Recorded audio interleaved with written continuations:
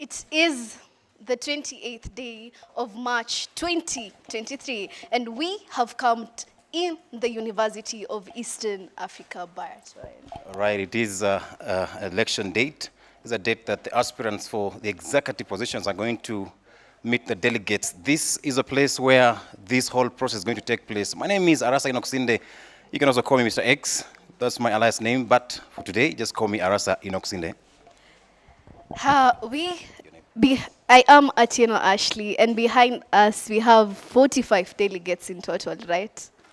All right, just taking you through, for the sake of the online viewer who's right there watching, we're going to take you through what is happening in here. Those ones coming in are aspirants for these different positions, of course, the Executive Council. And of course, present in this hall, we have the delegates who've been elected, or who actually were elected by students from different departments. We have 15 departments in this university, and of course all departments have representation, at least 3 students coming from these departments. And of course, present in this also building, we have the council, the IEC, Independent Electoral Council, which is also taking care of this whole process. And of course, we have the security members who are going to be present just to ensure that everything goes on smooth. We will have the observers. We also have agents, especially for the president. And to be specific, we have 2 agents for the president, and we have 1 observer. And of course, the deans also are going to be monitoring what is happening in this place. Of course, the 6 members of the IEC were elected, or rather appointed by the Senate. And of course, they will be responsible for anything that happens to this. They'll be answerable to the ad board. We want to take you through, and just to show you what is happening, if the camera can pan to show the boxes. You can see the ballot boxes. Somebody might be wondering if what is happening, the ballot boxes, are they being staffed? Let us just take you through the whole process. Right here, these are the ballot boxes for all the executive positions. We have the president. We have every of these ballot boxes being staffed with papers that are going to be used by the ballot papers, which are going to be removed later on, and of course given to the delegates to do their voting process. So what you're seeing right now happening on your screens, we're having the IEC, Independent Electoral Commission, ensuring that we have the correct voting ballot papers into the correct ballot boxes. And therefore, these are going to be removed when the process begins. And of course, we are going to have the whole thing emptied. And of course, everyone is going to witness this as it happens. The delegates are also going to take part. They are going to, probably if the commission will allow them, they'll be able to ask questions to the aspirants. The aspirants will do their presentation. And of course, this whole process might take most of the day. So we'll be here to ensure that we give you what is happening, everything as it happens. And of course, we'll make sure that you keep updated. Ashley, I'm sure you managed to see all these leaders coming for an interview in our TVs. And of course, we expect to see their presentations once again in this place. Yes, we hope they will tell us their manifestos, and whoever wins, well, they're taking it home. All right, that's correct. And of course, what they're going to do today right here is to just convince the delegates. The delegates are here who've been chosen, who've been elected by students, to listen to them keenly, and of course, evaluate what they're saying, and of course, also make their judgment on behalf of the students. So the delegates are very powerful people. As you see them in here, they're going to ensure that they vote on behalf of all the students. This is a delegate system, by the way. We have a parliamentary system. We have the delegate system, which allows only the delegates to vote on behalf of the students. And of course, we'll be giving you everything as it happens. We're going to show you. I can see the commission is, they are giving updates there, and they're almost getting ready. So if you're watching online, don't panic, don't worry, everything is in order, and we are going to give you straight updates as it happens. This is live from the community center, the University of Eastern Africa, Baraton. Of course, we are here till it's done, unless you're planning to leave. No, we are here until it's done. All right, maybe just to mention a few of the aspirants. We have the president and the deputy president. That's a unit. And of course, I can see Laban is already there, Yego, Kipchumba, and of course, Loreen Adhiambo. This whole process has already been done. I'm doing this for the sake of the online viewer, because the commission already did this. They did their head counts. They made sure that they have the exact number of delegates. And before I go there, maybe let me just assure students that this whole process of delegate selection or of election was done through online voting. In the portal, this was created a form whereby you need to go there and choose, and from your department, you're allowed to choose, or rather elect 3 delegates. So each department elected 3 delegates, and of course, when they arrived here, the council ensured that they called out their names and made sure that they are present. So in this building, we have 45 delegates who are going to determine who is going to be your leader come this election. I don't know whether the commission is ready. If they're ready, let me not eat a lot of their time, but in the meantime, okay, the security team is also important, supposed to be here. They are waiting for the security team. So in the meantime, maybe, Ashley, if you can see, we have the president. We have, on their list that I'm given, we have Laban Yego Kipchumba with his deputy, who is Lorena Dhiambo. We also have Ruto Jepchumba. This is a female president, with her deputy, Mutai Kiplagat Collins. Then, of course, the Secretary General. We have Ronix Odhiambo, who is present. I can already see he is seated there. We have another aspirant in that position. We have Mutai Kiplagat Collins. Secretary General, we have Ronix Odhiambo. We have Philip Nyabonyi Deborah. We have Kipto Rotich Elvis. We have Owocha George Churchill.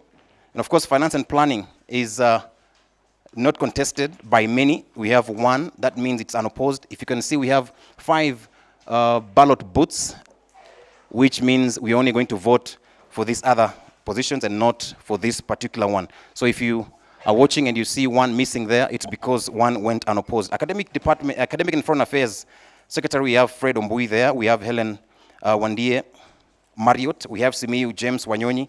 And Sports and Entertainment, we have 5 of them there. Mary Makal Cornelius, we have Odhiambo, Otieno Ian, we have Oma Okech Joshua, we have Protas Shitanda, and of course, Orina Mongare Caleb is also there. Gender and Special Interest Secretary, we have Jerotich Aska, I beg your pardon. We have Jabichi Charity. All these are present, and of course, we are going to see this whole process kicking over. I can see the commission, Ashley, is already in place, and of course, if they are ready, we are going to pass over to them so that they can lead the whole process. Otherwise, we are going to be here to ensure that we give you what is happening right here, to update you, and of course, make sure that we give you what is credible, transparent, and of course, nothing that will be contested by any other person that will not happen, that will happen from this place. Otherwise, I can see the security team is already in place. That means everything is in order, everything will be in place, and let me pass over the mic to the IEC to take over from me.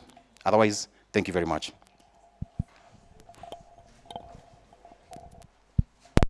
Good morning to you all. Good morning once again. I want to take this time to welcome you to this hall. We are going to call this hall today as a is it our bombers? These are our bombers. And you're praying that you don't start carrying the chairs. Okay. As you can see, we only have 1 exit. So welcome to this occasion.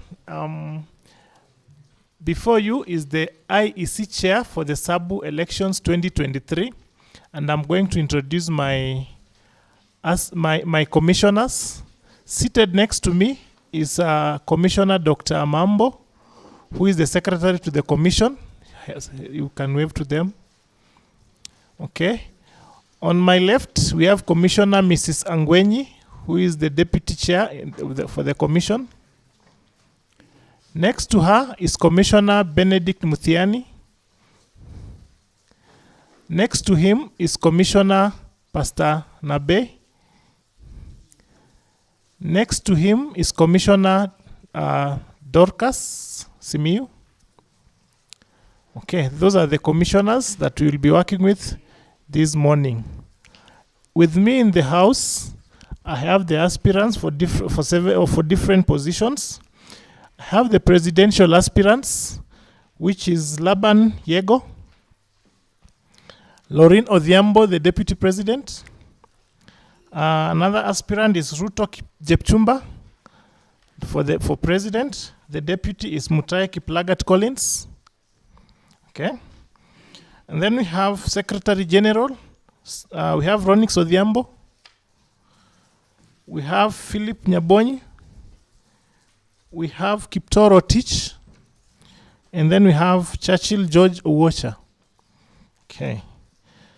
Then we have aspirants for Academic and Foreign Affairs Secretary, Fred Ombui, Helen Wandia Marriott, and Simiu James Wanyonyi. Okay.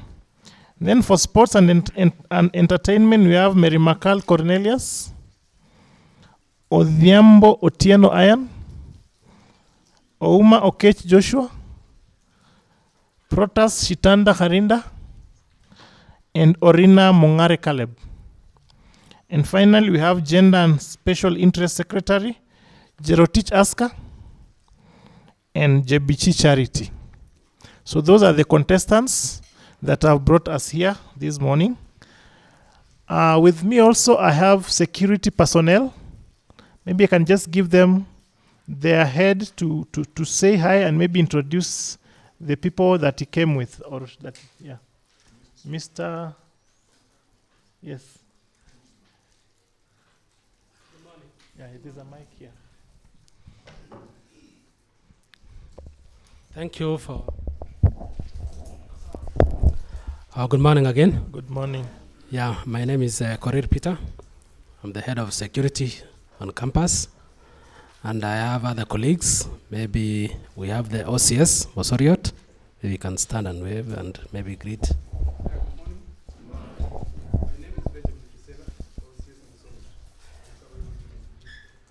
Maybe Ban OCS, you can introduce the others, your team.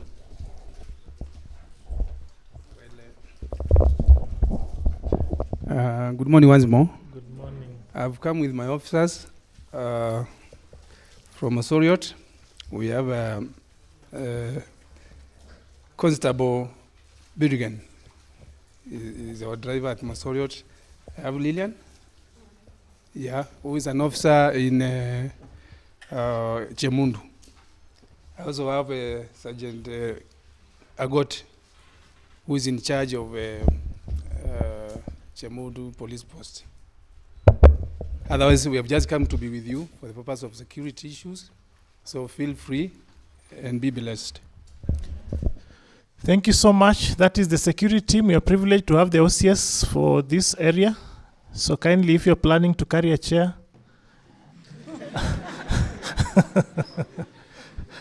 Okay, that was on a lighter note. With me, we also have people from the Office of DVC Student Services, led by Dr. Marlon Juma. Daktari, kindly introduce your people. Thank you, Chair. Thank you, Chair, Commissioners, aspirants, and delegates at large, your security. On behalf of Deputy Vice Chancellor for Student Affairs and Services, I wish to bring our only delegate who is here with us. That's Buena Dennis, who is in charge of student coordination right over here. The rest of the deans are busy on duty. Thank you, Chair. Thank you for being with us. We are working under that office, so it is important to recognize them. We also have someone that is assisting the commission. That is it Sergeant at Arms, Mr. Kevin? Kindly. Kevin is here to assist the commission in the logistics. He's giving you sweets and all that. Okay, thank you for that. And then I have the team from the media. I don't know who is their leader to just tell us if they are here or not. Kindly.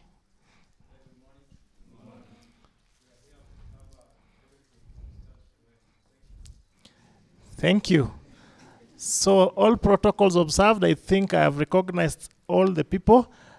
Dear delegates, you are very important in this process. I want to welcome you and make you feel at home. Yeah, that's why I'm treating you nicely this morning. You had tea and trying to give you sweets so that you can make the right decision. Okay. I hope no aspirant has given you a sweet. It should be the commission. Okay. Thank you so much. So before we continue, I will ask the secretary to the commission to give us a word of prayer, and then I will tell you on what will follow next. Let's have a word of prayer. Eternal God in heaven, we thank you for this gathering today. We pray for your presence. We pray for the aspirants. We pray for the delegates. Maintain peace. And we pray, oh God, that the people that you have chosen will win. And even those that will not come out as winners, may you help them to know that they are still winners indeed. So bless us now to the end. In Jesus' name we pray. Amen. Thank you so much. I think I also saw someone from the administration, Mr. Paul Kirwa. Is he with us? Okay. Sawa. Thank you. If when they join, we will welcome them anytime. So the program will run as such. We will have the manifesto presentations, and in the manifesto presentations, we will begin with gender, followed by the sports and entertainment, academic and foreign affairs, Secretary General, and finally the presidency. So we'll be giving you 7 to 10 minutes each, and then delegates, you take note of the questions. After that category presents their manifesto, you will have to ask the questions before you move to the next category. I have seen some people that have come in. I hope you have signed in. Okay. Thank you so much. So I was saying, take the notes, ask questions after the people in that category have presented, and then we'll progress. And then after that, we'll turn the hall to be an election hall, and you will be given your ballots. Each commissioner will give you a ballot. So you will be passing through this table, pick a ballot, and then we will set a voting booth next to the door. So you will vote, and immediately you vote, you will go round. You don't go back. You go round and go sit down. I hope that is clear. After that, we will turn the hall to a counting hall, and then the commissioners we will count the votes.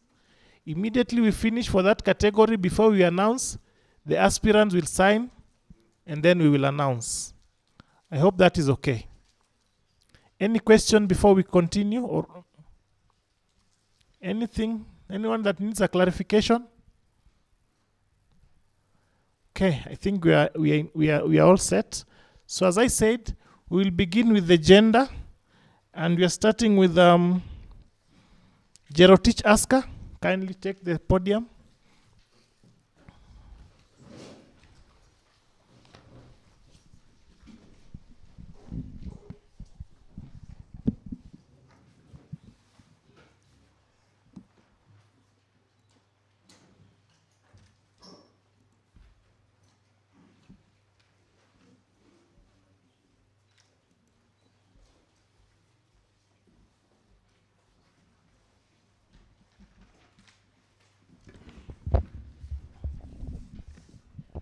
Good morning, everyone. Good morning once more.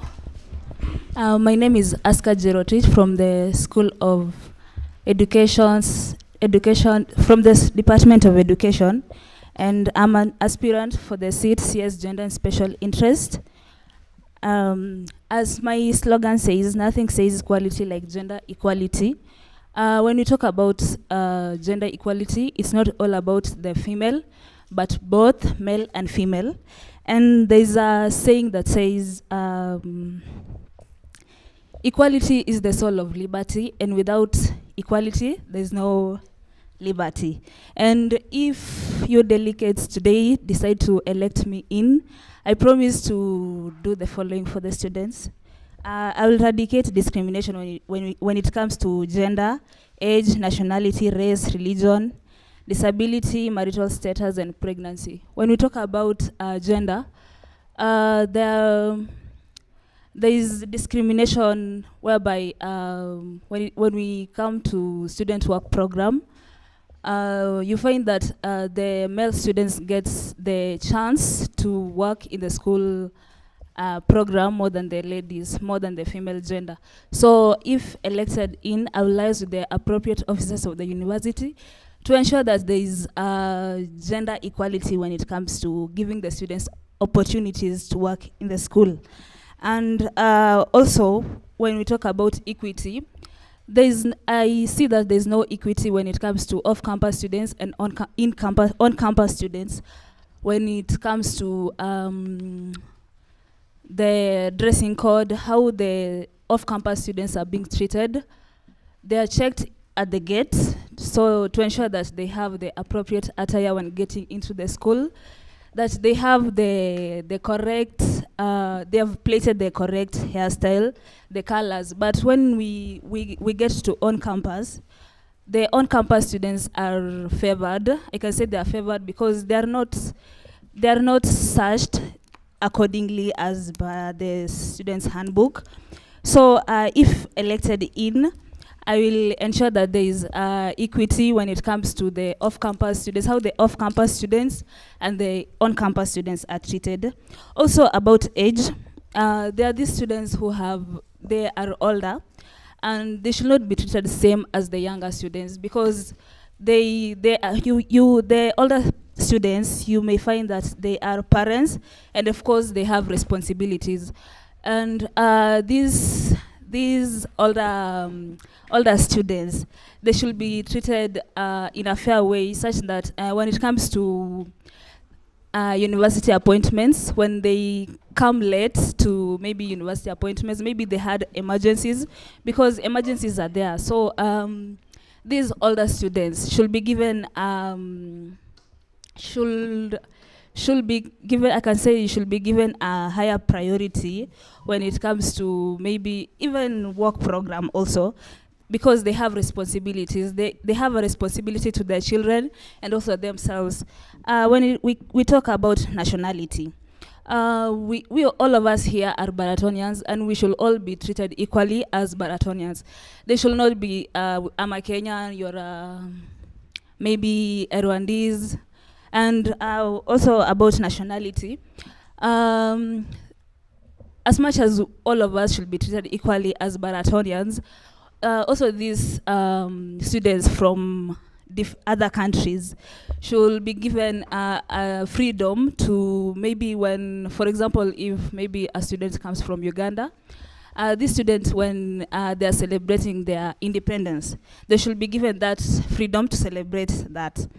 And when we talk about disability, there are students who are disabled, and if elected also, I will ensure that these students have they have the higher priority because they are disabled. So when I say higher priority, maybe also in terms of university appointment. So these students, maybe they have a challenge with working, and so maybe they will not make it in time to reach the university appointment. And so these students should be considered in such a way that at least they've tried to make it to the university appointment. And so they should not they should not be treated the same as the student who doesn't have any disability. Also, when I talk about equity, all students should be given, university have bursaries. There are bursaries that university gives out. And I feel like these students with disabilities should also be considered. Also, even other students also should be considered, but these students with disability, they already have a problem, and they have I consider them as students with special interest. And so they should be given a higher priority when it comes to these bursaries that schools gives out. Also, pregnancies. Sometimes students tend to get pregnant while still in school, and they should not be rebuked. Maybe if elected in, I will ensure that we create an awareness through the university guidance and counseling group team, so that students should know how to handle themselves to avoid pregnancies. But also, if there's a case of any pregnancy, these students should not be maybe judged or something. I'm not encouraging pregnancies in school, but it happens. So these students should be treated equally as the parents of their children, because they are the parents of their children, and they should also be treated good. Also, I will ensure decent work for all when it comes to equal payments. Students, when you work in a work program, you find that maybe students who work in other departments are paid more, and so this should change, because all of us need this money to pay for our school fees, and so I will liaise with the appropriate officers of the university to ensure that all students are paid equally. Also ensure that there is provision of appropriate tools when working. For example, the students who work as lab assistants in the laboratories, these students, they may come in contact with chemicals, and I think it's good if they are provided with gloves, so that at least to prevent for safety measures. Also, in beautification of the campus, I will liaise with the PPD and beautification committee to ensure that we increase the number of dustbins, especially around the field, because during sports, students go there, and then a lot of litter is left behind. So this litter, if there is dustbins, at least it will reduce the droppings of litters everywhere, all over. Instead, the students will place the litters inside their dustbins. Also, I will also liaise with the PPD department and, of course, the work program office to ensure if more students are employed. I believe that students will ensure that their school, because I know they love their school, will make sure that their school is clean. And this way, if the university consider employing more students, the students have that. I think employing students is better than employing the workers from outside who are not students, because students they love their school, and they will ensure that the school is clean. And employing more students, the workers are few, as we all can see. So the environment is not that clean, because they have a lot of work, and the school is too big. So if more students are employed, at least some of them will rake, slashing flowers, and working in the flower beds. So at least that will be a plus for the students, because there will be more opportunities for them to work. Also, I will ask with the appropriate officers of the university to ensure clean and quality food. Students from the on-campus are complaining that the food there is enough, but it's not tasty. So if elected in, also I will work with the cafeteria department to ensure that there is an improvement when it comes to taste of food. Also, when we talk about the off-campus students, also these students, maybe they have their meals in the hotels, and so these hotels should be clean to ensure that there is clean food and quality food. So when I talk about clean food, I will liaise with the administration, and through the admin, I believe that they can reach the Nandi County health, so that these people can come and inspect the areas where these hotels are, if it's appropriate for them to even be doing that, be doing that job. Also, I I will liaise with the appropriate officers of the university to ensure there's health services for the students. In this case, we have Jeremic, and Jeremic is our own, and the fee the consultation fee charged there is too much. 500 shillings is too much for a student. And during when we are paying for fees, we pay for this amount we pay for that. And at least I think students should be considered when it comes to that consultation fee. It should not be the same with the civilians. I mean, with the people who come from outside. So students should be considered in such a way that we pay a lesser amount, a lesser consultation fee, like maybe 200 shillings.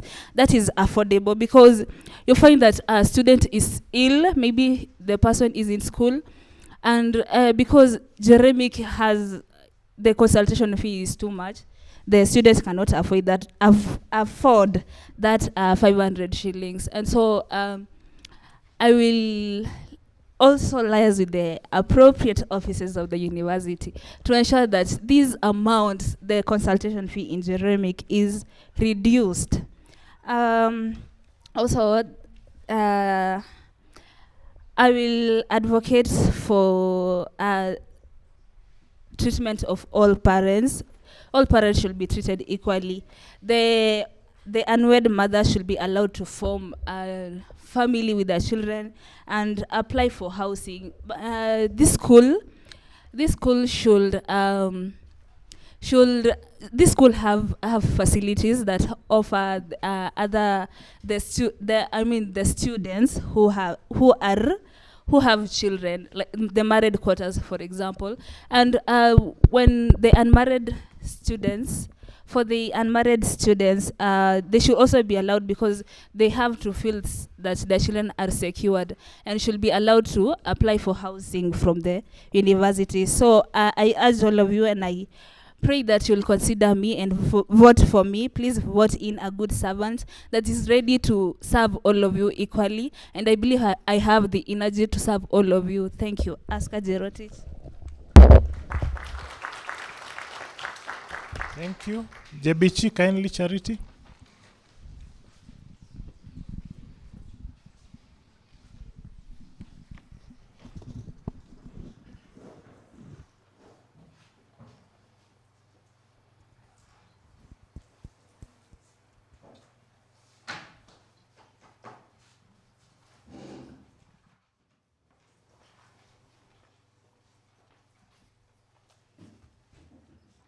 Good morning. Good morning once again. I am Jebichi Charity, an aspirant aspiring to be the CS Gender and Special Interest. And I'm so excited to be with you here today. And after a lengthy interactions with my colleagues, I came up with the following manifesto. First, we're going to talk about the disciplinary. And if I get the chance to be elected by you, I'll ensure that I defend the students appropriately at the disciplinary committee, and also ensure that there is fairness fairness during the hearing in the disciplinary committee. All these will be in accordance to the students' handbook. Also, I'm going to ensure that the guidance and counseling is active, so that we can have our colleagues who are going to face the disciplinary be guided before and after the disciplinary action is taken. Secondly, I'm going to talk about the food service. Long time ago, we used to have 5 service centers, but nowadays we have 3 service centers. So I'm going to ensure that I work with the cafeteria management to ensure that we bring back the 5 serving centers, so that we can save on time. Also, just as we were taught during the WOSE by Pastor TK Mensa, he said that the taste of the food should be improved. So we're going to work with the food service department to ensure that the food in the cafeteria the taste is improved and the diet has the nutritive value as expected.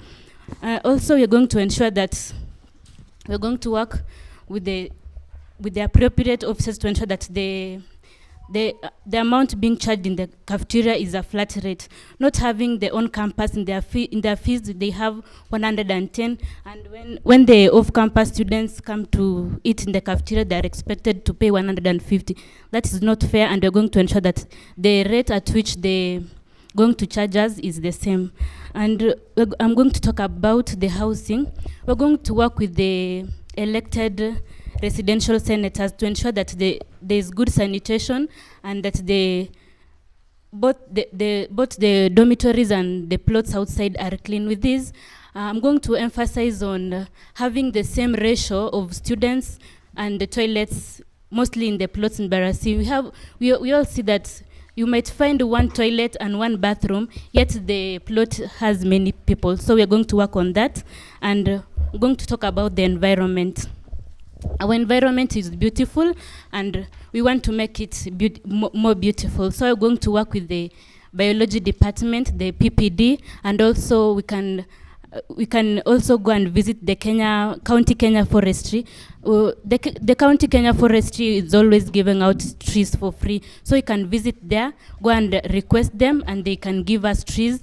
And as a school, they're going to allocate a day, then we have a tree planting. And they're going to maybe tell the students to come and help us. And those who will be willing to come and help us may be awarded with certificates, which will be very important to most of us, and also t-shirts. Also going to work on the public washrooms. In our school, we have many public washrooms. We have washrooms in the humanities, science building, also the auditorium, and also toilets behind room 15. I'm going to ensure that the toilets are always clean so that it can accommodate all of us. Also the dustbins. We have really few dustbins in our school. So we are going to ensure that there are enough dustbins so that our school can remain tidy. Also, as a school, we're going to make sure and ensure that we have a day, maybe twice a semester, and allocate for cleaning day. All those students who are willing to come show up, we are going to have it and make sure that our school is cleaned everywhere and thoroughly so that we may have a good environment. Also, I'm going to talk about special interest.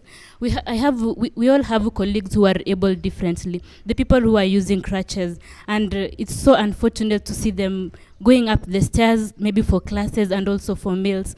So we can talk with the appropriate officers to ensure that maybe those classes may be brought down, and also in the cafeteria they might be served at the student center. Also, we have students with financial problems, really, they are genuine. So we are going to work with the appropriate officers to ensure that those students who are going to go for work program are the students with financial problems. And when I talk about that, I mean they must be equal. We're not going to take in more female or more men. It's going to be equal. The number of ladies and gentlemen is going to be equal. Also, we have students who have children. It's so unfortunate that they are being expected to come for the university appointment from Monday to Saturday, yet they have children. So it's good to come for the university appointments, but at least you're going to talk with the appropriate officers to ensure that they are given maybe weekdays to go to, they're exempted during weekdays, but they can come to church on Saturday. On the interest on clubs, we have many clubs, for example, the biology club, and they have not registered. So when I get in, I'm going to ensure that they should first have a constitution. So I'll ensure that they come up with their own constitution so that they can get registered. Also, we know that our school really loves sports. So I'm going to work with maybe the incoming CS sports to ensure that we have more games, not only football. We're going to have more games, and also we're going to have occasional talent search. We're going to allocate days where we are going to have talents day, where people can showcase what they are able to do. Also, the student handbook, long time ago, we used to have students kamukunji, where students could come, have an assembly, and hear out their issues in the presence of the DVCs. So I'm going to ensure that we're going to bring back the students kamukunji, where it will be our day. We're going to talk our issues, tell the DVCs our issues, and get the issues will be implemented, not just having them to come and talk to us rather than us airing our issues out.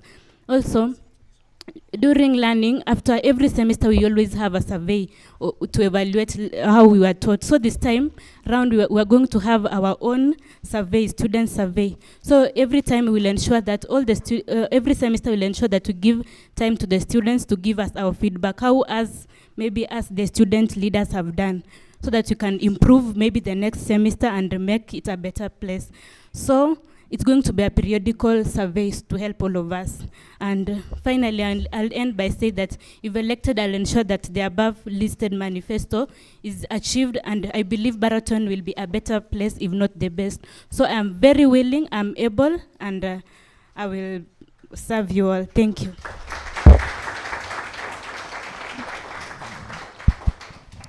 Thank you for that category. So I can, Jebichi, kindly remain up so that you can get the questions. Asker. So do we have questions to these aspirants, these contestants? So I'll take number 1, number 2, and number 3. Okay. You'll be number 4.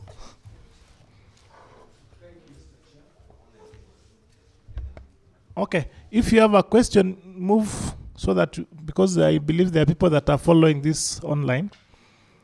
So those ones up to number 4, can I see you?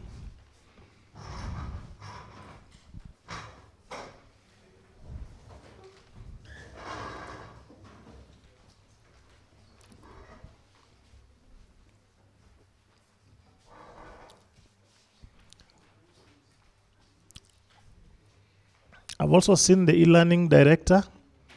He's following what is happening. Karibu.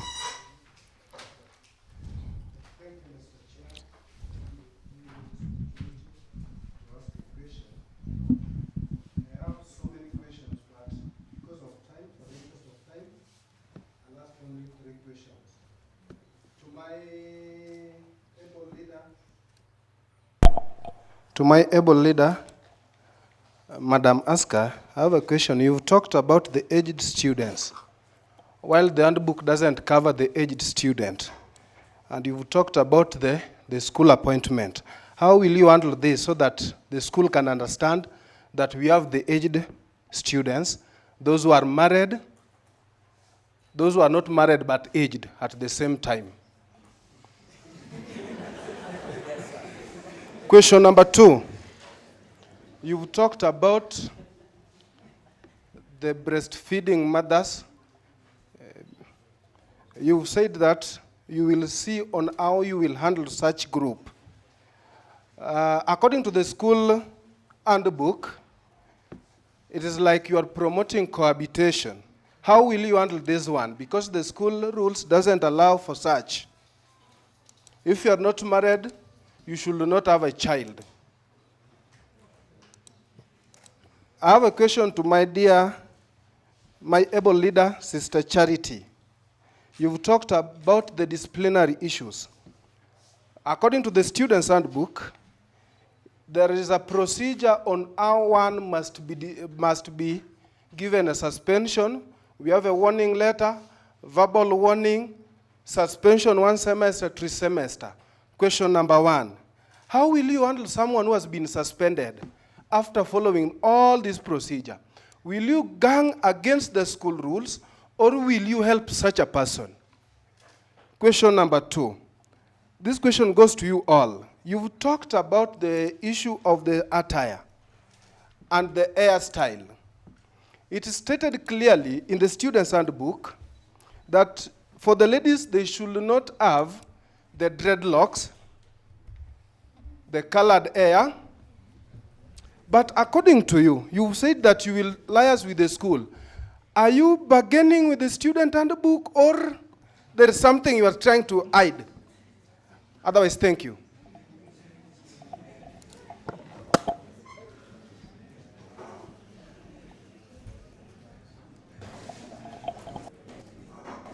Good morning to you all. My question, the first question goes to both of you. You are here, the two of you, you're here giving us problems that we know are existing. The thing we want to hear is, what are your solutions? We don't have your solutions at all. You just you're telling us, we'll work with so and so, we'll work with so. How will you work with them to make sure that this is achieved? Because many people have done that and it is never achieved. And the last question is to Charity, because it's about his. I'm sure you're aware of the steps that should be followed during a disciplinary issue, right? And if a student is suspended, then all procedures must have been followed, right? Are you aware that some of those procedures are not followed? And if they are not, how are you going to work to ensure that they are all followed to the letter?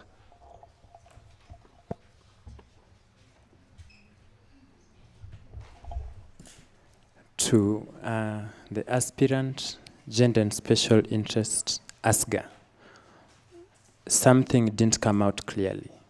You speak of the elderly and those who are physically challenged to be considered on matters with appointments, 1, and 2, with the student study work program.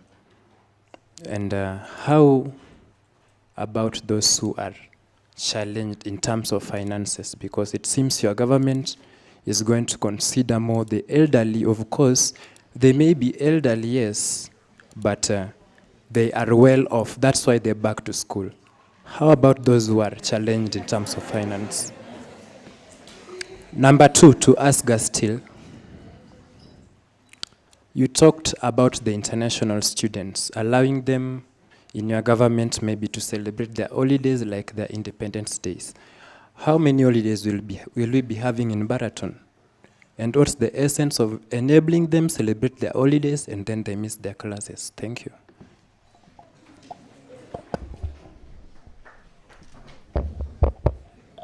Thank you for this opportunity. Okay, my question goes directly to the both of you. You've properly highlighted about the disability issues, but I'm so sad because you only talked about physical disability.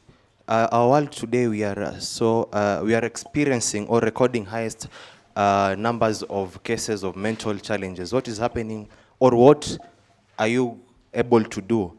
Or is it not part of your thought or your plans to tackle on mental issues? Because Baraton can't be an exemption, while the rest of the world is experiencing this and is trying to curb the issues of mental health challenges.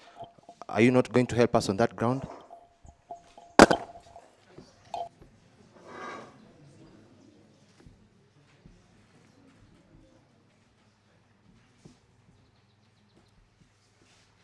Okay, for the issue on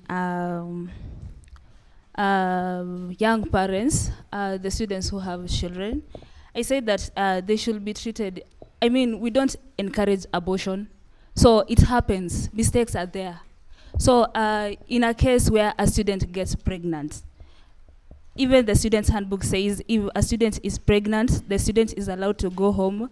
Yeah, so we should not, if you say that what are we going to do, we are not going to encourage abortion. Instead, I said we will create awareness so that these students should know how to handle themselves, so that there will be no cases of pregnancies. But if it will be there, we should not judge these students. That's what I said. Also, in dressing code, I said that the off-campus students they are very strict when it comes to the off-campus students, and not the on-campus students when it comes to their dressing code and the hair they plait. And so with that issue, the arrays are there. There are arrays for the off-campus students and the on-campus students, and together with the deans, I will liaise together with the deans with the help of the arrays to ensure that the students are equally treated, so that both the on-campus and the off-campus put on the right attire. Also, you had a question about that we have the problems and we don't have the solutions. I was saying the problem and the solution. For example, when we talked about the needy students, the students with disabilities, I said that these students with disabilities should be given a higher priority when it comes to the bursary that the school gives, and also these students should also be considered when it comes to. I see the humanities department, the washrooms there, at least they favor they changed so that it accommodates both all students equally. So I will ensure that all departments embrace the same, so that the washrooms accommodate all students, both the disabled and the able students. On the issue also of the students with mental challenge, this school is meant to develop all of us mentally, spiritually, and when you talk about mental, there is guidance and counseling team, and this semester they are more active than other semesters. But also, I will ensure that this department is more active, so that they may help students when students have challenges. They will be helped accordingly. Yeah.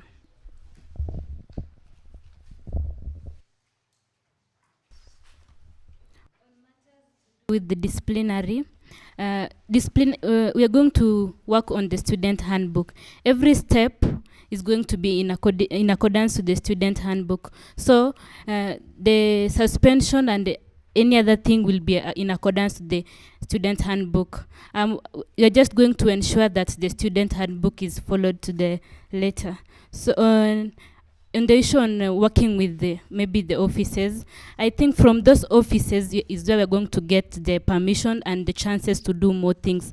So if I get elected, I'm not going to personally achieve something. So when I involve the appropriate officers, then it's going to help us.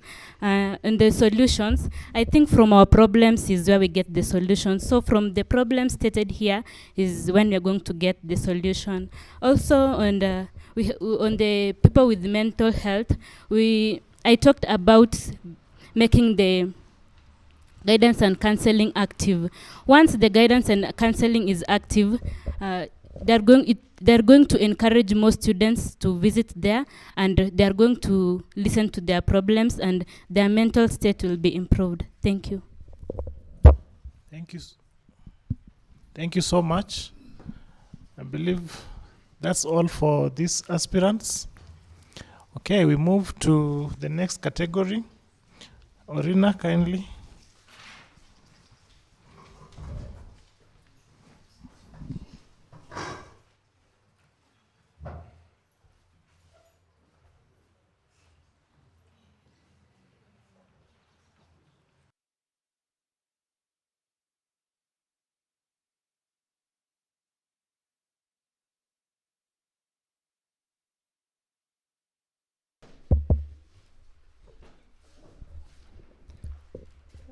Through the chair and all protocols observed, ladies and gentlemen, good morning.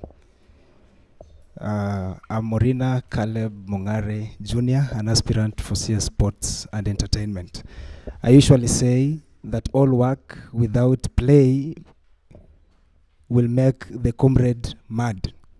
And as a man who loves sport and entertainment, I usually believe that by all means a comrade must enjoy and a comrade must be entertained. So the following are the things, I don't call them manifestos, I call them a plan. And this is how we are going to work with the sports and entertainment office to coordinate and ensure that the student gets what he deserves. One, at the moment, we have a television set at the student center, which is operational on specific hours. I'm going to look into it because we have those guys who have to watch the Champions League till around 12, that they also have a chance of enjoying themselves and watching these games to their fullest, because it's inclusive. That's why it's in the student center, and they're supposed to enjoy their games fully. 2, we are going to work with the elected senators to ensure that the respective residential areas have modern and appropriate television sets. Not the ones that we've seen are in respective residential areas, so that these guys can as well enjoy an improved world and watch whatever they want to watch in a better way.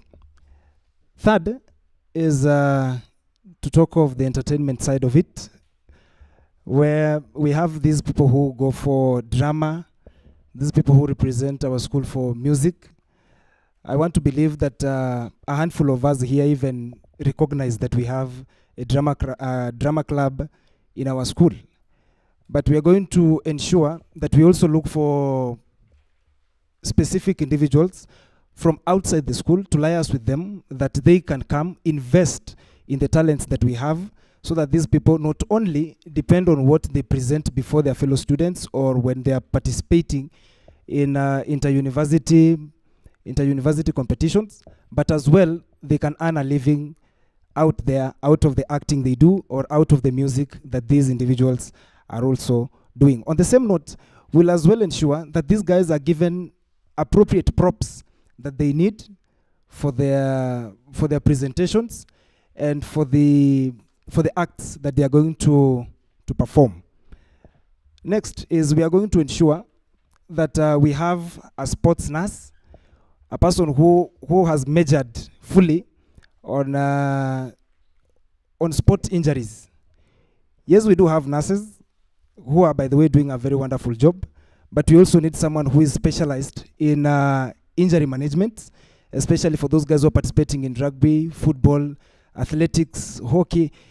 We get someone for them who will at least know how to handle them when they have injuries, especially to deal with their muscles and their bodies.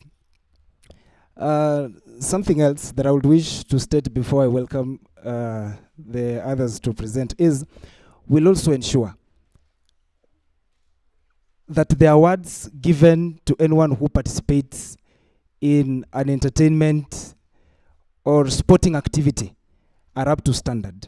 We're a big university and we deserve the best. And above all, ladies and gentlemen, I want to believe the Lord is going to touch your hearts as you choose me as we bring change to our university. Thank you very much. Next on stage is Protas Shitanda. Karibu.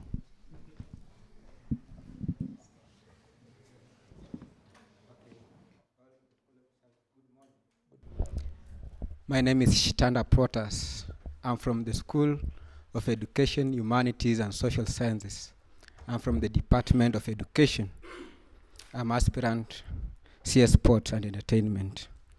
First of all, I'm honored to stand before you so that I can present my manifesto on the principles that governs my leadership. First of all, I want to share with you a quote. There's an Adventist writer who said in one of her books, "The greatest wonder of the world is the wonder of men. Men who will not be bought or sold. Men who in their innermost soul are a true and honest. Men who do not fear to call sin by its right name. Men whose conscience is true to the duty as the needle is to the poor. Men who will stand though heaven fall." Amen. Okay, thank you.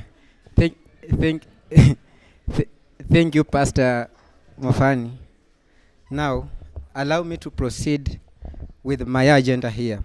First of all, I have what you call restoration of walls. Halls, I mean. We have amphitheater and we have auditorium. Allow me to say that amphitheater is more of lectures. Amphitheater is more of prayer meetings. I, as CS Sport and Entertainment, I'll make sure that amphitheater is also used for holding performance in the school. That is the right way to go. We have the auditorium. The auditorium, I will restore the auditorium. Restoring means to take it where it was before. When you go to auditorium, actually you will find that there are marks there. There are things in there, meaning that there are games in there. So we cannot deny that. So auditorium will be back to its state.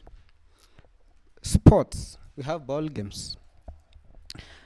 I will alliance with the administration to make sure that equipments are provided. As from the Constitution, Article 9, we have been given mandate that we are the owners and the managers of sports and entertainment equipments. Under my leadership, I'll make sure that those equipments are provided. And also we have football, volleyball, handball, and basketball. Okay, so I'll make sure that basketball, we have school teams, the teams that are called by institution name.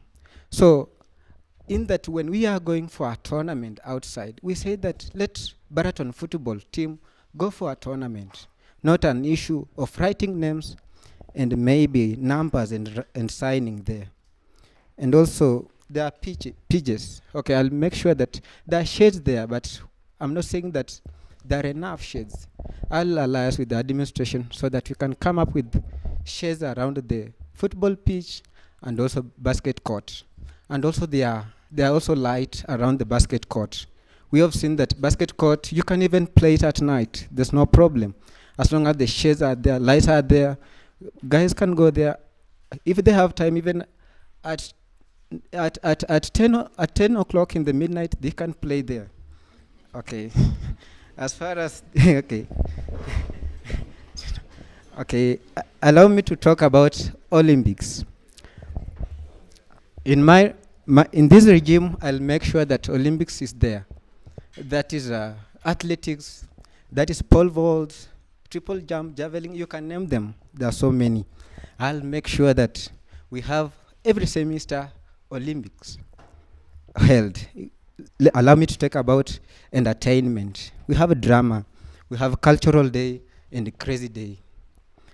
Allow me to start with the crazy day. We want guys who will who will act madly. That is crazy, okay? They should work crazily, okay? So at that time you are required. Maybe we are learned, but okay, we are an institution of higher learning, but we cannot deny that we can. We are too serious to be entertained. So I will make sure that we have that crazy week, and it will come. I will have it once in my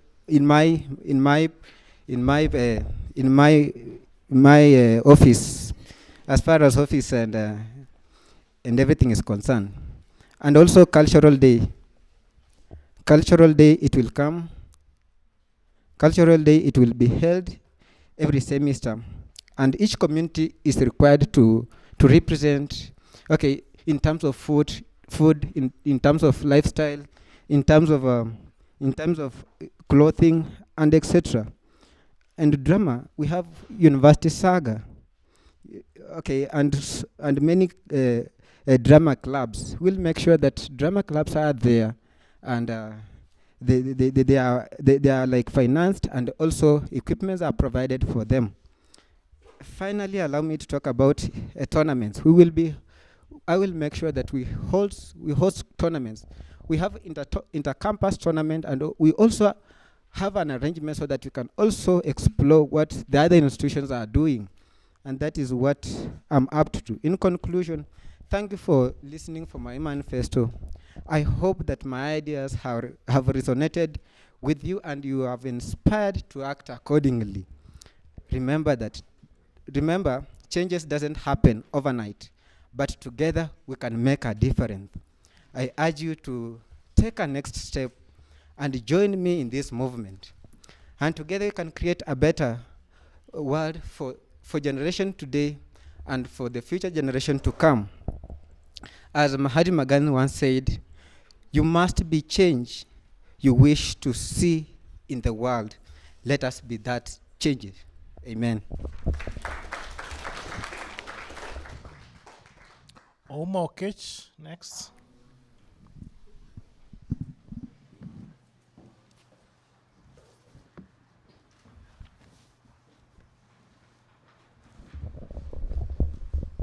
Good afternoon, everybody. Yeah, I'm Oma Joshukech, and I think I might be new to almost everybody. I never took part in the debate, but I'm hoping this little time will interact. It will be sufficient. Otherwise, for the delegates, I think I have a few copies of what I'm about to tell you, so you can share.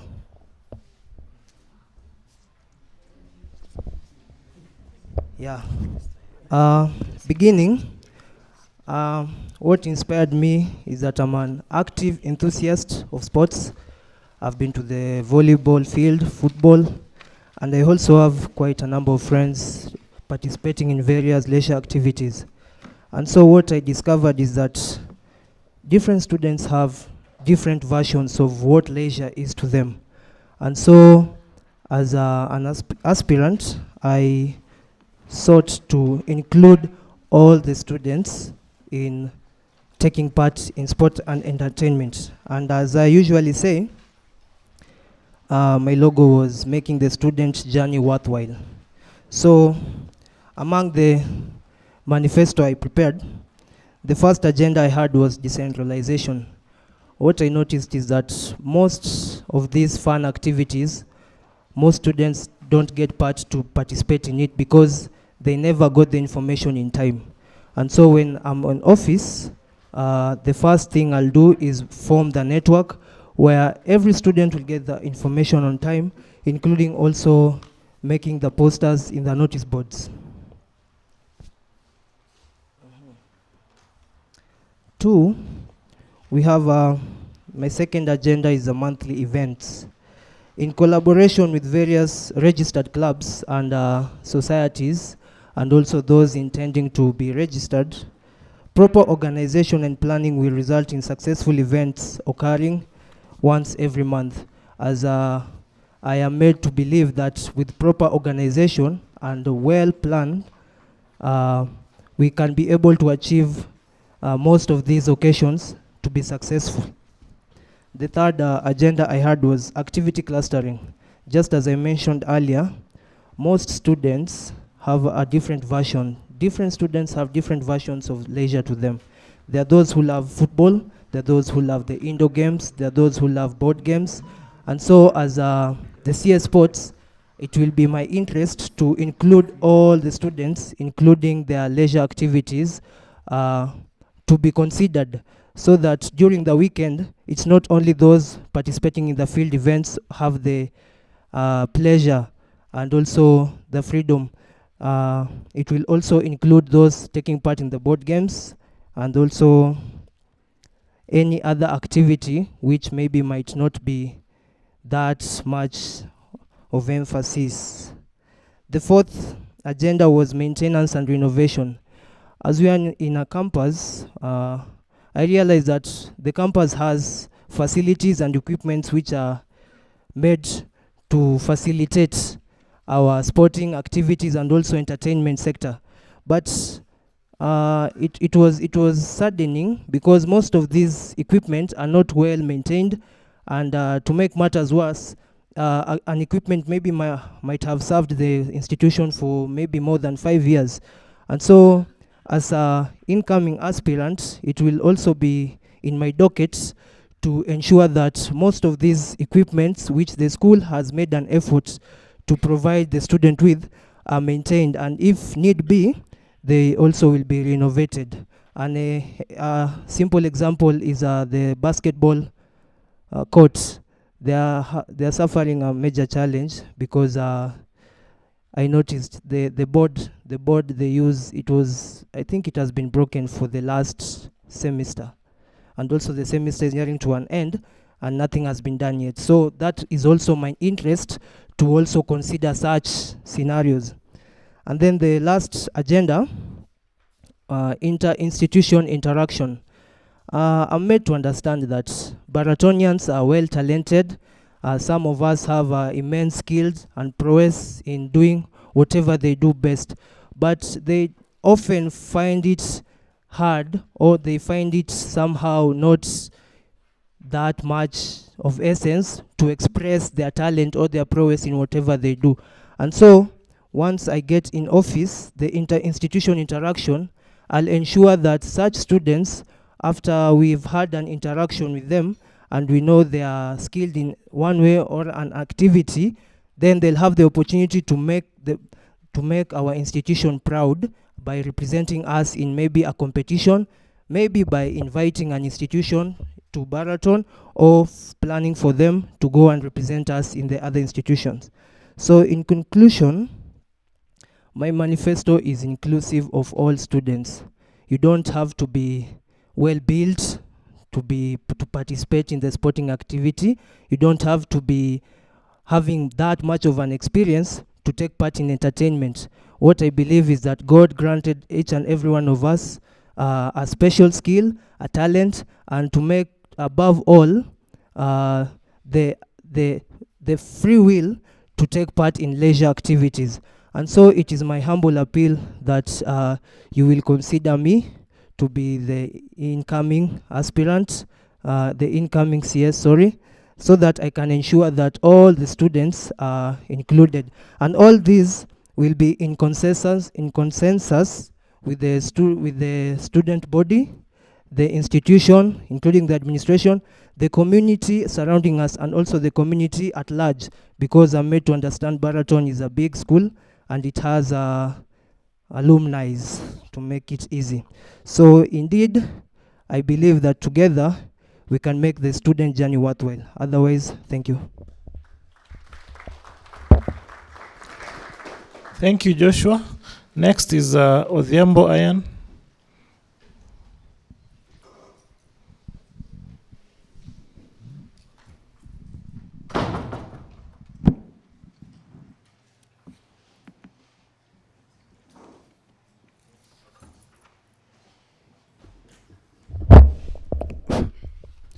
Wow. Wow, Baratonians. What a great institution we are in. To the chairman of the IEC, that is SABU commissions, the securities present, honorable delegates, fellow aspirants, I salute you all. Good afternoon. My name is Odhiambo Ian Otieno from the School of Education, Humanities and Social Sciences, Department of Education. Now, standing here, I want to declare vividly to you guys that when elected, sports and entertainment will not be as usual. The following are my manifestos, or rather, what I'm planning to do as the incoming CS Sports and Entertainment. Number one, I'll be working on a principle that is equality to all with an exceptional leadership. What do I mean there? When I say equality to all, it is true that in Baraton it is a home where games and talents are being modified. We have those guys who can play football, others who can play volleyball, others can be basket, others can be netballers, and others can also be handballers, and the other games which I've not mentioned. Okay, it is true that in this school, it is only football club which has a lot of interest, leaving behind all these other sports or games activities. In my government, I will ensure that each and every games or sports activity must be given an equal chance to perform. The same way the footballers are being given jerseys, balls, and being taken outside, is the same way I want to see the handballers, volleyballers being done too, the same. Look at the volleyballers or these other games. It is true, and you will have to agree with me, they don't have uniforms. Last weekend, the other guys went for a friendly match in Kindu Bay. I'm sorry to say that the volleyballers were forced to borrow jersey from a nurses football club. That one is pathetic, cannot continue. We need to have at least a jersey for every club with a logo written Baraton volleyball team, Baraton handball team, Baraton ladies team, Baraton basketball team. That one is what I mean. And also, the same way boys are being given chance to play, or men, or other men are being given chance to play in the pitch, is the same way I'll advocate for ladies also to be given an equal chance. They must participate in all those other games. That one is my first point. The second point, or rather what will I will do, is betterment and improvement of sports facilities and arenas. Once again, guys, allow me to say that some pitch, or rather some fields where our students do perform, are very pathetic. They are not in a good condition, I mean. Look at the basketball court. The guys have been suffering since last semester. I've been watching that thing the way it is. They have only been using only one post to play. Just imagine this, a team of maybe 12 or 15 people, only playing on one side. The other side is not working. Do we call that one we are in a university? Are we in a university? No. Those things need to be implemented, and they can only be implemented by someone who is dedicated and up to the task. I will also ensure that I work closely with the officials at the sports office to reverberate and change the outlook of our sports facilities and arenas. Just an example, I gave the basketball, the volleyball pitch, handballers. Nobody even knows that handball do exist in this school. Hockey, who knows that hockey exists? The guys are hockey players. I don't know how many they are, but they are using one stick. Or rather, you will get only one person playing at the hockey. That one is wrong. Number 3, or rather my third point, I'll be working on something called tournaments. And I've really narrowed it down to come up with something which is very clear. When I say tournaments, this is what I mean.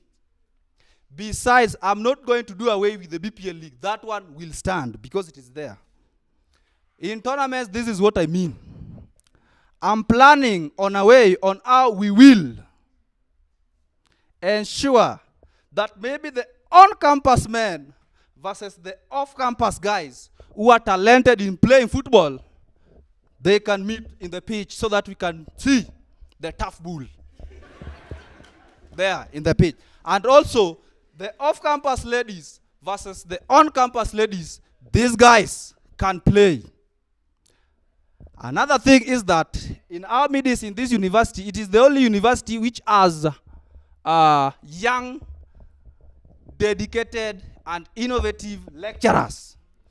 I'll ensure in this tool we have Baraton school team. I'll suggest that the lecturers who are young, and by the way, I saw a lecturer who was last semester or the other semester playing for veterans. It's only that I don't know the name, but there's a lecturer playing there. But not that young, but a bit old, but can play. So, I'm going to ensure that at least we come up with something so that our lecturers can also enjoy the benefit of having that page there. The fourth point is on the student center. What about the student center? Do we really have a student center in Baraton which is functional? I don't think. Maybe if you know, but I don't think.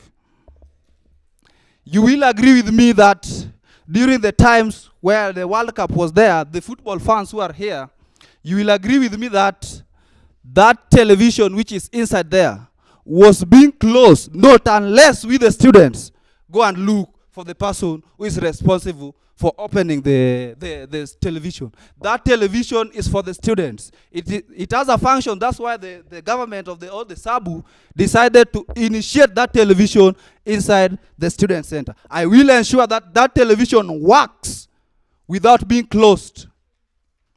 It is unfair. Last time when we were watching games there, we were only allowed to watch first half. The game has started. Just imagine. Let me give an example. Brazil playing against France. You are only watching first half. The rest of the half you are being told, go and watch outside. What is that? We are not in a university. Everybody is equal. Next thing in the student center. The guys who are in the outreach, and I'm proud I'm one of the members of the outreach. You will bear with me that on the occasions when we'll be having meetings on Fridays, it is forcing us to go and look for chairs in other classes to come and perform or to come and pray in the student center. And yet, that one is a student center. What type of student center are we having? The guys are coming with chairs from room 15, annex those rooms, to come only and pray at night. After finishing, they are being forced also to carry these chairs back to the rooms. Why? Because tomorrow maybe there is a class there. How will those people operate? Now I'll ensure that if elected, chairs, if not all, or if not those which can accommodate that hall, I will bring some chairs there. Another thing is what we call diversifying sport activities and initiating new games. What do I mean here? We not only need to operate within Baraton. We have sister institutions. We also have other institutions which are just our neighbors here. Why do we force ourselves to go up to Kindu Bay? Yet we have Moi University here. Yet we have UOE here. It is not wrong to go to Kindu Bay, but we need to diversify and come up with a team which, even if we take out for inter-university occasions, can come out the best. Lastly, I'm going to do part of entertainment. Since I came into this institution, I've never seen any active form of entertainment. Or rather, if you've ever seen, then maybe I'm only the person who is not walking around the university. Now, if elected, I'll ensure that entertainment must come back to where it was. Number one thing I'll do is the talent show. We have guys who can perform. We have students among ourselves who can perform and come up with better things, even if we can't afford to bring those guys who are on top to come and perform for us. The students can perform on their behalves. We also have cultural weeks. I will ensure that if elected, the cultural weeks, because we know Baraton is the home of all the cultures. We have international students from Zimbabwe. We can learn their cultures. People have different cultures. If elected, I'll ensure that all these things comes to pass. In form of entertainment, we also have a club called Baraton Theatrics Fields. It is a club, and I think some of us may think that it doesn't exist. Those people are really doing something good. And if we give them chance, they have the entertainers who can give us the best. Also, just to conclude, on top of that entertainment, the guys like Churchill, the guys like Harry Komondi, at least we can bring even one person every semester to come and perform with our talented guys in this, our school. Then, as I finish, I'll also operate on what we call in-time resolutions. You will not need to look for me or to look for anybody. But what I will ensure is that I'll organize and arrange the calendar for both sporting and entertainment events in consultation with the DVCSAS to avoid the unnecessary discrepancies. It is true that some months ago, you witnessed DVC saying that he or the school has cancelled the program of going to Kindube because of poor planning. Your time What is that? Is that a government? Your time is up. Yes, I'm just concluding. And now I'll ensure that I'll organize that calendar of events to favor everybody. Now as I finish, I just want to say thank you. Thank you for all of you. Thank you for giving me your attention. Thank you for even going. I know, in God's name, you are going to choose me. I'll be there. I'll be up to the task. And I promise to give the best out of my government under sports and entertainment. May the good God bless you. May the God of Baraton be with you, even as you want to come up higher. Thank you. It is Odhiambo Ian, the incoming CS, Sports and Entertainment. Thank you so much. That is politics. And it is very hot. Okay? Okay, then we have Mary Makal Cornelius, who is defending his seat. Karibu sana. Honorable members, delegates, the commissioners, and all protocols observed, good afternoon. It's my humble and very great gratitude to you all. In a special way, I want to thank everyone who's managed to be here and to get what is going to be delivered within a span of 3 months. As you see, in my campaigns and when I put on my poster, I included my slogan, which was saying, in 3 months, you will thank yourself later. In 3 months, you will thank yourself. Why 3 months? While serving in the office, I managed to do a lot of achievements. And those achievements are yet to be completed in a span of 3 months. In 3 months, you will thank yourself. Maybe one or two can say, who is this Mary Makal standing before you? Mary Makal is a young, determined man who has grown up and raised in a marginalized community, affected by banditry and war. But despite all these odds, I've stayed determined to make each and everyone proud by staying focused to better UAB fraternity at large. Honorable delegates, I stand before you to say, I seek your authorization to serve the Minister for Sports. First of all, I want to just mention but a few achievements that I managed to put it on place, that Mr. and Miss Baraton contest, it was perfectly done, and each can affirm and attest on that.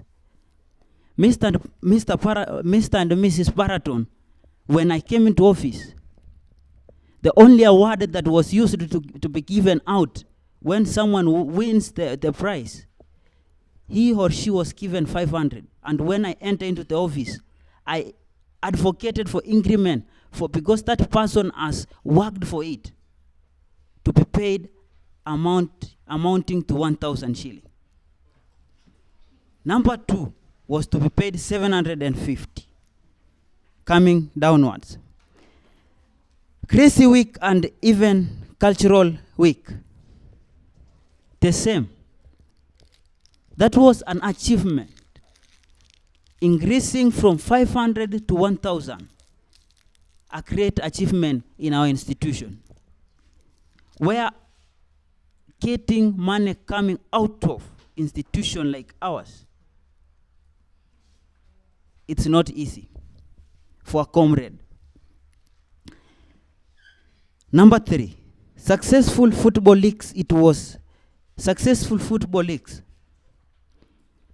I heard my fellow aspirants saying that we don't have leagues in Baraton. My fellow aspirants said that leagues like handball, handballers can even attest that last week, part 1, they went to Nandi Hills and played a tournament there. And they seek permission, and I had to protect them and take their agenda to the DVC's office to be accepted and go out. Another achievement, these all other leagues have been participating in their tournaments and being awarded. Another achievement, drama national competition. They went for a drama competition. And if not because of my advocation, they were not supposed to go. But coming in the office, I shown that leadership skills. And therefore, I advocated with them, and they were allowed to go for their drama festival, and they come out victorious. Football ladies. When I came into the office, there was not a Premier League for ladies. I initiated, we formed 5 teams, and therefore they have their league, as well as football men. For the chassis, I had my fellow aspirants saying that they don't have chassis. Yes, they don't have. But what I have put in place, the chassis are already ordered, and they are already in office, ready to be given for them, coming this end of their leagues. It's not a matter of sleeping, so that I'm always working day in, day out to make sure that every comrade, everybody who participates in a league is getting his best. Purchase of uniform jerseys for 8 teams for football men. That's a great achievement. When I came into office, we had teams like, I don't have to mention the teams, but we had a lot of teams which they didn't have jerseys. And the great requirement to play in a Premier League was you have to have your jersey so that to be registered in a league. What I did was to buy 8 pair of jerseys to 8 teams. Is that not achievement? Another achievement, restoration of student center back to entertainment from cafeteria. All of you knew that cafeteria, student center was used before as cafeteria. When I came into office, the first thing I did was to restore a student center to restore cafeteria which was used, student center which was used as cafeteria to be a student center for students. Another thing, the TV that was used in a student center was a 24-inch TV. The first thing I did was to purchase a 65-inch TV, which was installed there, and it is working until now. Another thing yet to be done within a span of 3 months. Student center, right now, last week, part 1, we ordered seats for student center. The launches, the same that we have in our hostels. I think all of us knows those ones. We've ordered, it's in process in this span of 3 months. Coming September, It was well planned. It was well structured. But due to unavoidable circumstances, that is Ebola that broke in Uganda, we were not able to go.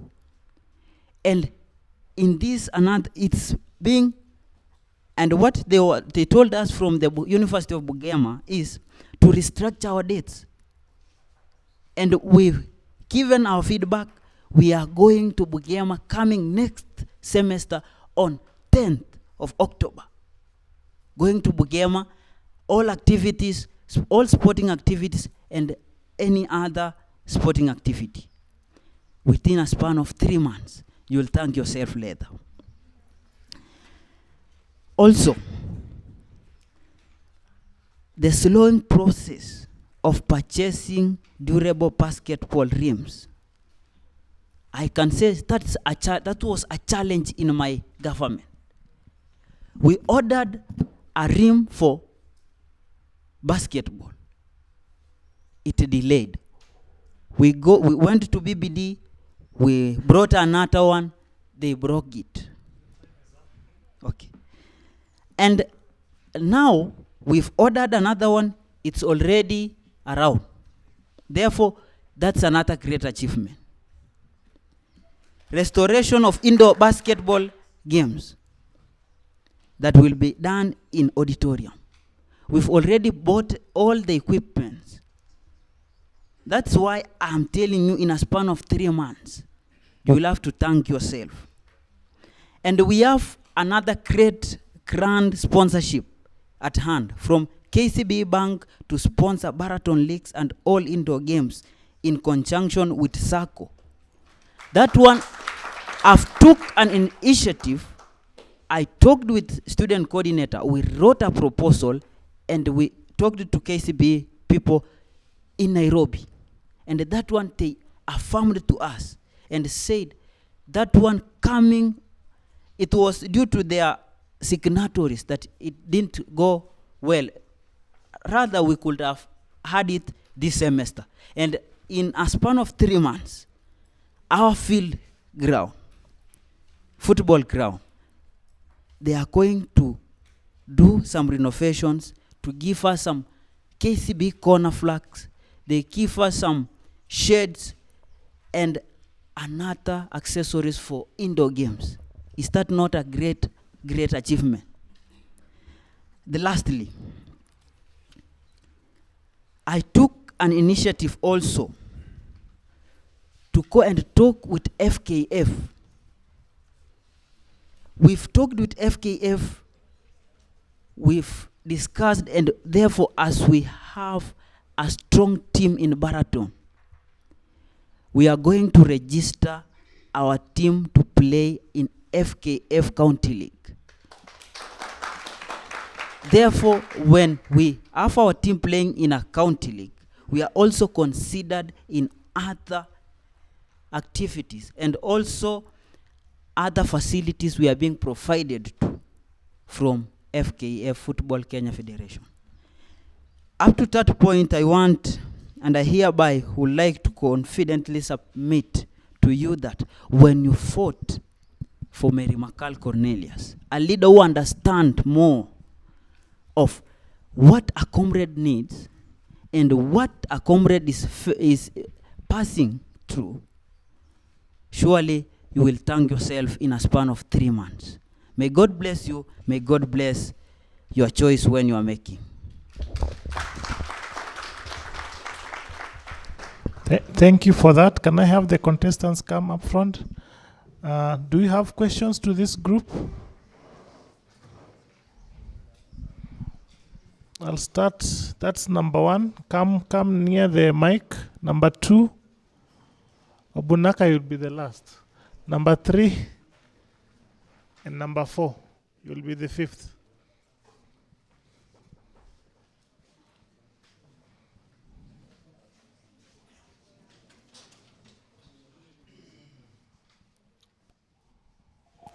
Good afternoon.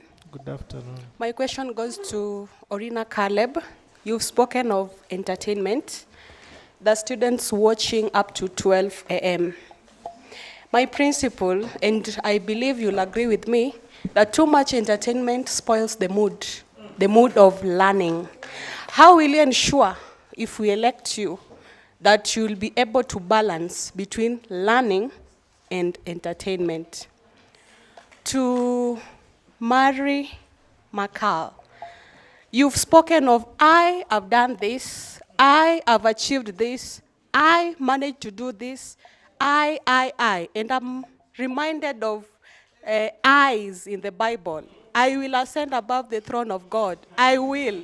I. So if we re-elect you, how will you ensure that you also manage to work together with your team so that at the end of it, when you're giving us the results and the achievements, we hear we have done this and not I? Thank you.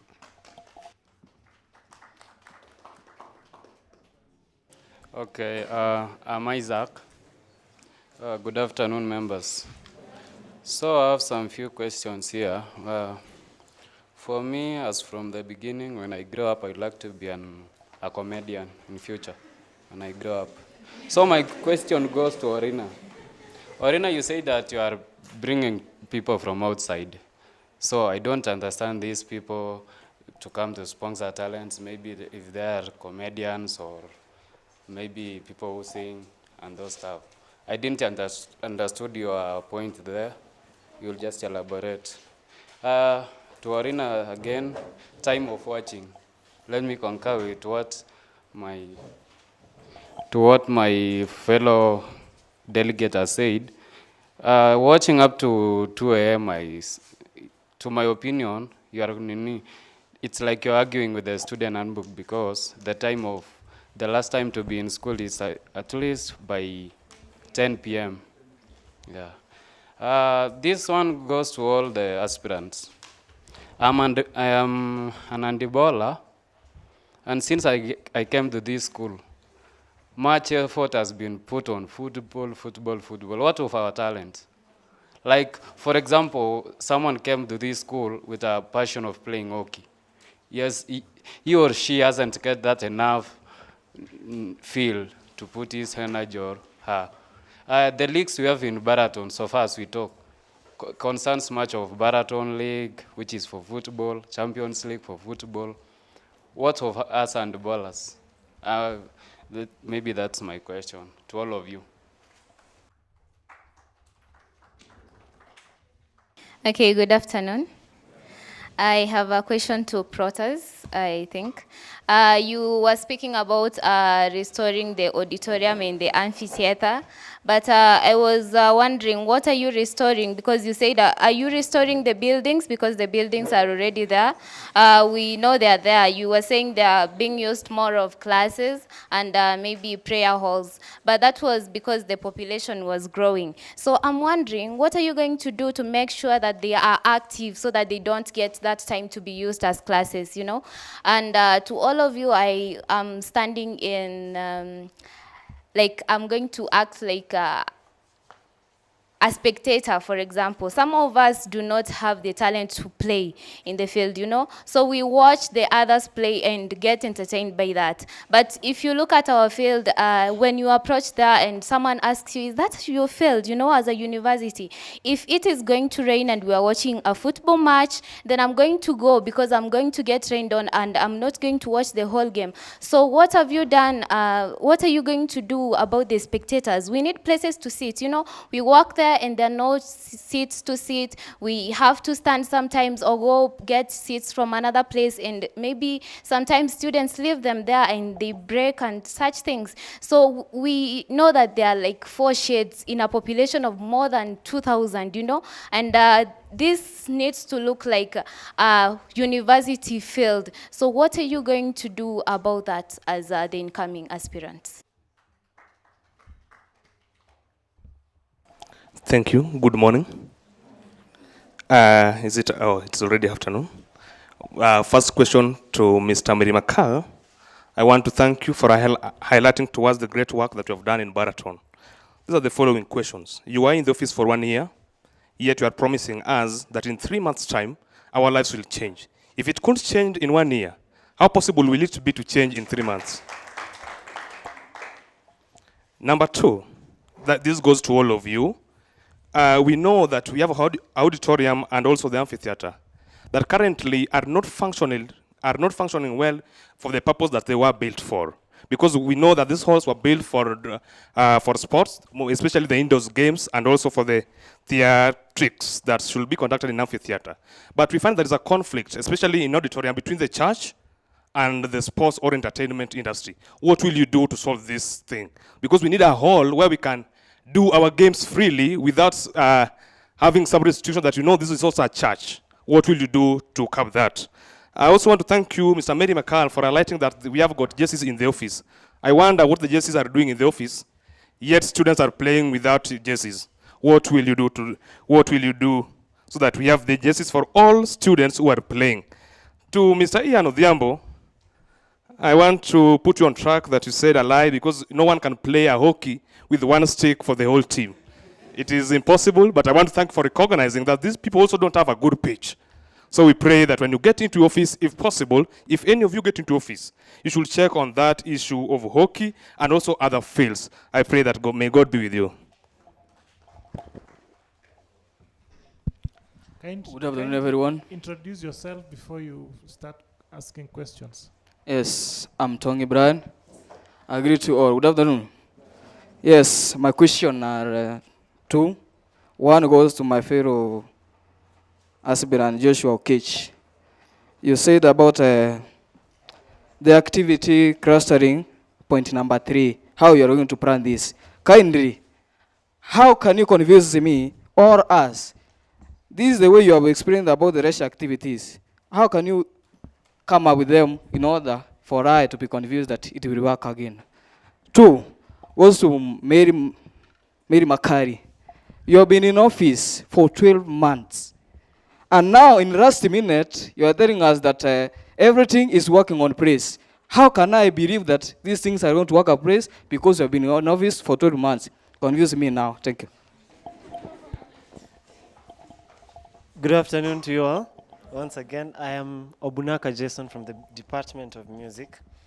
My first question goes to all of you. Each one of you is coming here and speaking about football or hockey, or I don't know if you can. Your office deals with sports and talent, right? And we have so many talents in school, yet we do not have people who can hold concerts. Singing is also a talent, right? We can't stay in a school where we don't have concerts for people who sing. None of you has touched on that at all. Number 2 goes, the following questions, they go to Mary McCall. I am a very senior student in this school, and you said when you came into office, the first thing you noticed was the student center was being used as a cafeteria. When I was in this school, the student center was used as a student center, as it's supposed to be. And right now, even as you have been in office, the student center is not used as a student center. You just ensure the CAF has been taken to the right place. Number 2, since when I came, we do not have any hockey pitch at all. All CS sports are coming and going. No hockey pitch. We just have the 2 posts on the other side. And the pitch is, you can't even tell, these are graduation square where people are playing. Badminton is an indoor game. I do not know if you're aware that people who are playing badminton buy their own equipments when it's supposed to be bought by the school. Number 4, I guess. Number 4, right? Yes. Number 4, since last year, July, the basketball court was broken down. And we know change takes time, but change does not take that long. It does not. So you cannot convince me right now that in 3 months I will accept, I will change, I will thank myself for something I couldn't thank myself for in the last 7 months. Yes. You ensure that Mr. Baraton has been paid more than 500 shillings. And That is an achievement. And I am here to ask you a question, Mr. Mary Makal. From the moment you started talking, you have managed to tell us a report of what you have done. Only a report that you have done. You have not told us, what are you going to change? What did you notice is wrong in your leadership that I will change with the other thing? I don't know if you're understanding me right now. And you are saying that you are advocating for people to go for games out. I mean, that is part of your job. You should not be telling us that you're advocating for people. It is part of what you should be doing. So that you should actually not tell us that advocating for people is something that you are supposed to be doing or you did as an achievement. So please convince us if you're defending your seat, because someone once said that if you're defending a seat, tell us, show us what you've done, and we may consider. Yes, thank you. Good afternoon, everyone. For introduction purposes, my name is Grace, software engineering, and I have a concern to all the aspirants of the sport and entertainment position. Last year when we had the World Cup, it was a major concern from the library that we had too much noise that would distract people who are in the library. I ask because I am among them who felt the noise was a little bit too much. I also remember there was a report that, or some rumors somewhere, that these fields were supposed to be transferred to somewhere down at the farm. So this is a concern I want to raise and ask of your opinion. You are entertaining yourself, we agree, but that should not also affect other people's duties. So, in the matters of sound and noise pollution, what would be your take on that? Thank you. Thank you so much. I want to start by the question that why eyes? So for me, using the eye, we have those achievements that needs your personal determination. And therefore, when I'll be elected or given that opportunity to come in again, I'll make sure.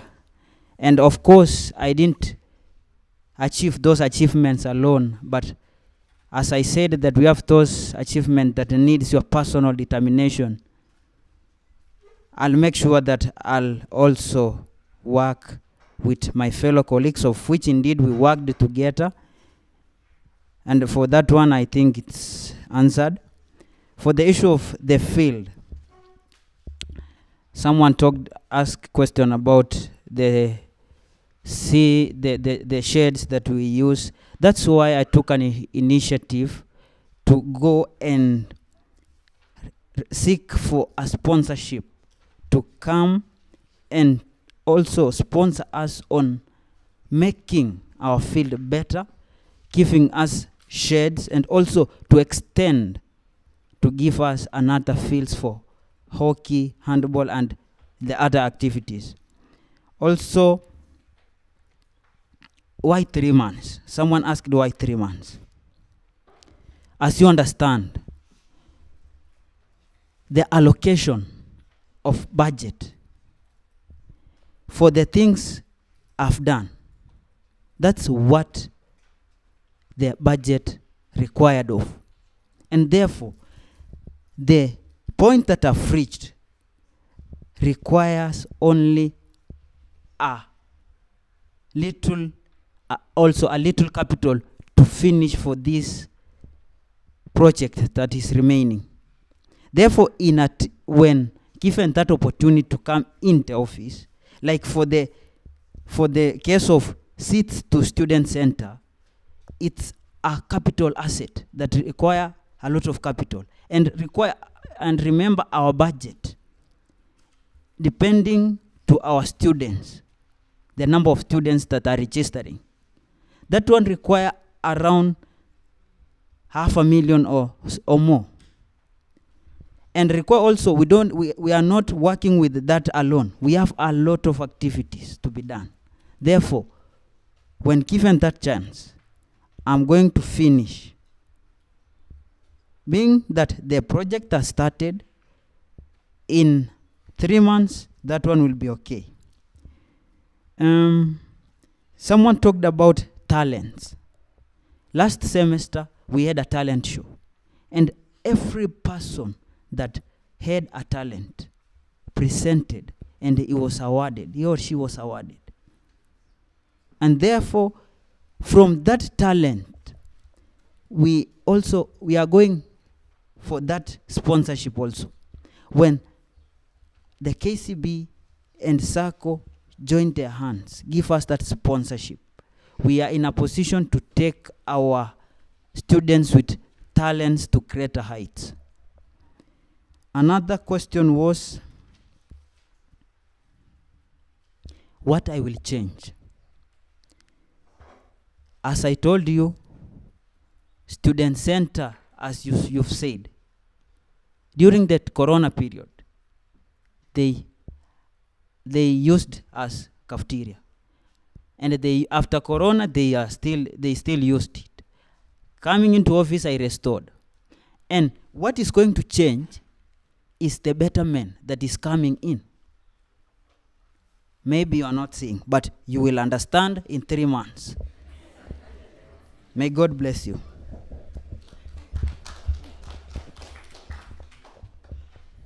Thank you. Looks like I have a lot of questions to handle, but will bear with me. I'll be quick.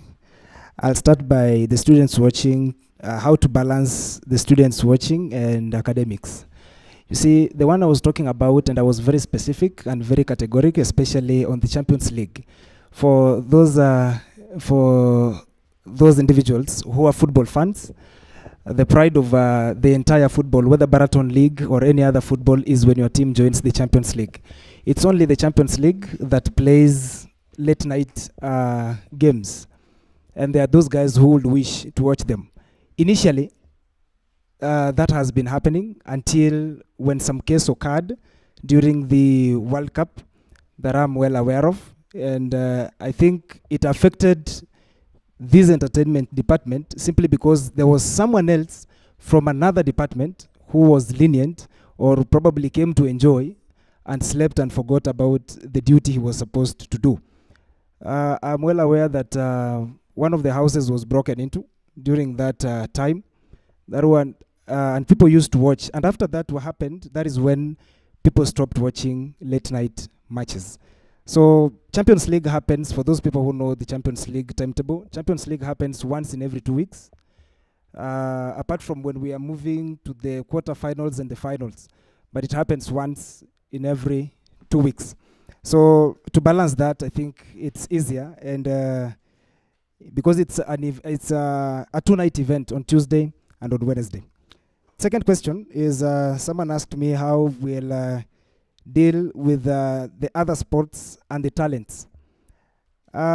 Any talent, like my friend who said he wants to become a comedian, anything that someone wants to do, for you to be good enough in what you are doing, you need to have mentorship. And out of this mentorship, this is what I said, that we involve other guys from outside, the likes of Akinaidi Butita, these guys who have been in this industry for so long, the guys who we can reach out to, who are very willing, by the way, like the likes of Churchill, like Mheshimiwa said, who want to help and assist youths to realize their talents.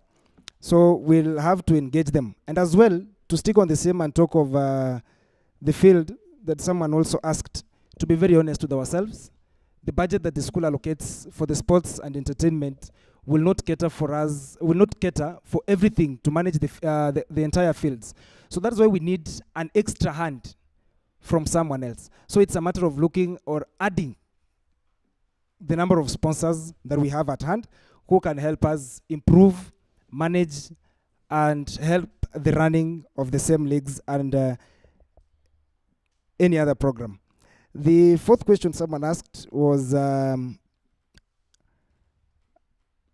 about the auditorium, the amphitheater, and about the praying activities. I want to concur with her, the way she said that it is being used for on-campus students to perform their prayers there. But this is an Adventist institution. We all know that from Friday sunset to Saturday sunset, nothing happens in any room whatsoever. So if the auditorium, all the indoor games facilities are installed, then it means that it shall continue or it shall function normally. Apart from when we are having examinations that are taking place in the same room, it shall be organized so that people can use the same facilities starting from Saturday 7 p.m. to say Wednesday 5 p.m. so they can allow those guys who are preparing for the church events to deal with them, as the school, I think, has a program of dealing with building another church as we leave these other facilities for their rightful uses. Another person asked about the concerts and singing. This one lies fully on the entertainment and I think the best thing that can be done here is to come up with a competition that cannot, either we can involve our teachers who are in the music department, or as well, because we want this thing to be of quality, it's well we involve these professional musicians and also these people who have done professional music to come and help us go through it. That one also reminds me about those people who want to work on these issues called TikToking, YouTubing, and all those online stuff, so that at least you can explore, you can earn yourself maybe sponsorships or scholarships from elsewhere. I'm well aware that the school handbook, the latest school handbook, is against TikTokers. I'm well aware that the latest school handbook is against YouTubers. And I'm also aware that the latest school handbook is against any form of dancing. To be very honest with ourselves, these are very big university. We will not fight the school handbook, because I know someone will ask me, we are fighting the school handbook. But I believe it is an issue of a win-win situation. This is someone who depends on music. Maybe he's doing education because the parent pushed him to do education. But this person fully depends on this music. In our current world, people market themselves out of TikTok, YouTube, and for those guys who post their things on Phoenix, that is where people advertise their talents and what they have. So I think we liars and maybe find a common ground, a level ground, and agree on what basis also these individuals will be accommodated in this department. Another one said that some individuals buy themselves, they buy themselves, let me not call them gadgets, but let me just say they fund themselves in whatever they do. I'll ensure that these individuals, not only the badminton that you mentioned, there are many, by the way, and we'll ensure that those guys are also involved in the procurement, and they receive not only the equipment they need, but standard equipment. And for my sister Grace, I'm totally very sorry for the noises that were made during the World Cup.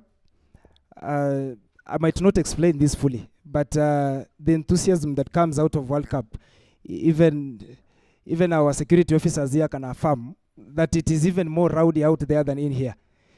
But I'm not trying to defend them. Honestly, I'm very sorry. I'm a serious football fan. I'm very sorry for the same.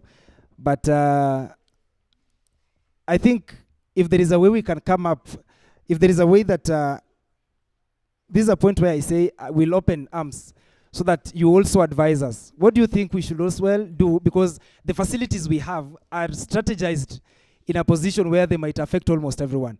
Leave alone even the league games. If you, the World Cup, if you pass by the men's hostel, leave alone even the men's hostel, you stand at Barasi, even at Preci's place, and then Manchester United scores a goal. I'm telling you the truth. You might think that the video hall or the show is just behind or is inside Preci's house. So there is some enthusiasm in football that even I as a football fan cannot explain. But we are very sorry for the inconveniences caused. We are taking now this question time to be another manifesto presentation. I think we should just be precise to what you asked and we move to the next person so that we don't take more time here. Yeah. Thank you very much. I am done with the questions. I want to wish you all the best. Thank you.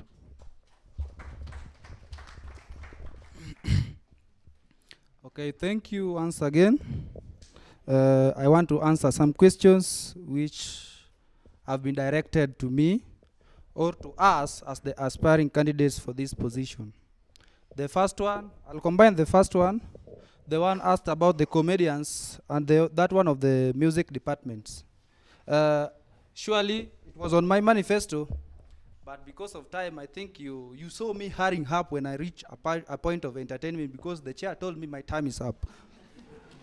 Now, on the comedians, I want to promise you that this thing we call talent show, it will benefit us in a lot of ways.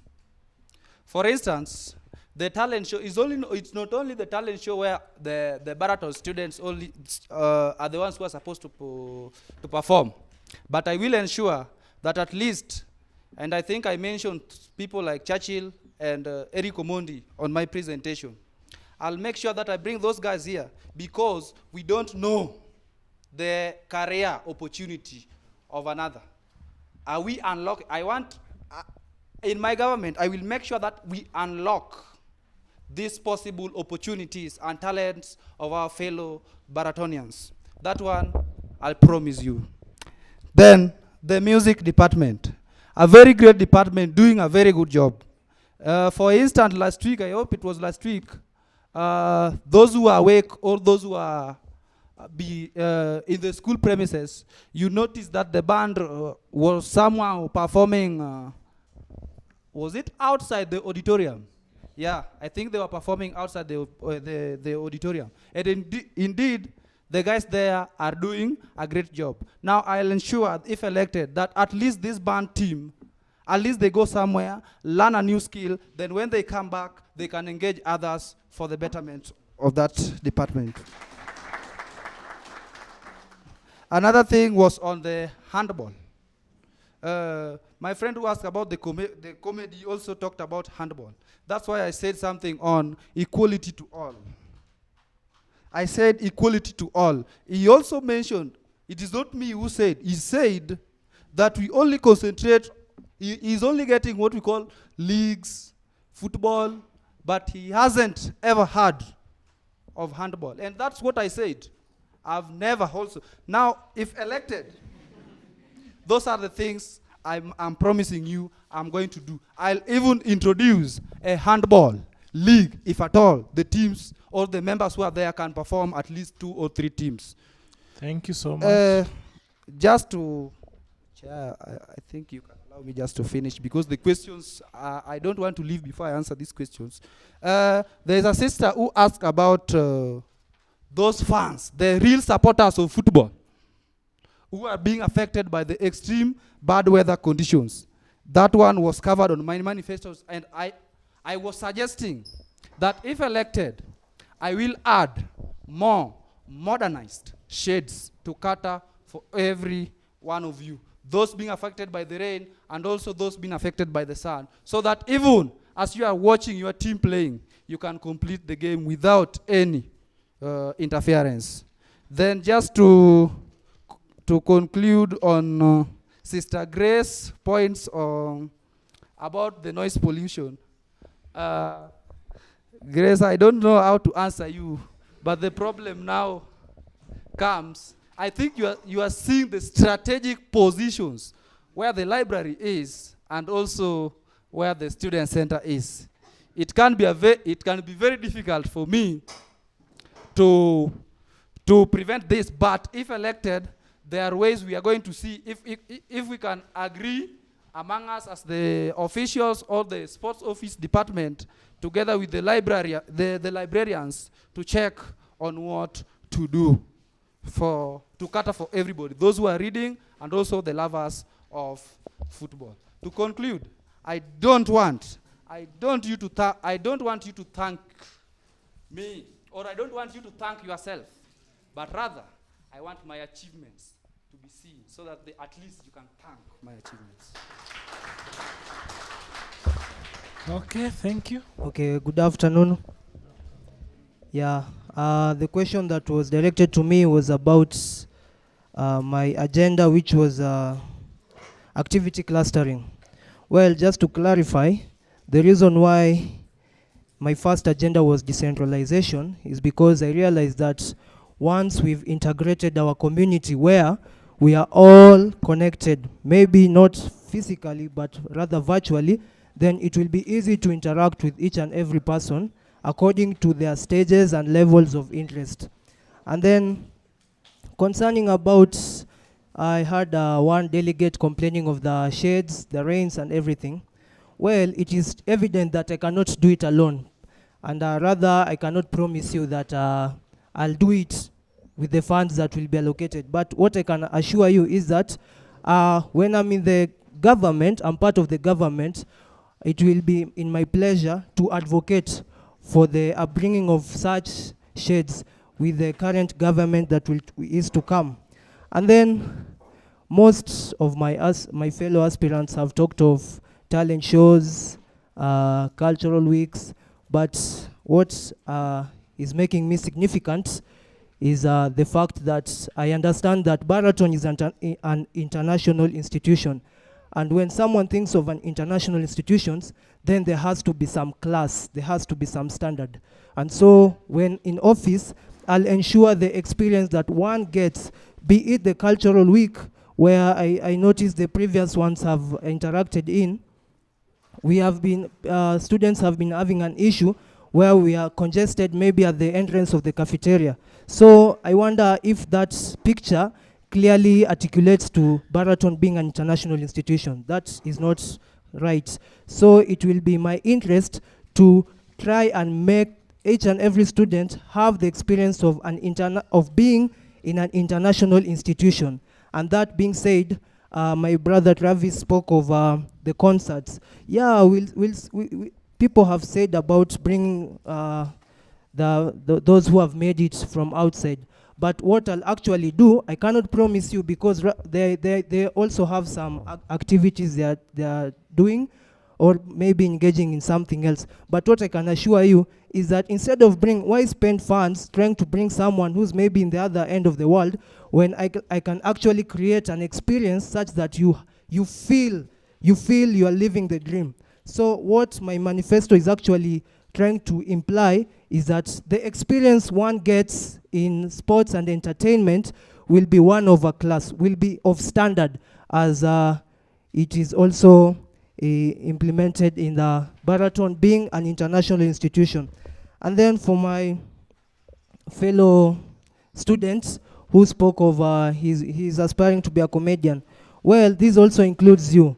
One of the agendas was the monthly events. In these monthly events, it will be an opportunity for you to showcase what you know, to showcase what you can do best. And this includes maybe the aspiring DJs, I'm informed, the MCs, comedians, spokesmen, and maybe the singers. So with all these possible, then I think when in office, I'll ensure that the standard one gets while having fun or exploiting the talent and skills he or she has will be of standard. Otherwise, thank you.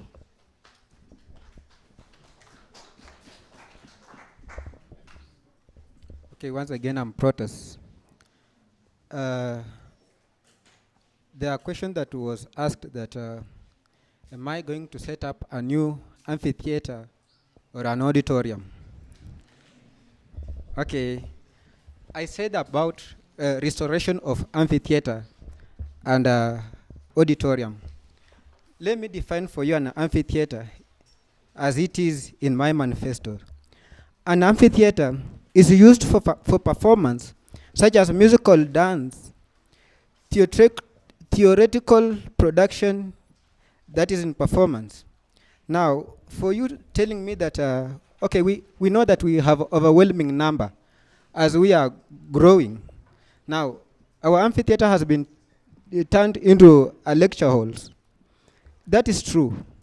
So what I will do, what I meant is that amphitheater, there's some time, there's some time you maybe in weekends, during weekends, I will make sure that there are some performance during that time when we don't have classes. We can also utilize the amphitheater. In the auditorium, previously we used to have indoor games. That I hope you have answered when you asked that, am I going to set up or to dip in my pocket to come up with a new auditorium? No. Now you've talked about dancing. Dancing, you say that maybe you are talented in dancing, and you are not included. Yeah, it is true that there are some dances that are bad. Actually, they are bad. We cannot deny that they are bad. Where you move your body in a way that it's not. Okay, it's not like you are portraying the image of the school. You are lowering the image of the school, and that one we can address. But there are traditional dances. I'm a Luya. We have Luya community. There are some dances in our tradition that we.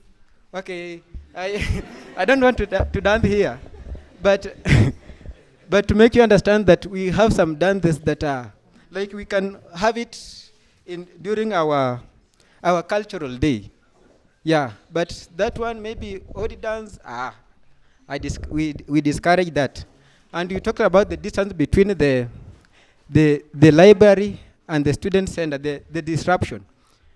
We have also disruption coming from also football pitch. You know, the distance from football pitch and also the library. So if we want like to avoid it, we cannot. It's something that it is beyond. We are, maybe institution can come up maybe to relocate library to somewhere else, but we cannot solve that because because it's beyond. Okay, maybe saying that let us move now the student center to maybe here in the community, and we take football pitch maybe to agriculture, maybe to the field there in agriculture. It cannot happen. It's beyond. Okay, allow me now to talk about the shades and what we will do around, okay, to make sure that we are not suffering while you are enjoying yourself during watching. Now, even I'm a footballer, yes. Do you think the field is standard enough? By the way, right now it is raining. Go there. It is muddy. Okay. Okay, Chair. It is muddy all over. You cannot play in that field. What I will do, I will maybe increase, okay, I will make sure that the drainage is good. Maybe the water can be, okay, the field will be made in a way that there's no, stagnant water, maybe at the middle or any corner of the field.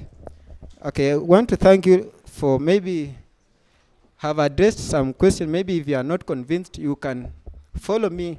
Maybe from this, I can make it.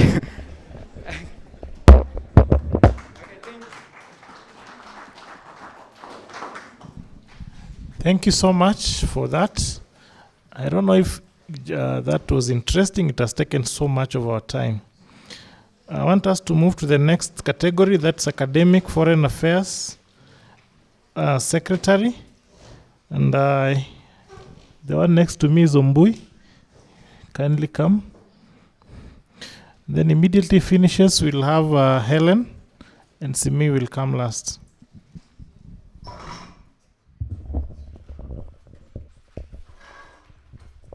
Hey, what a day. The IEC chair and all the protocols observed. I greet you in Jesus' name. Academics is a great tool in not only in UAB, but in the whole world. Academics is what is the main purpose that makes us survive in UAB. Otherwise, If it were not academics, we could not be here. I am Fred Ongangi Ombui from the Department of Education.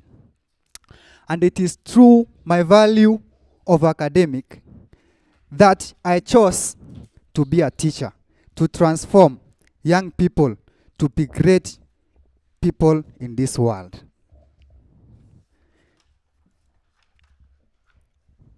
I, Ongangi Ombui Fred, have been moved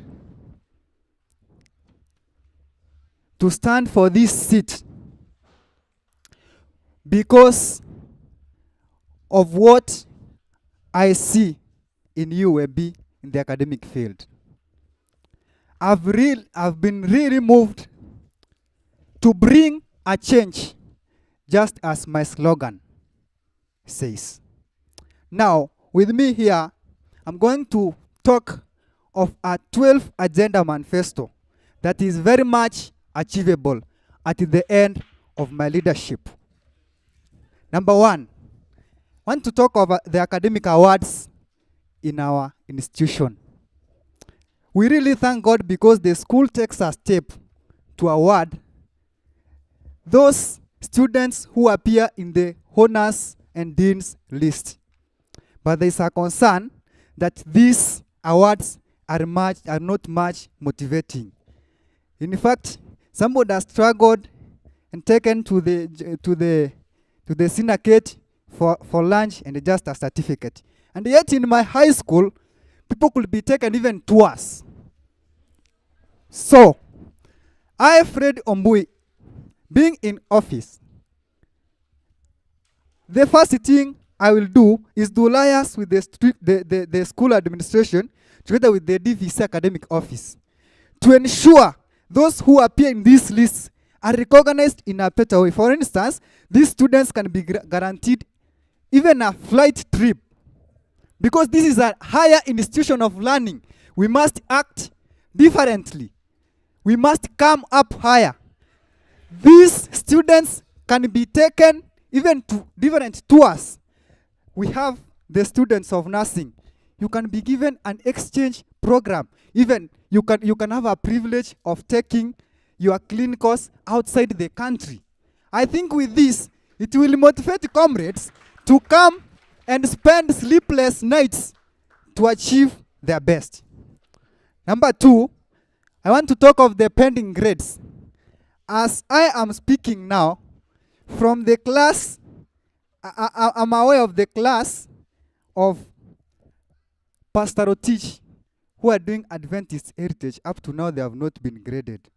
And I'm aware of so many students who are stranded, even not be able to graduate because of the pending grades.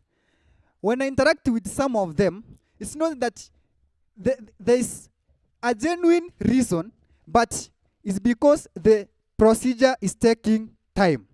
Now, in my tenure in office, this is what I'll do. Number one is to ensure that for it to take a shorter time, to save the lecturers time to follow these grades, is to integrate this approval of these grades to be done online.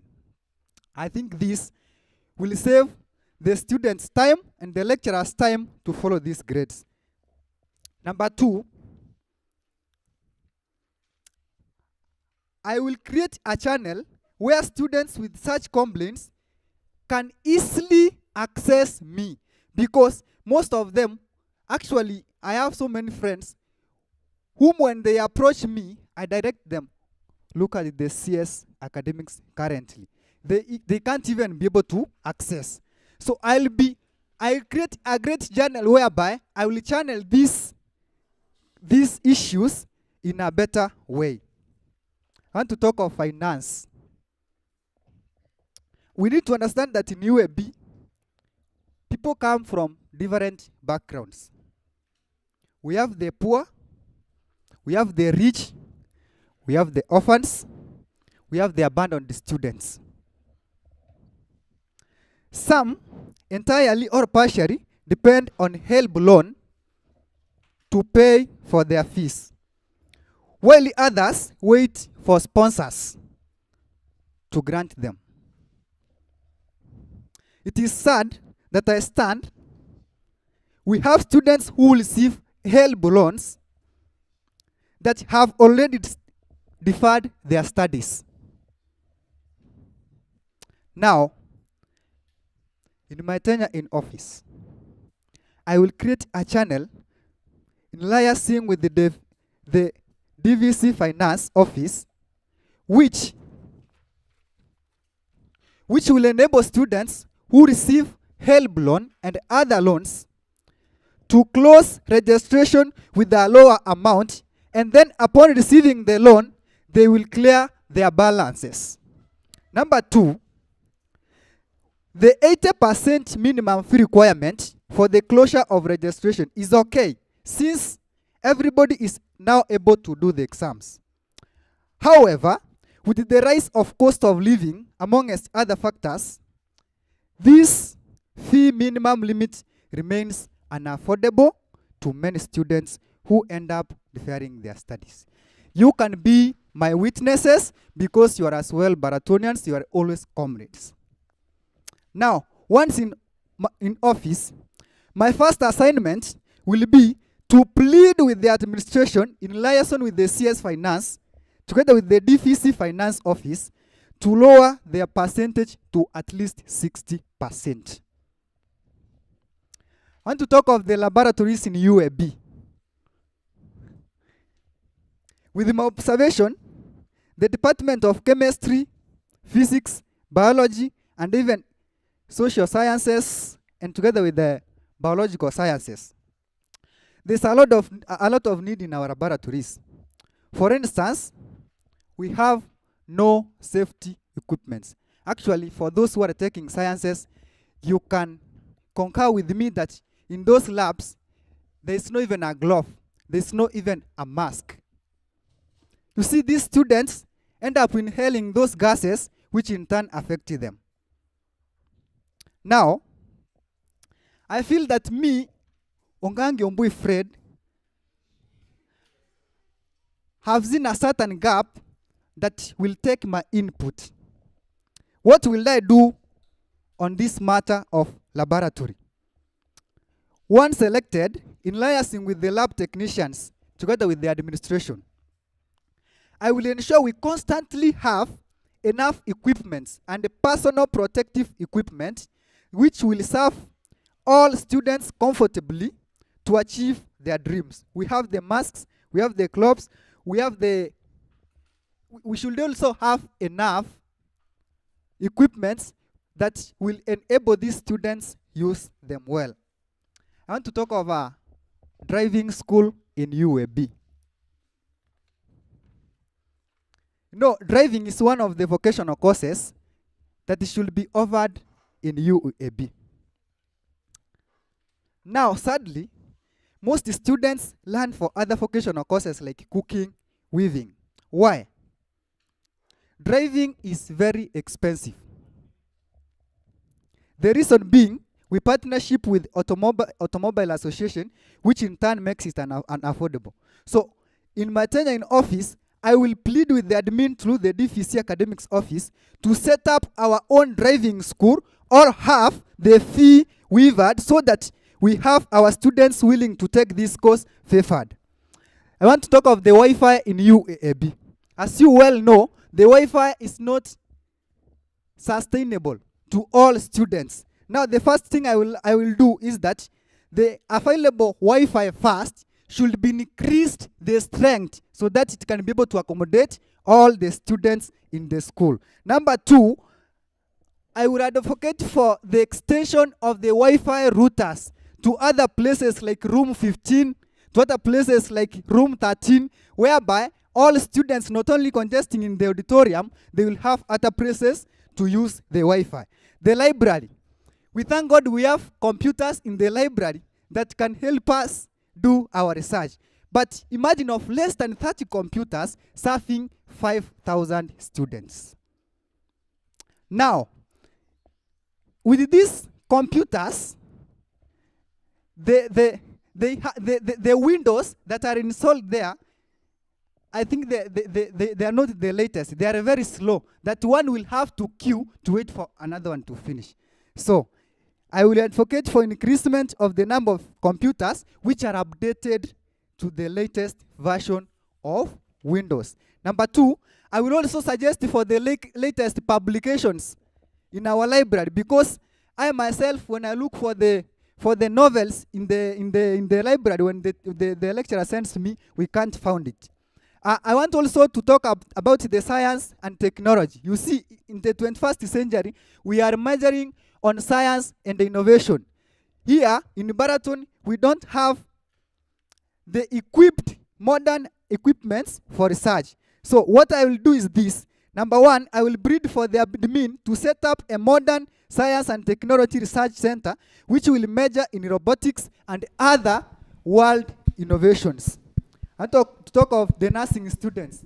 The nursing students in our school. You will stop yes, at that they can point. help us, You will but stop at that point. Next person. Thank you. Please, I believe that you give me only 2 minutes. It's past time. Oh. Okay, 1 minute. Thank you. Nurses, this is what I'm going to do. Number 1, we want for you to be integrated a course of first aid so that you can be so useful to us when emergencies arises, not only in UAB, but in the world there. About registration, I will liaise together with the DVC academics and the registrar to ensure that all the approvals are done online. We will not want to queue in the departments to pay our fee. It should be done online. And finally, I want to finish by saying to you that for the graduation, I want to talk of this.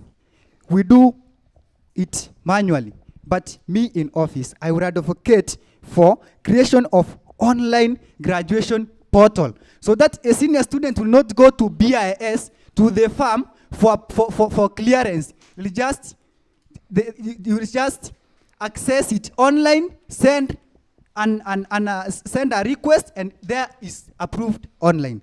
Thank you. Thank you. Thank you. God bless you. So the next person coming is Helen Wandie Marriott. Welcome. Okay. Praise the Lord. The chair of the Electoral Commission, the electoral officials, the deans present, and the distinguished delegates, good afternoon. Unity is strength, knowledge is power, and attitude is everything. My name is Helen Marriott Wandie. I am a third-year student. My major is education in English and literature. I am an aspirant for CS Academics and Foreign Affairs. This is my manifesto if I am elected to be the CS Academics. The first thing is reconsideration and abolishment of common exams. As the Cabinet Secretary for Academics, I will bring the motion to the Academic Standard Committee where I will seek the removal of common exams until our lecturers sit down and harmonize or integrate their notes. We reject to be taught with different notes and given common exams. The effects are highly visible and comrades are really failing. Some of us have been forced to read notes from different lectures, and this is hectic. Just like NEC has provided KLB before they set common KCPE and KCSE, as the Cabinet Secretary for Academics, I will also demand such. My second point is increase of academic resources. It has come to my attention that we have inadequate seats in the humanities building, and not only in the humanities building, but in all the other classes. What will I do to solve this? I will liaise with the PPD department together with the office of the DVC SAS to ensure that more seats have been made available so as to avoid walking from one department, which is time consuming. Students are scrambling for seats. Others have been forced to come to class 30 minutes earlier just to be sure they will get a seat.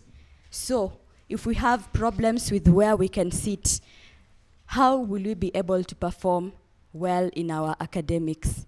So this is a matter that really needs to be sorted. There is insufficient computers in different schools, and I have noted that there are at least 20 computers in the library, which are not enough. So what will I do if elected to be the CS academics? I will liaise with the different club presidents and the class presidents, so that to ensure that each department has a computer lab that is functional. This will reduce the congestion that is witnessed in the library, where we only have at least 20 computers that are functional and not enough to accommodate the increasing population of students in our school. We know that we have to pay the 100 shillings to the department, and these departments are CUTE, Club, Bunsa, Bumelsa, and Bitsa, and many others. So instead, we can use these 100 shillings and purchase even two computers in a semester. And we can also I can also work with the class presidents, so that the projects that are carried out by the graduation class could cater for this. Insufficient and weak Wi-Fi in the school. What will I do to curb this? I will speak with Mr. Felix Chepsirol on the possibilities of increasing the signal of the strength of Wi-Fi. We know that in our school fees we are charged for Wi-Fi, and so this has to be catered for. I have also noticed that we have problems in the lab. We do not have apparatus are not adequate, and also the lab technicians. So what will I do? I will liaise together with the administration to ensure that we increase the number of our lab technicians. Then maximum load of credit hours. In the academic bulletin, page 22, the bulletin is very clear on the load a student is supposed to take, that it is a minimum of 18 and a maximum of 21. So I ask myself, if we are allowed by the academic bulletin to take 21 credit hours, then why should we add it as add and drop? So what will I do? I will ensure that the system is ready to accept such change, that there will be no need to seek approval, so that you take 21 credit hours. And the other issues that I'll tackle is the graduation regalia. Some are oversized, and they should be trimmed according to the size of the students, as we pay for them in our graduation fees. And this is something that graduation is a very big thing, because you're celebrating your academic excellence. And also digitalization of change of grade and the incomplete work form, because this is hectic. The reason why the change of grades take a long time is because the lecturers have a lot of work. It is the lecturer who has to sign this form and walk to the dean, to the HOD, and this is time consuming. So if we digitalize this, we can be able to solve this problem. And another thing I have noted is the issue of bursaries. Our school awards bursaries to the Rantasi, to students. And what will I do? I've realized that some students are really needy, but they fail to get these bursaries. I was talking to one student who told me that there's a time he used to hide in the auditorium toilet and sit there and wait for like 1 hour, and then when the exam starts, he will pretend he had gone to the washroom and come out. And I really sympathize with this student, because I wondered, some have received bursaries. These students applied but did not receive. So what I will do is ensure that it is the needy students who receive it, and not just anyone because of privileges or because you know someone. Another thing is education and academics is not just here in the school community. We have schools like Chemundu, where we go and carry our projects, and they help us. So what have we done? I will create forums where we can give back to the community by educating and sensitizing them about SRH issues. SRH is sexual health issues, drug and substance abuse, and mental abuse, because we need to give back to our community. Also, when I was during the debate, I realized we talked about the Senate committee where the CS academics is not allowed to sit. But I would ensure that if there is a way that we can amend the constitution to make sure that the CS academic sits in the Senate committee, so that, because the Senate committee sits to discuss matters academics that concern students, thus the CS should be allowed to do that. Then internship and teaching practice. Internships. Our school can partner. We are a big institution and we can partner with other institutions. Right now our world is changing and we are speaking of employability issues among the young people. So what will I do? I will ensure that we partner with other schools and other organizations outside there so that during the holidays we can have our students do internships. And an internship is a very important thing because it will help you when you are seeking for a job, because you will be having an experience. Okay, I am done. I am motivated to serve, determined to guide others towards achieving their goal. A journey begins with the first step. Kindly please, if you elect me as your CS academics, I will work with you, inclusivity, teamwork, and professionalism to ensure that we achieve our academic excellence. Elect me as your CS academics. Thank you. Thank you so much. That was Helen. We have Wanyonyi James Simiu coming and is defending his seat. Let's hear what he'll tell us.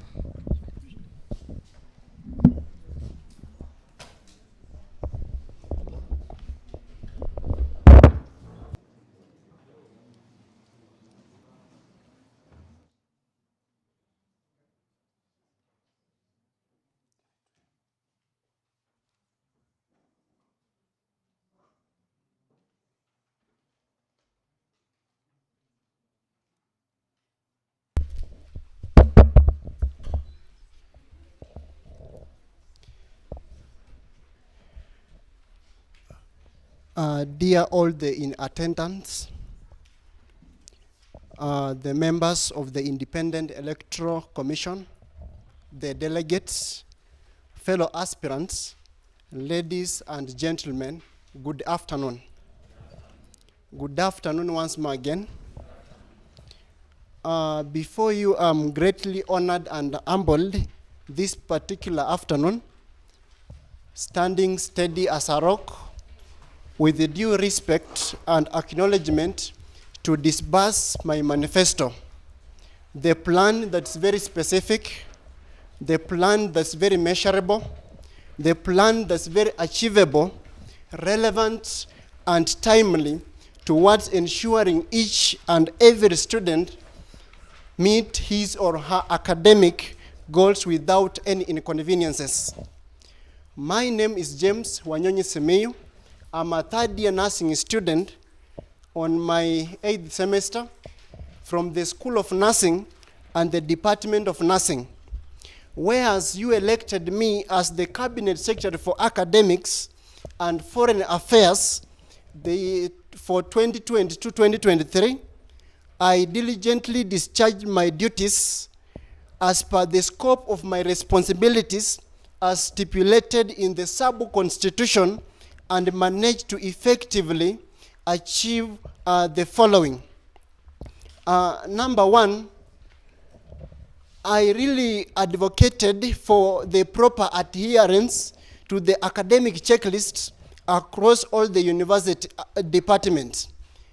Actually, in this university, before I entered the office, We had that norm of having students being told to drop certain courses.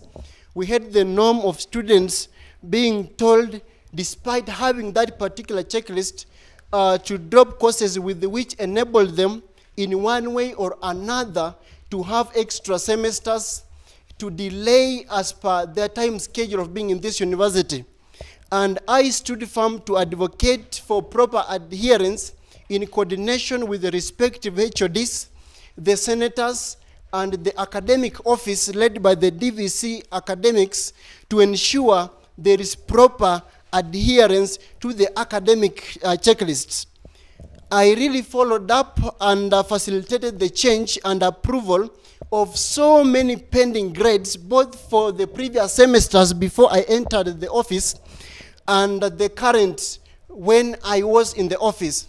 Actually, when I entered the office, there were so many pending grades for the supplementary and the special examination that were pending.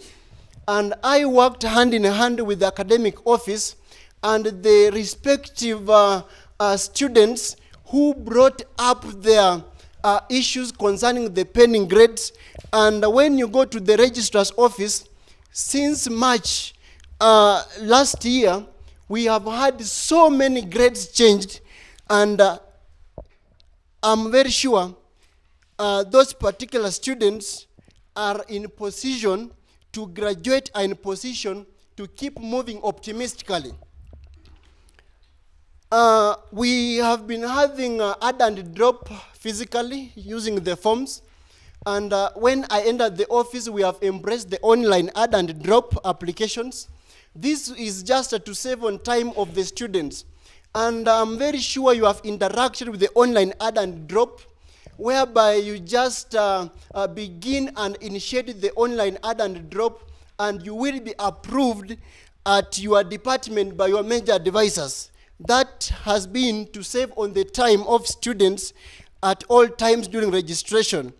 I have really represented students effectively at the Academic Standards Committee and raised the concerns pertaining the attachments and a review committee which was appointed to create standard rules and regulations that will forever accommodate the students, preventing the extra charges. We have had so many concerns, especially from the Department of Education, whereby we have had students complaining of the lecturers charging them differently. And this is during the attachments. I raised the same concern in the Academic Standard Committee meeting.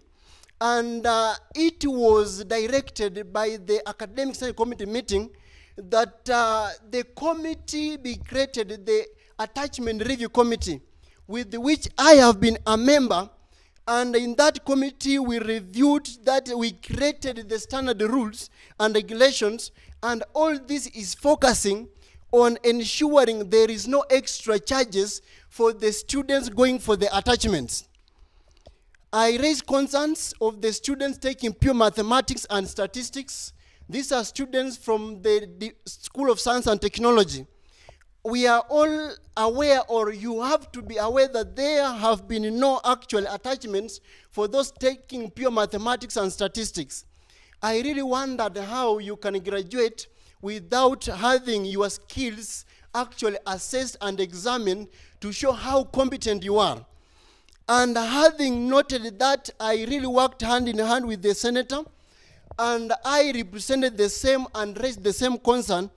And through that attachment review committee, we formulated that each and every student, if you are, or as long as you are a student in this university, you will have to go for the attachments. And soon it's going to be implemented. It is just waiting for the finalization. And I have tirelessly and relentlessly defended the graduating class of this 2023. When we had some students actually not being in position to be allowed to apply for graduation, apply for the graduation, I really defended them, and they were allowed to apply for the graduation. And concerning registration issues, I have never relented in working on registration issues, missing courses, clashing timetable, full classes, course requisitions, and extension of the due dates for registration. And I have worked on implementation of deadlines for some lecturers who actually have the norm of taking time to upload the grades, taking time to actually mark the examinations. And right now, the academic standards is very aware that there are deadlines. If the students have done the examinations, work on them and submit at a particular time. And it is quite in place. And you have talked, there is 80% a policy that was implemented. I was there, and being aware of how students, or of the nature of the students, I really stood firm and requested for the first trial before implementation. And the trial was given, and at the end, when we evaluated the trial, we had that 99.99% turn up for the final examinations. And actually it was implemented because there is reduction in the examinations, special examinations. And the majority of students are in position to attend, that is, or to do the examinations. I have given out the handouts of what I've achieved. And if elected as the Cabinet Secretary for Academics and Foreign Affairs, 2023-2024, I hereby assure you without any doubt that I will determinately and optimistically facilitate the continued effective service and transformation to the students academically through upholding to transparency, inclusivity, accountability, and integrity. And with more experience in solving academic matters, I will work on the following. First of all, I will not still relent but continue to advocate for proper adherence to the checklist to ensure students graduate within their expected time. And I'm going to ensure that the remaining pending grades are worked on and timely approved as per the urgency and the need. And concerning the library, we are very aware we have increasing numbers. Despite of only increasing the number of books in the stock, I'm planning to actually work hand in hand with Mrs. Magut Helen, who's the librarian, to increase the electronic books, books with which you can access remotely wherever you are, whether the clinical area or any other place. And concerning that is the classrooms, I'm going to ensure that all the classrooms are having whiteboards. I'm very aware of several classes, especially in the humanities building, actually do not have that is the whiteboards, and I'm going to ensure all of them have the whiteboards. Finally, concerning that's the Wi-Fi, I would like to say I'm a member of the IT Service Committee, and in the last meeting that we had, we worked on the Wi-Fi installation in classes that do not have, and again, at the same time, the increasing of the strength across the whole academic departments and the buildings. And it is being worked on in coordination with Brother Joel Mutunji. And I would like to say, actually, I'm a person and a student leader with experience. The experience to negotiate, the experience to advocate for the academic rights of each and any student. Your time is up. Maybe just to finalize, I would like to say that I'm very competent, and when you elect me as the Cabinet Secretary for Academics and Foreign Affairs for the year 2023-2024, we are going to work hand in hand. And I'm a person whom no any academic issue has come to my desk and has been left untouched. And if there is any student who has come to me at any time and brought any issue that has not been solved, you can come up clearly and say that I raised and it was not solved. I hereby call upon you members with the humble request for your vote to actually come up and elect me as a student leader to advocate for your academic rights. Leadership is my hobby, and I passionately serve to the maximum expectation to ensure that the responsibilities and the roles that you give me are all discharged. Vote for me and vote for continued hope for the students. I'm a man with a bank of solutions to all academic challenges, and I have no doubt it is down in records. You can check in the academic office, you can ask the DBC academics, who is the student leader that has given you sleepless nights? It's me, because I want to serve you. I need to ensure you are served to the maximum expectations. Thank you so much in advance, as I pray and hope that you are going to look into this position considerably, noting that it is a position that need leaders and not politicians, people who can think and reason. Thank you so much, and in God we trust forever. May God bless you all. Thank you. Can I have the 3? I will just limit the questions to 3 because of time. Okay? And for the responses, I'll limit your responses to 2 minutes so that you don't have another manifesto presentation. Okay, this time I'll get questions from this end. I will have Eliseth and her and him, yes.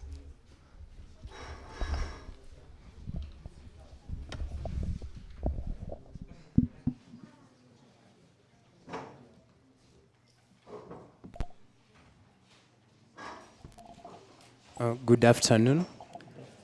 I'm Eliseth Okello. I'm not so sure of the names of the aspirants. I only know Simiyu. But for the 2 new incoming aspirants, I'm kind of, let me bring it in a nice way.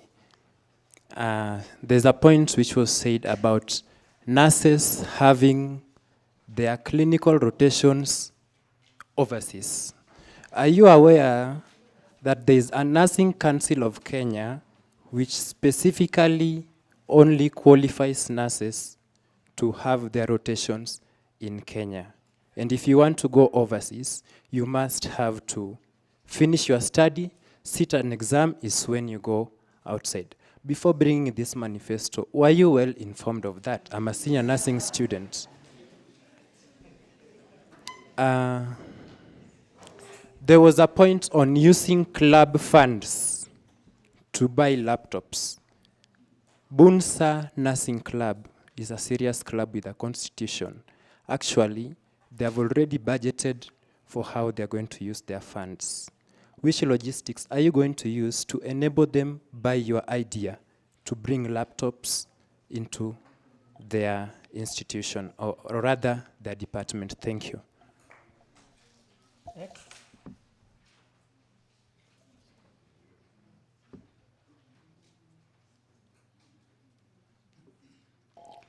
Thank you very much for this opportunity. This goes to Simiyu. Simiyu, you've talked about the teaching practice. Me, as a 3rd year, I need to go for a teaching practice back at my place. But due to the charges, I can't make it to go there. What have you put in place to ensure that when I have to choose somewhere to go for the teaching practice, I have that privilege of going where I want? Then secondly, being a science student, I need to go for academic trips. And many of these trips, we are forced to pay, let's say, a high amount of money, and yet we have the bus. What have you put in place when re-elected, you will cater for us? Then this goes to every one of the 3 aspirants. You've said about the labs. What of the department that have no labs? What have you decided when elected? What are you going to do in those departments?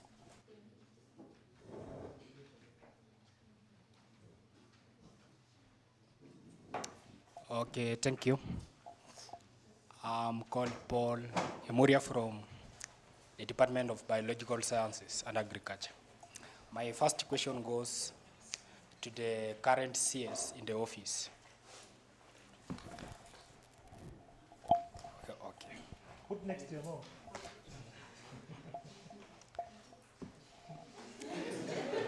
The issue of there is an issue of some students lacking the enough classes to partake their studies, like theology students, students of nursing, so they are forced to take the classes in outside the classes, or their classes are being fixed with the classes with the students from the other departments. The second question goes to the graduation fee. When it comes to graduation fee, you get certificate students and degree students are paying the same amount of graduation. Why can't they get a way to look and arrive to the solution so that to make the graduation fee easily affordable to the students? Another question comes to the checklist. Some of the students are unaware of their checklist, the courses to undertake. Like you get a student is stuck on general education requirements at the first year without measuring on his major area of study. How can you help such a student to major in his area of study without struggling so much in the first year in a general education requirement area of study? Thank you. Thank you so much. Your 2 minutes begin now, Mr. Onyonyi. I think I'm audible. Okay. Thank you. Allow me begin with the checklist. Actually, when you join, there is a checklist that you are being given. And you are saying to avoid, students avoid undertaking general courses requirements. Now, concerning that, first of all, what I've been doing is that, first of all, advocating for proper following of this checklist and avoiding inconveniences from any person, whether the lecturer, other students, ensuring it's adhered to. Now, concerning your question, now that you want, for example, the students to have the checklist, we can say amended. You know, this one calls for amendment of the checklist. And when the checklist is amended, this one shows that I have to work hand in hand, raise the same with the HODs. HODs are the ones who work on the checklist in coordination with their departmental board. And now I have to work hand in hand with them to ensure that I request for the amendment to ensure GRs are placed in the first years, and in continuation, actually, the major courses to be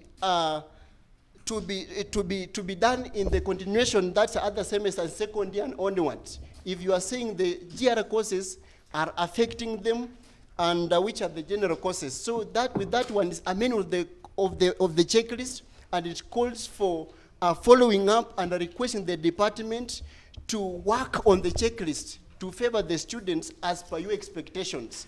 That's for the checklist. And concerning the students lacking enough classes, concerning that one, I would like to say that when we begin the semester, there is usually the timetable. You get, there's a tentative timetable being worked on in coordination with Mr. Chacha.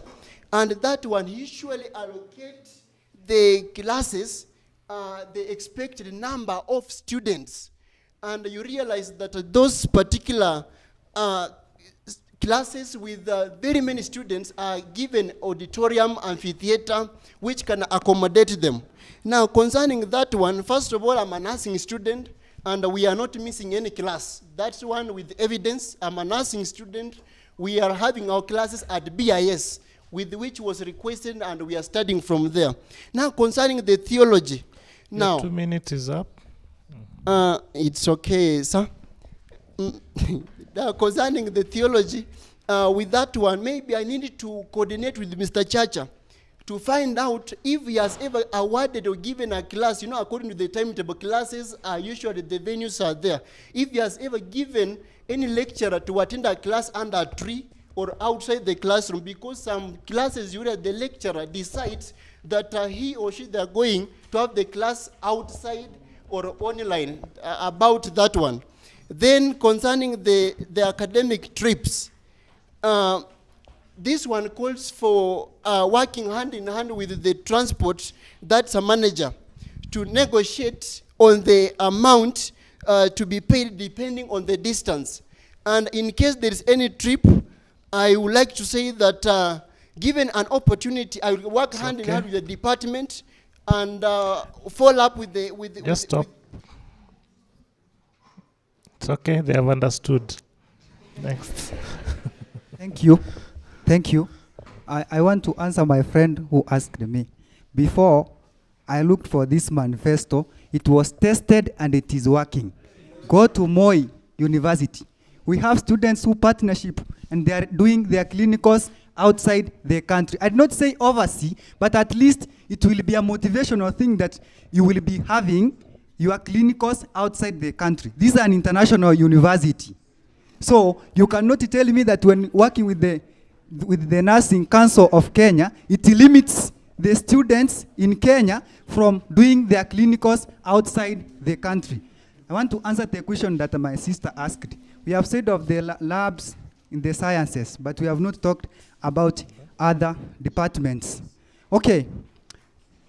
Like in education department, we have our lab, whereby we have some computers. So the only thing that I'll do to make sure is that I'll ensure that all the departments, not only sciences, have at least a lab whereby they could take some practical activities. Like now in humanities, we have those taking languages. We can have a lab whereby they can be helped on the speech, matters of speech and pronunciations. Thank you. God bless you. Thank you. Okay, Thank you for keeping time. My question was on insufficient computers in different schools, and you say that we can't. I had suggested that we partner with the club presidents. It's not a must that we have to take all the money from the club. We can talk with the club so that 20% of the whole money can be given to can be awarded to this issue of computers. Then we talk with the administration through the finance so that they also chip in to help us as students, because we have tried producing a certain amounts and request them. This is the amount that we have. Could you kindly please help us with it's remaining this? So for that, I think I have answered. And for the labs, yes, we can. I know the school is, the labs and the class issues, the school is aware that the population is increasing, and there's an ongoing project for building more classes. So what I can do as the CS academics is to follow up and check and request them not to do it quickly, because we need a good environment for learning. I cannot build classes, but I can follow up and make sure that, yes, this thing was supposed to be done. We have had this problem since I was a freshie. So could this thing take 6 months instead of 4 years? Could it take so as to shorten the period of time? Thank you. Thank you so much for keeping time. So we're moving to the next category, which also have 4 people. We have Ronix. Hope you're ready. Kindly come. Ronix Odhiambo for Secretary General position. Your 10 minutes are being counted.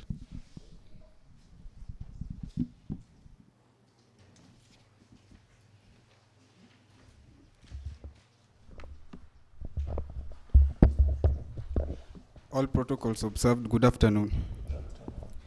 My name is Ronix Odhiambo from the Department of Accounting and Finance and an aspirant for the seat of Secretary General. SABU is indeed the basic platform where our concerns, ideas, and problems of students are addressed amicably by amicable means. The main force which makes me stand for Secretary General post is to act as a voice of students in the governing structures of the university and make sure that implementation takes place and results are realized. If you go to the SABU Constitution, Article 9, Section 2C, the duties of Secretary General, which includes communication as the official spokesperson of SABU, and information and student affairs, which is welfare and disciplinary, are outlined. What can Ronix do to the student in communication? Once elected, I will work to improve communication platforms. Students must be aware of the Congress business.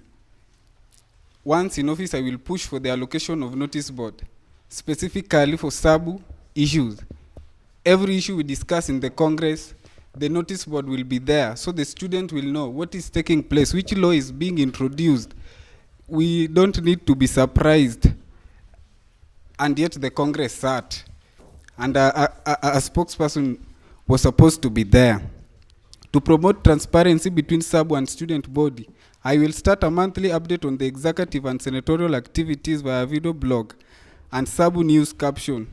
This will involve a 30-second video that will capture everything that we have done or we are planning to do, so that the student be aware of what is taking place. In conjunction with the yearbook office, we will create a database of student profile to build a network of collaborative opportunities across the university. Here, we are going to make a yearbook in a soft copy manner and be uploaded in the SABU website. In that, even after graduation, when you are in some office there and you've seen a vacancy of, let's say there's a need of a software engineer, and you know in your university there's a course of software engineers, but you can't reach any lecturer or student there. You will log in into the SABU, you will see the profiles of the students, see those who have graduated, and connect them. I will also place suggestion boxes at strategic points on campus to enable us get feedback from you, the student. If there are grievances and you are afraid to approach any of us, the suggestion box are going to be there. In that you can write what you think the student government is not doing and need to be done, and place there, and I assure you that you will receive a response. To ensure accommodation of all students financially, I will liaise with the relevant authorities to install affordable mess or cafeteria whereby students will be able to have affordable meals. It is unfortunate that this is the only university where students don't have a mess. We only have a cafeteria for on-campus students. They are needy students, and they also need to be addressed. For the student learner to condole with the bereaved families, I will ensure that the university administration, that the university issue out the university bus and SABU fuel seat to enable students, if your friend is bereaved or one of us we lost a student, then the university should provide a bus. We don't need to pay. Let's say someone has died, a student who has been paying fees here since first year, and he dies at a third year. Then we can't go because you are being asked to pay huge amount. Yet this bus belongs to the school, and SABU can fuel the bus. The bus will be there, SABU fuels the bus, and all students who want to condole or go to the burial be allowed to go without charging unnecessary fees. Once in office, I will pursue global scholarship, which are being offered by international organizations. There are also bursaries that this school also gives to students. The bursaries should also be distributed equitably.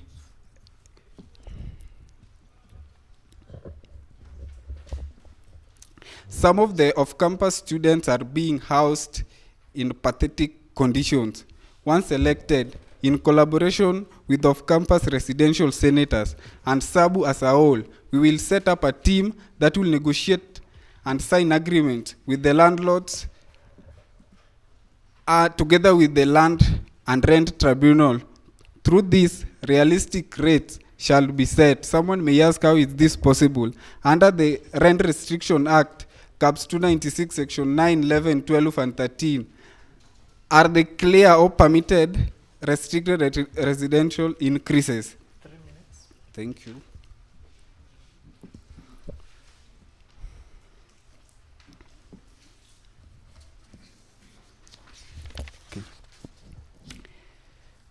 I will also ensure empowering students financially. Off-campus students who at times depend on welfare. Some pieces of land around this school go unutilized all year. These students can be organized into self-help groups. The land be plowed to them, seed given to them, and they plant. They can use the produce on their farms to sell to the off-campus students, to sell to the community, and help them raise their fee. I will set up and provide a direct telephone number hotline through which any student can call or send a message with any issue that may need to be addressed by SABU. My 3 minutes are not over, so I can go on.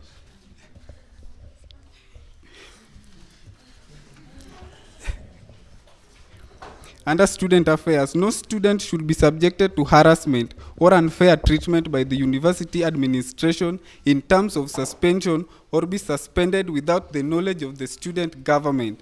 Before any student is suspended, all channels of reconciliation must be exhausted thoroughly. Student Handbook, Chapter 9, page 52. Corrective disciplinary measure must be adhered to. 1 minute. Okay. In my 1 minute. I will also ensure that students in this university are united and no verbal language or no someone to divide us in any manner to serve his purpose. We must all speak one language. We must all feel as Baratonians and not be judged or addressed with where we come from. Ladies and gentlemen, something new is happening at Baraton University right now. A wind of change is blowing all over the institution, and the students have placed their hopes in the delegates of today, that today you vote a leader that will serve them. You vote a leader that will work for them, and all these issues that they are addressing will be solved.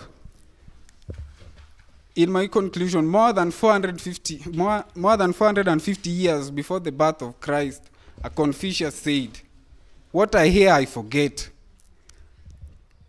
What I hear, I forget. What I see, I remember. What I do, I understand. Let's do this together.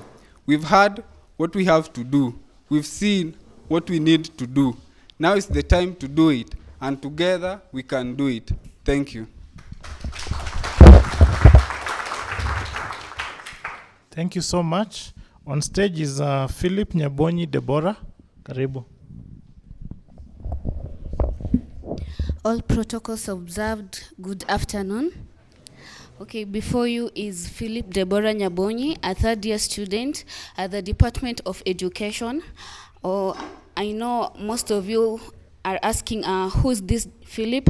I use Philip as my surname, and yeah, I use the three names as my original names.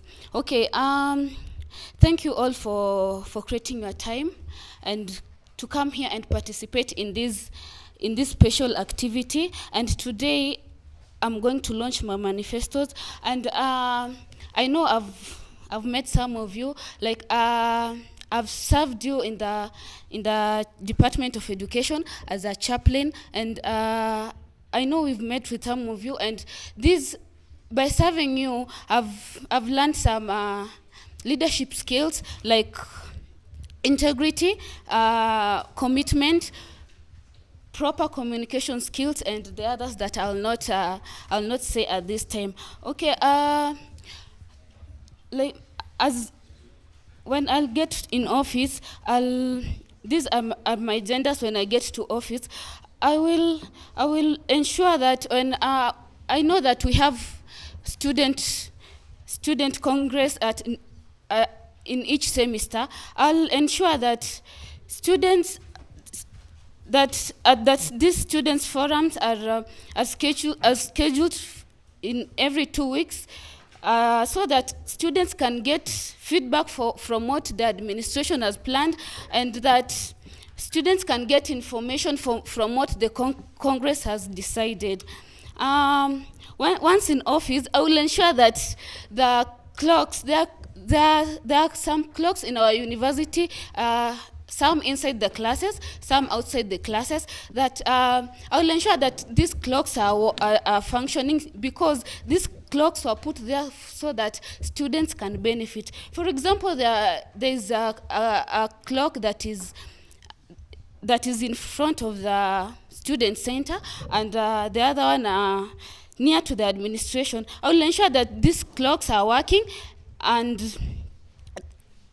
because these watches were not put there so that for beautification of the environment, but there was a purpose why these clocks were put there. So I will ensure that these clocks are functioning so that students can benefit from them.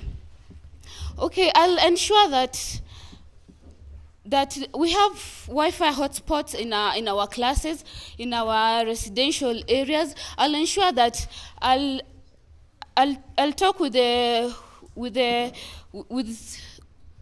people who manage these Wi-Fi hotspots, so that they can be increased in strength, so that the students can be able to do their assignments on time. They can be able to receive their emails, because the emails are one channel of communication where the students get their notifications. And I've observed that in our labs we don't have enough computer labs, especially in the ground floor in the library. I'll ensure that there are enough computers. I've seen students who go to the labs, and they wait until another student finishes to do his or her assignment, and then they go to they use the computers. So we can see that these students spend much of the time waiting for these other students to finish his or her work. So this leads to time wastage. I'll ensure that there are enough in the office. I'll ensure that most of the books in the library are old, and they are not efficient for us to use in our research papers, because when we use them in our research papers, our lecturers are like, where did you remove these books, and they are out of date, and we need to use the up-to-date books. When I get into office, I'll ensure that these books are up to date, and ensure that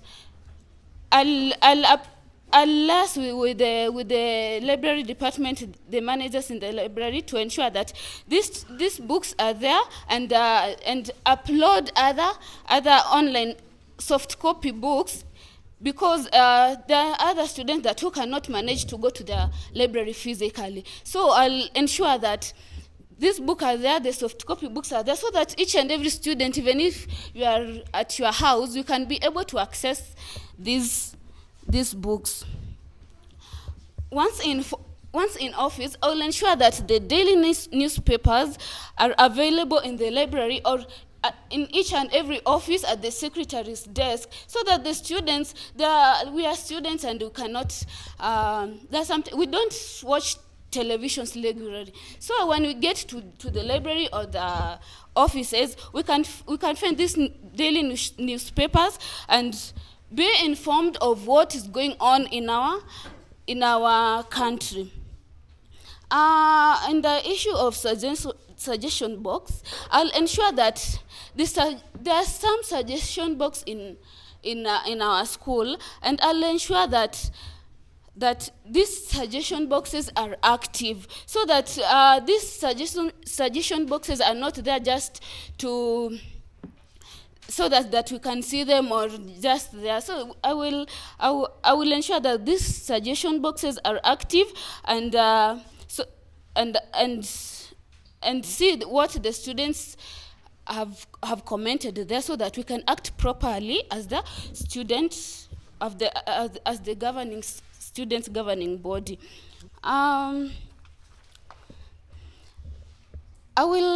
Once in office, I will ensure that people who are differently abled are heard. I will ensure that there is equity in our institution. Okay. I'll ensure that there is equity in our institution, both the male and the female. And I will also liaise with the counseling department to train more and more peer counselors. I know that they started this project last semester, but this semester there are no peer counselors who have been taken through the system.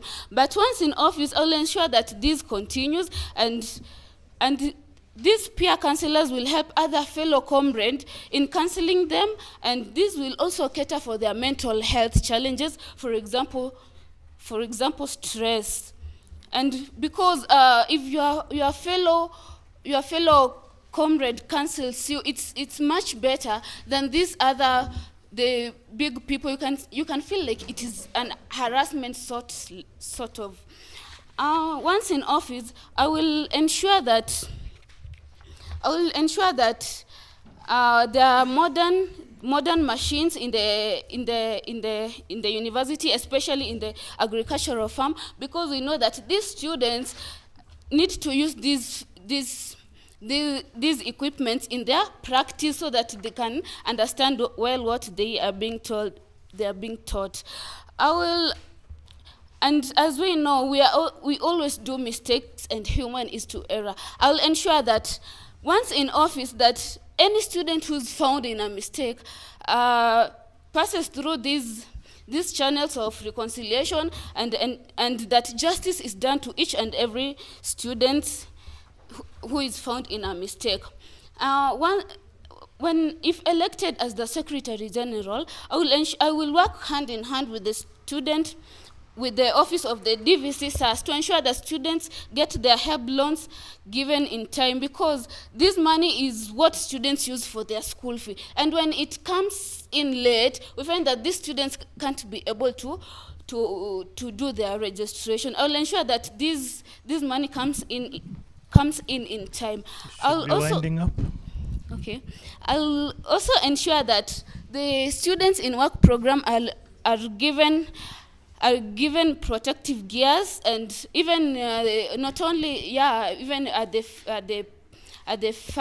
physical plant, even at the cafeteria, that they are given protective gears so that they can carry out their work effectively. And in terms of the students living off campus, I'll ensure that nobody harasses them in terms of rent paying. We see that this rent is being paid in semester based. So I'll ensure that these students are not put into probation because of not paying the rent. We can just talk with the landlords and tell them maybe if they can pay monthly wise, or if they can give them some time, so that this student is not put in probation because of not meeting the payment of the rent. And Thank I hope you, that thank my you. plans, I hope that my plans or my manifestos will convince you enough to vote me in as your first Secretary General lady. And this is not for personal interest, but for the interest of all comrades. So let's hold our hands and make our community a greater home by doing what is right and not what is easy. Thank you so much.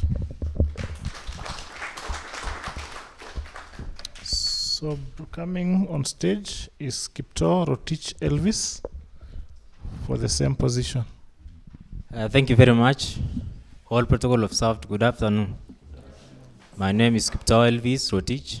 I'm a third year student, School of Education, Humanities and Social Sciences, and aspiring for the Secretary General. I will begin with the words of Jack Well, and he said, "Before you are a leader, success is about yourself. But after you become a leader, success is about growing others." Therefore, if elected as the Secretary General, I will ensure that the success of each and every student is catered for. I will go directly, because of time, to what I'm going to achieve if elected as the Secretary General. Number one is to listening to the voice of the students. I want to say that the key thing to an effective leadership is to listen to the people that you serve and work towards their issues.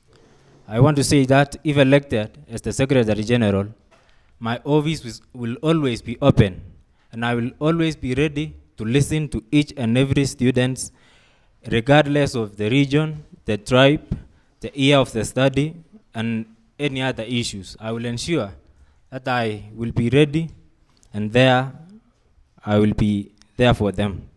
Number two is creation of online feedback platform.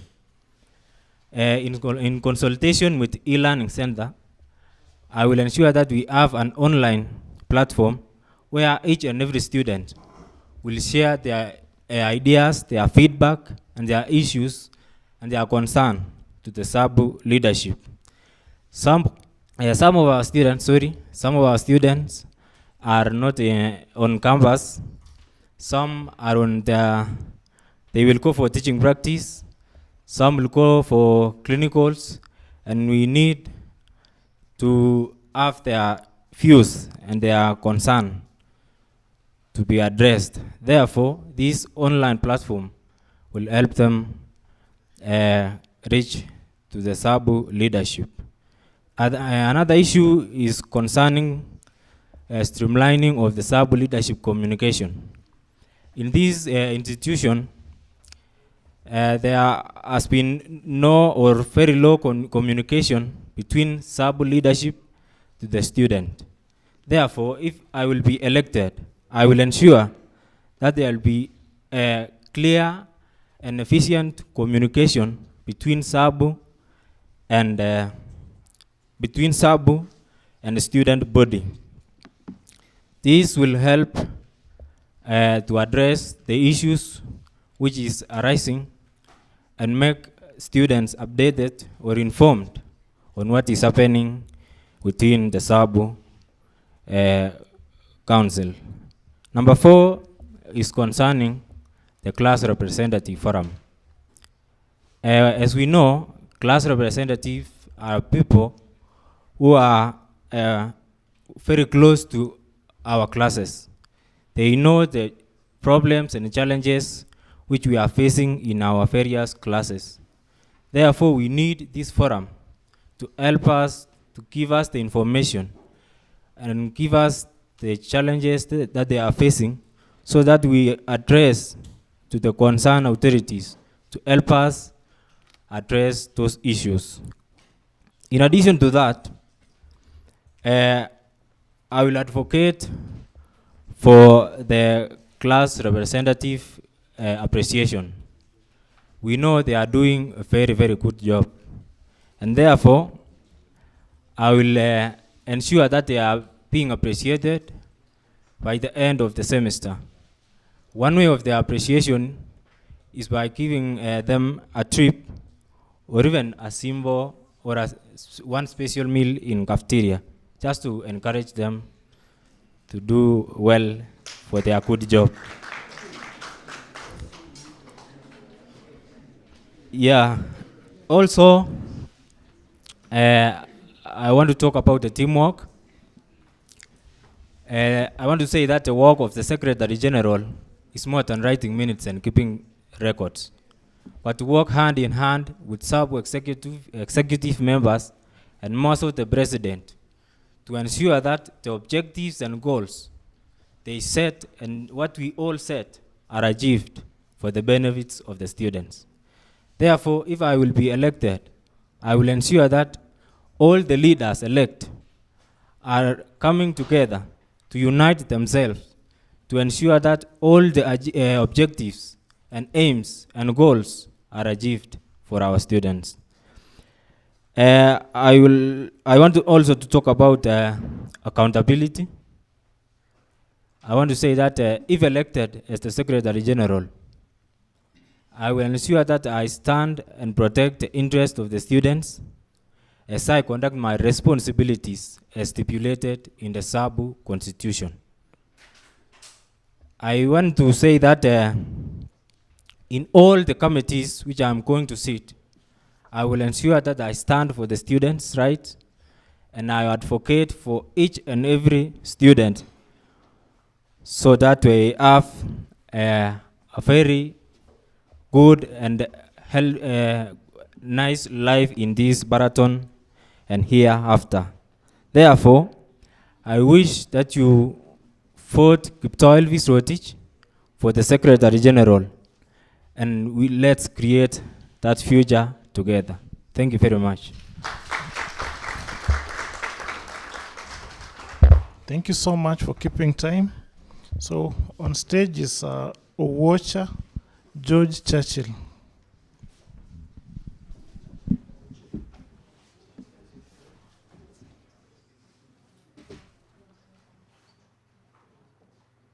Just give them.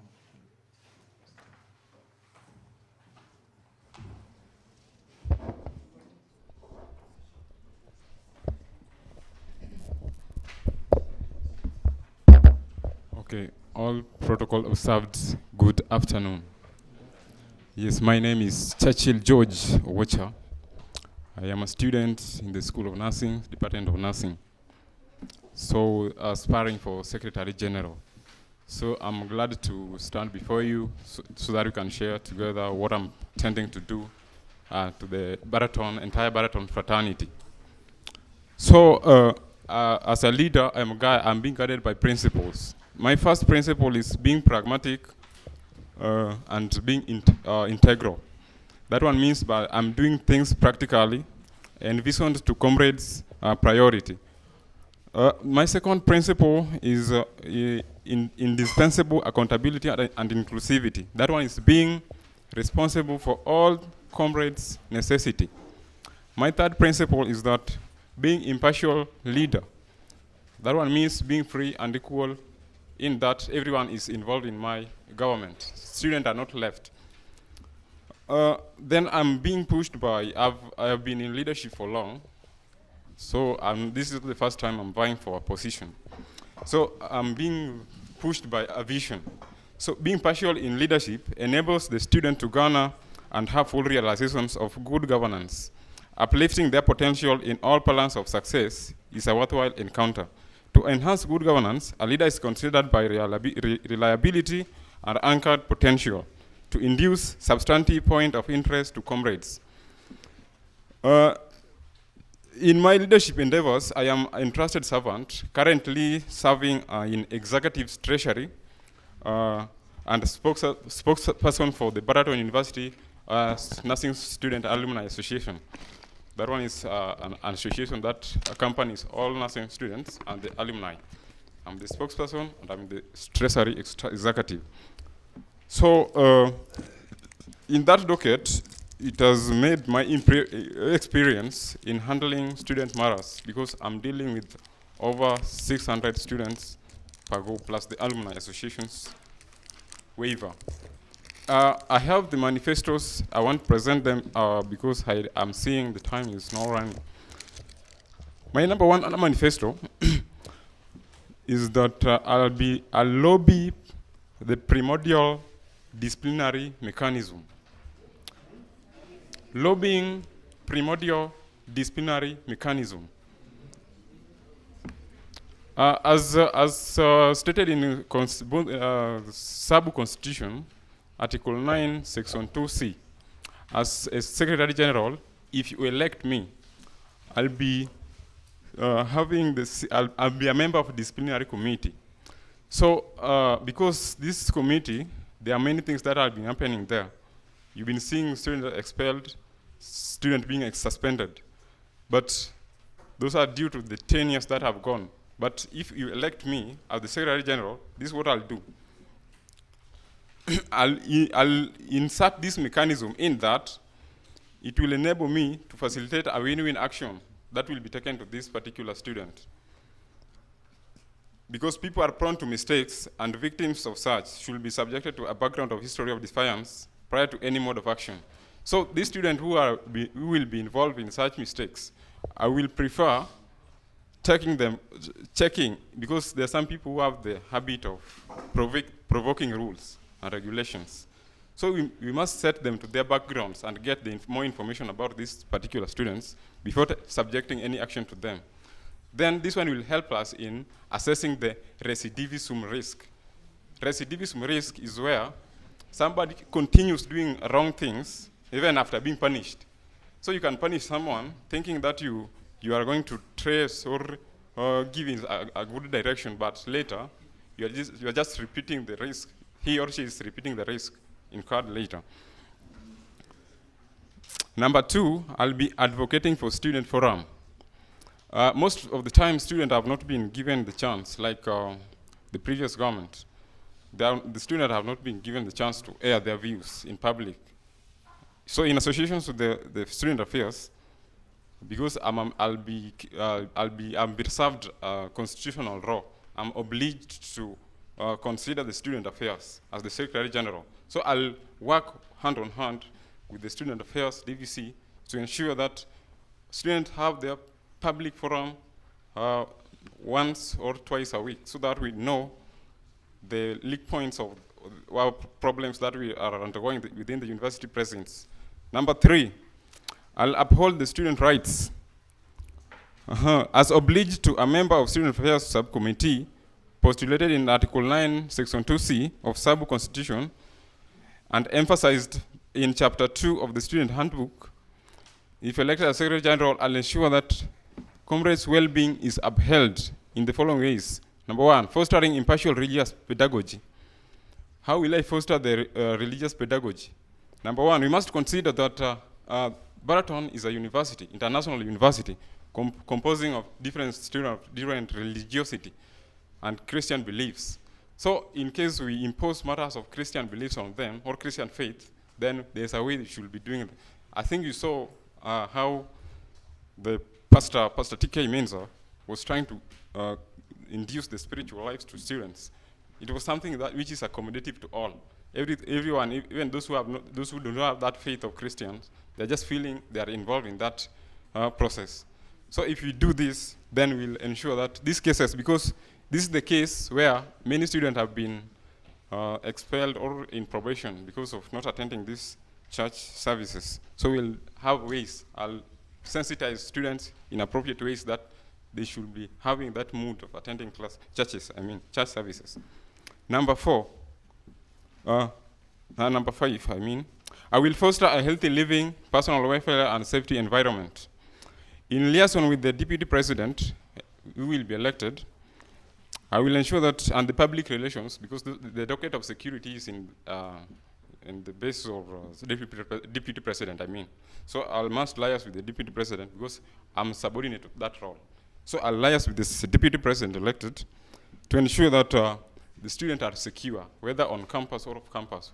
We have many cases where the structure are dilapidated and many things are happening off campus.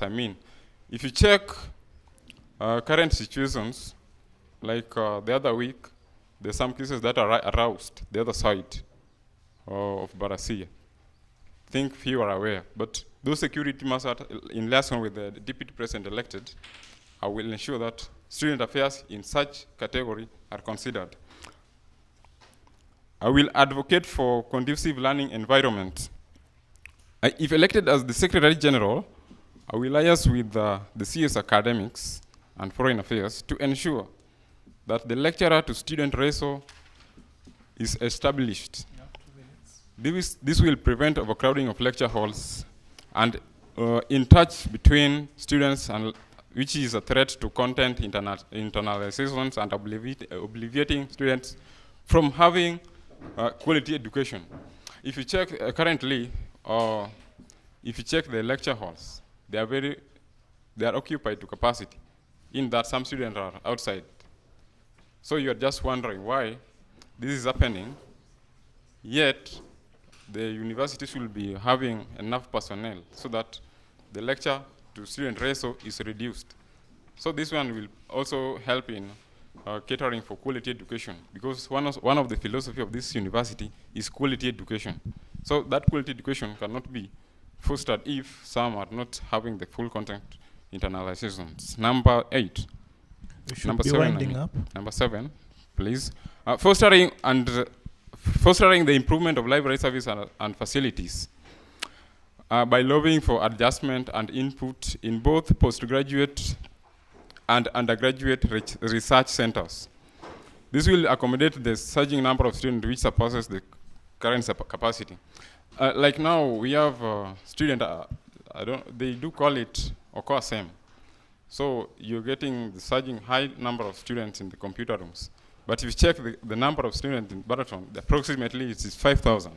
5,000, the computers which are there for undergraduates are 23. And the same thing applies to the postgraduates. So if elected, I'll ensure that the capacity is increased from 23 to 100. This one will help accommodate all students with that necessity of pursuing their research or other learning services. And number 8, I will foster subsidies of trips, tours, and clinical charges. Like now, in other departments, there's some misinformations which are being portrayed. Some people are to undertake a trip, and maybe, unfortunately, it has been cancelled because of poor planning. And if you check, these of our students, not everyone is from that higher background. So if you come up with an issue 1 day or 3 days, telling someone that next week you'll be having a trip, you are expected to pay 20,000. This one is very, very risky to some particular students. So we must consider this. Time is so, up. Yes? Your time is up. All right, so I'll consider that. Thank you. Thank you very much. Time for questions.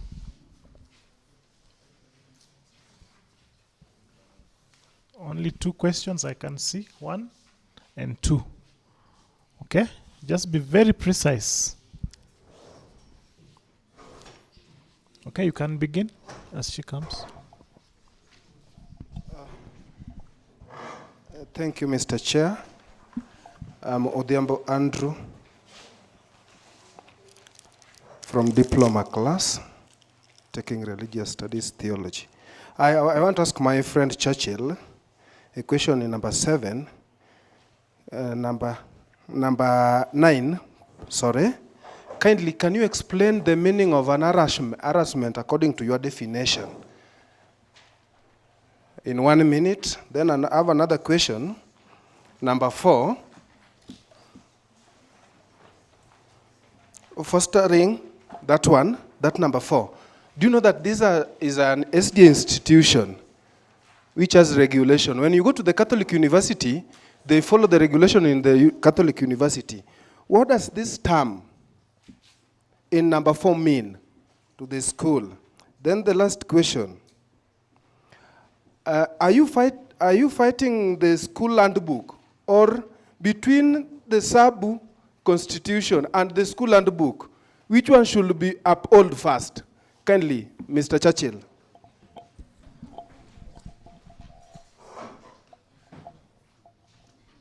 Afternoon, y'all. Oh, I'm Laura Chamtai from Department of Management.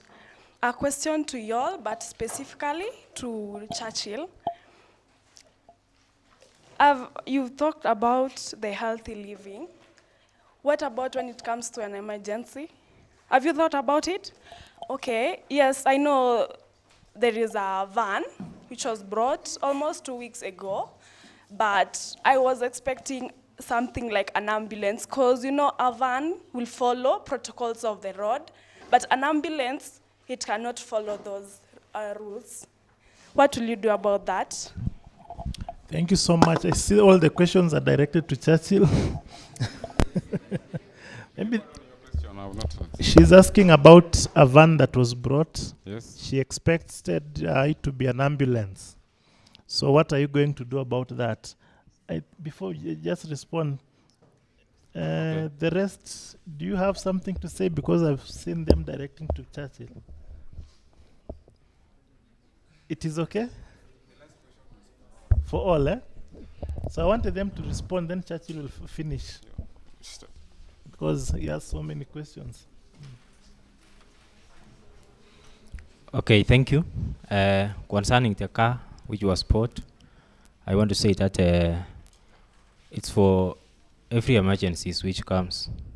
If it's an accident or any emergency issues which concerns, which requires someone to be rushed to somewhere, that car will be used for that. Thank you. Thank you. Oh, concerning the van was bought to help all of us, the students in emergency who are supposed to be taken to Kapsabet or Eldoret. But we can see that this van cannot accommodate, like, if we have 5 people in, who need emergency, who are in emergency cases. Like, when I get in office, I'll talk to the student governing council so that we can buy a much bigger van that will accommodate at least 5 or 6 students, because we can't take one student to Kapsabet and then come back or like that.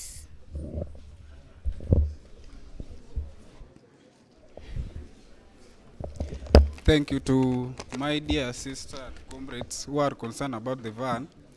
First of all, the van it was bought during the previous government. It was not a consultative process. We don't know their intentions. We may just devise a way of using it, but the truth is that van cannot be used for medical emergency purposes.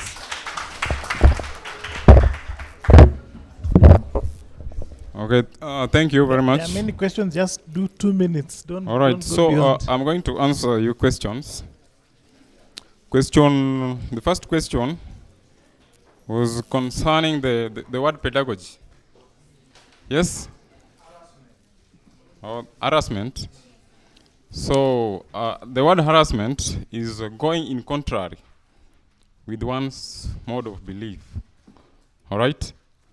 So the student handbook upheld our rights and beliefs. So before you go against someone's belief, because maybe this person's beliefs different from this one. So before you go against each other's belief, then you must have a advanced inquiry about the individual. Are you getting the point? Yes. Further explanation is in the student handbook. Question 2. Question 2. Fostering impartial religious pedagogy. Yes. So there, pedagogy is just a mode of teaching or learning. All right. Yeah. As the Secretary General, if elected, I'm a member of Religious Affairs Committee, and this point is related in religion. So I'll know how to ensure that uniting everyone to this faith, because I know this is a Seventh-day Adventist institutions. Are we together? Then the last question. What's the last question? Pardon me, please. The ambulance. Oh, I'm not fighting the student handbook in relation to SABU constitution. The SABU constitution obliged me to some duties. The student handbook is also a guide to the general student body, so I'm not fighting any. I'll work one-on-one with each and every regulations, either on the student handbook and SABU constitution. Then ambulance. Yes, as you know, it was not somehow, because it was bored, or the issue was raised during the last tenure. But there are other things that should be done, like we don't have the ambulance and other necessities. So I think it was answered already. And I'm just thanking you for your forbearance. As you're going to vote Churchill George as the Secretary General for SABU. Thank you so much. And now to the elephant in the room. I hope all the delegates are in.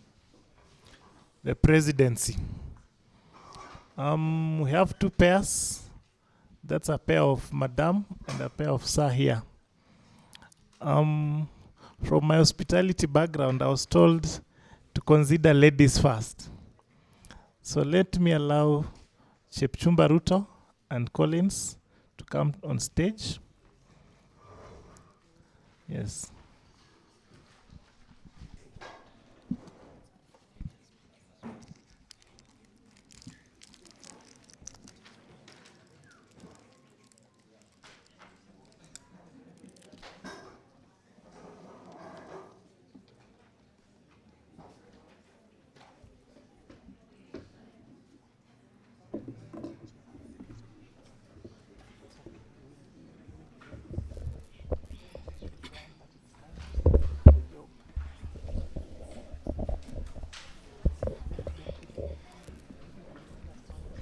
The delegates present, the election officials, the election observers, all protocol observed. Good afternoon. My name is Chepchumba Ruto, a second-year student from the School of Nursing and the Department of Nursing. With me is my deputy. Kindly introduce yourself.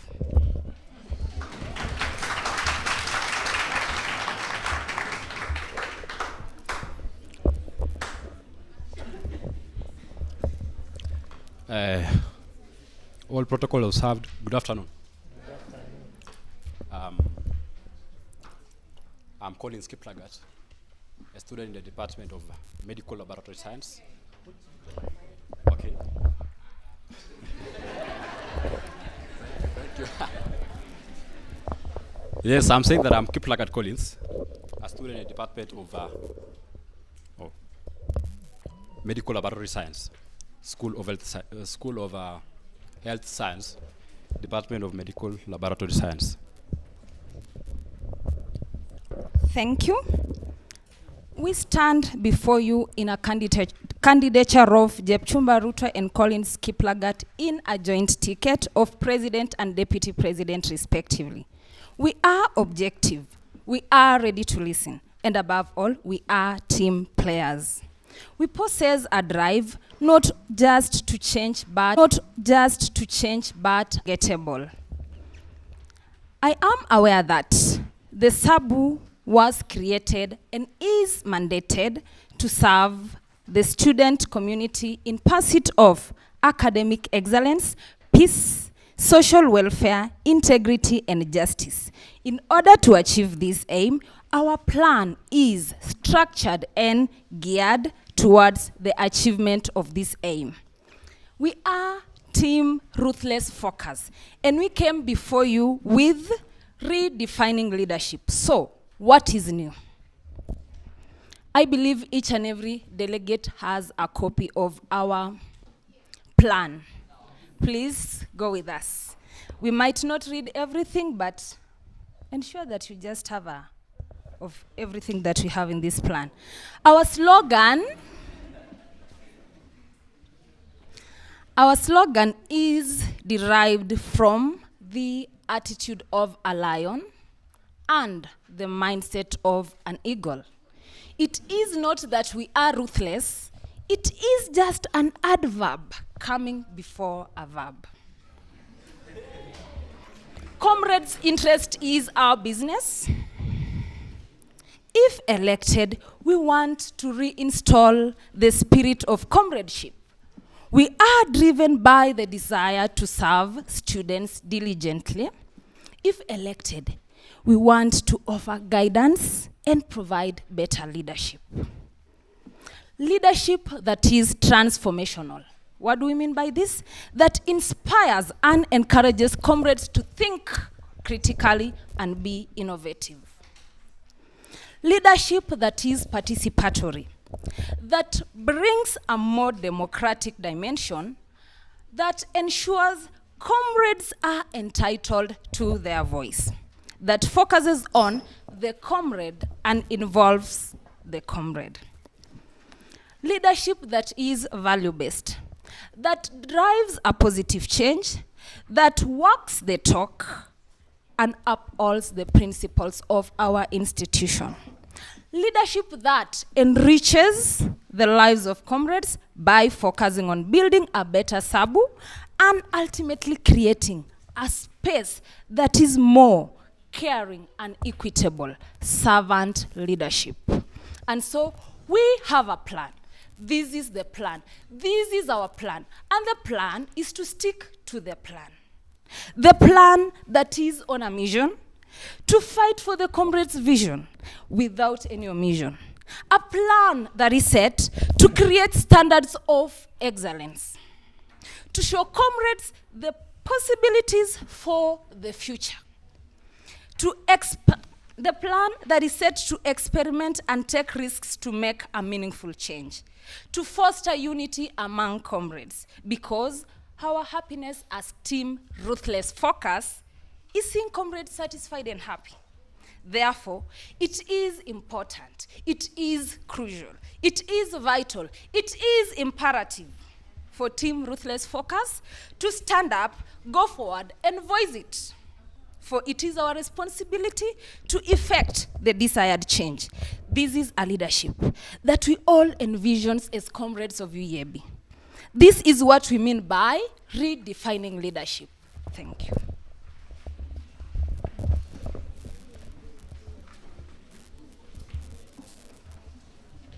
There we go on. Plan number 1. This is the plan. She said earlier on that this is not a manifesto but a plan. Plan number 1, mental health. The philosophy of the university lies in the physical, mental, and spiritual well-being. If elected, we'll focus on a very important topic. Some of us, in the beginning of this session, said it is underlooked. It is true. This is a crucial aspect of our overall well-being. The psychological, emotional, and social well-being. It affects of how we think, of how we feel, and of how we behave. Mental health issues range from common stress that we usually undergo every day, burnouts, and anxiety, and anxiety to more severe conditions such as depression, post-traumatic disorders, imposter syndrome, panic attacks, obsessive compulsive disorders, narcissistic personality disorder, and psychopathism. This is an issue that we always face every day, the issue of mental health.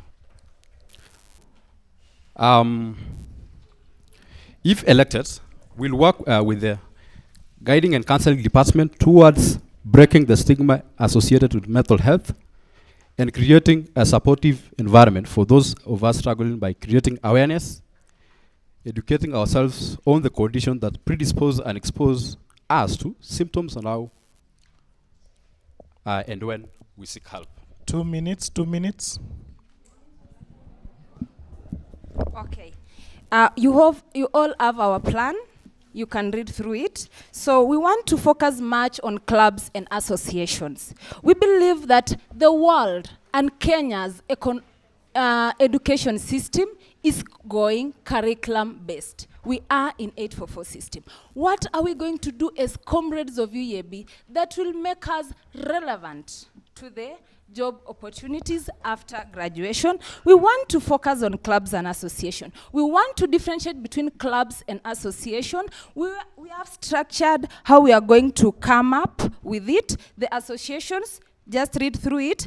If elected, we are going to have associations from our schools, our clubs, amongst students, derived from the interest that you have. We have mentioned a few. Presidential Award Club, it is an international club that all other universities are part of it. Where are we as UAB? These clubs comes with a lot of privileges. Once you are a member, if you are a needy student, they at times sponsor. They sponsor students who are innovative to come up with their research. We have seen other universities appear in the social media, having discovered how to make ugali using grass. Where are we as UAB? We want to nurture our talents. We want to improve on this. We are going to also focus on this. It comes in 3 dynamic perspectives. I believe we are following this. If elected, we shall have an association and club open days.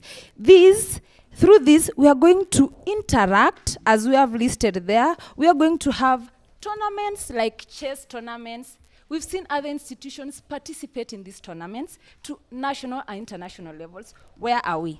This is the time we are going to reintroduce this. Also, we have Culture Week that we want to redefine it and make it look better.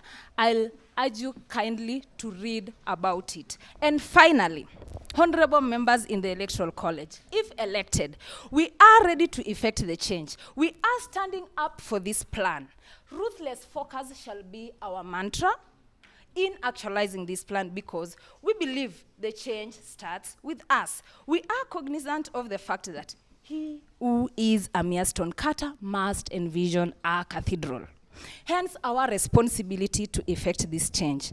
Honorable members, you carry the blessings of the student population to make the right and informed decision on their behalf. Therefore, we ask you to consider our candidature for the assured results. Be the change you want to see us. We redefine leadership. Here we are. Send us. Thank you.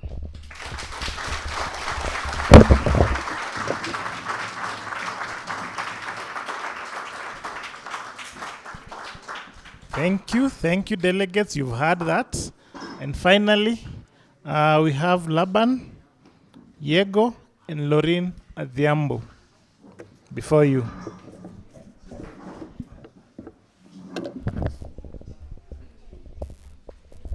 Oh yes. All protocol observed. Good afternoon. Good afternoon once again. This is the impossibility to be something possible. The impossibility of something to be possible. For the French philosopher Franz Fanon, in his book said, the wretch of the earth, and he said that the generation must discover its mission. Dear comrades, what is your mission? The generation can fulfill it or betray the mission in relative opacity. The Holy Book tells us that there is nothing impossible with God, for we can do all things in Christ who strengthens us. It is the creed that will rise in this election. Impossible is nothing. As the impossible is nothing is our theme, as the leaders, we are going to make sure that Baraton University, that is the institution of higher learning, is going to be great, great, and great forever.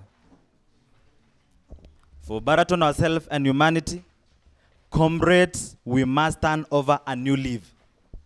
we must work out new concept and try to set afoot new man.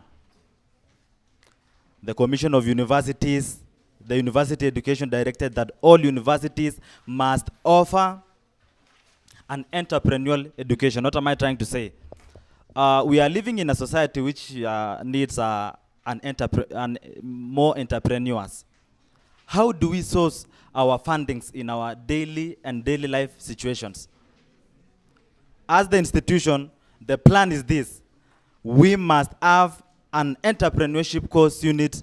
Each and every student must learn, and the school must fund that program. Number 2, for the lack of conducive and studying environment, akin of child paying for its mother's milk, additional chairs to classes is something basic that we must not take much time in. We will confront all alleged biases in our labor office, but we also have to acknowledge the extent that the university quest to solve most of our financial problem through work program. Meaning, we are going to increase the work program to all students. In addition to work program, we have a large track of land in Baraton University. There are some pastors who are going for canvassing. So these pastors, they have a lot of stress in funding their way to go to East and Central Africa Division to minister. That is the literature association of pastors. So these canvassing, when the school give them an opportunity to cultivate that small tract of land, they will get money and they will go to preach the gospel of God. That is another thing. So from Baraton ourselves, we've been exposed to we've been exposed to a lot of changes in Baraton. We have a bakery. So in this bakery, what if our bakery bakes more cakes for every 10 people who have birthdays every single day on campus and off campus? Meaning, it is just an appreciation to motivate them to be patriots to their school. Giving that a bakery gives us a lot of bread, isn't that so? And these cakes, given freely as an appreciation, the university is going to fund them for their success. So going forward, we will talk to the appointment office to handle us with respect, regardless. We are not going against the student handbook, yes, but we will also have to exhibit individual leadership. Charity begins at home. So if you don't have that charity in your home, you will never go extend to have charity to people. When head is well positioned, you don't mind about the legs. If changing our hearts and our minds is the first central step, voting us in, we cannot stop there. Comrades, Elon Musk is busy sending people to Mars. Bill Gates and Steve Jobs are making computers parts of energy household life. Here at Kenyatta University, we remember during the COVID-19 period, the Kenyatta University student invented a ventilator during COVID-19. Smart gloves technology, Lion Lights, M-Pesa mobile transfer were made by university students. Dear Baratonians, voting us in, we will increase more and more innovation in our institution, freely, funded by the school because we are in the school and we are the school. The hope within our reach is that we give environment for research, invention, innovation, inter-university activities. We will work with the CS Sports and Entertainment to link ourselves with close universities and the farthest universities to achieve a common goal. We are going to lobby for such activities to be given room to thrive. Sporting activities, leadership mentorship program, academic innovation that are rewarded in our desire. Meaning when you are going to participate in an activity of the university, there must be a certificate given to you. We have some people working at a cafeteria. So these people have worked for 5 years. So, and they just feel like we want to start our business. Meaning we've mentored them for more than those years. So we are going to certify them. We are going to ask the administration to certify them, to give them the quality assurance that they are going to be supported by the institution. I have a belief that impossibility is nothing. It's the belief in the possibility of expanding the work program. So it is the possibility to automotive student open a functional garage to repair vehicles even outside to raise their money. Meaning, the plan is this. We have students to include ourselves in our government. We are going to elicit some of the information from the students so that we can thrive a common goal as this team. Good afternoon.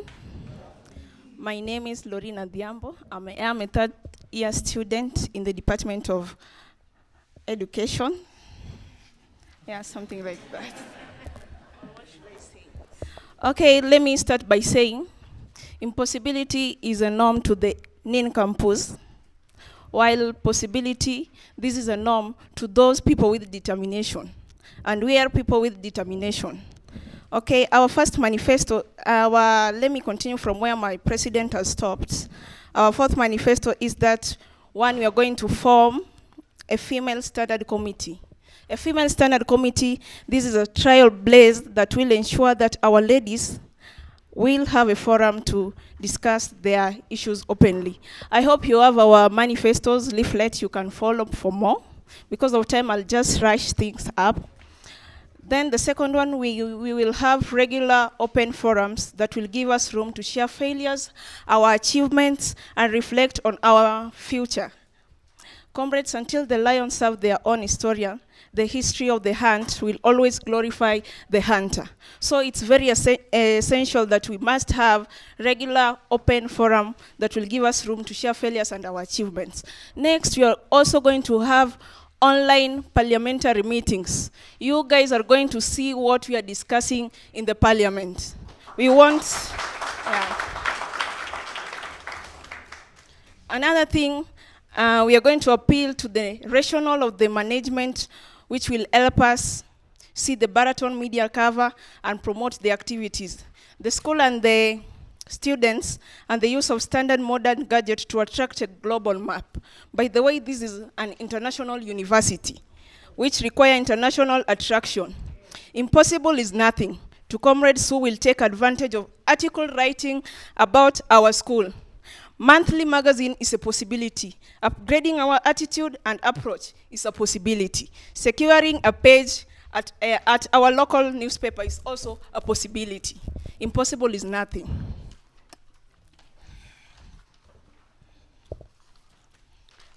Just to finalize, there is a moment in life for every generation when, if we are to make in history, this spirit must break through. This is our moment. This is our time. How you feel, how will you feel if this is the time all the darkest corners of Barasi have lights? How will we feel if this is the time landlords are put to task to offer real security? By the grace of God, we've never come across insecurity cases, but that does not mean that we are safe either. It will be my bliss if Brian going to Chemundu or Tilalwa at 9 p.m.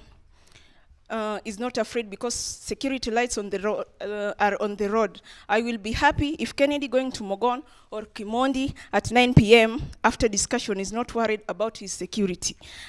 And if we truly bring about Christian education, this is so crucial. In this time, we must find it ourselves to act on what we know, to understand that living up to a possible idea require great efforts, sacrifice and stamina, and it is not what is at stake in this election. Just to clarify on something, there is this issue that it is a contemporary issue. Baraton University, we have the fashion and design students, yet we have a problem with the graduation gowns. What if we put the fashion and design students to task so that they can help us to, what can I call it? Wind up. To mend more graduation gowns and the baptismal gowns so that students, when we are going to be baptized, there is no need to go with clothes. Yet we have the fashion and design here. What I can on the issue of cakes, we have the bakery. Yes, students always go to Kapsabet to order cakes. What if we put our bakery into use so that students can buy their cakes from the bakery? It will be a win-win for both the school and the students. The transport money that you use to go to Kapsabet, you can fill it up and use it to buy the cake. Yes. Just to finish, please give me time, we are the last.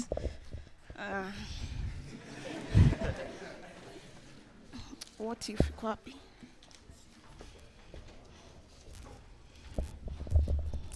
There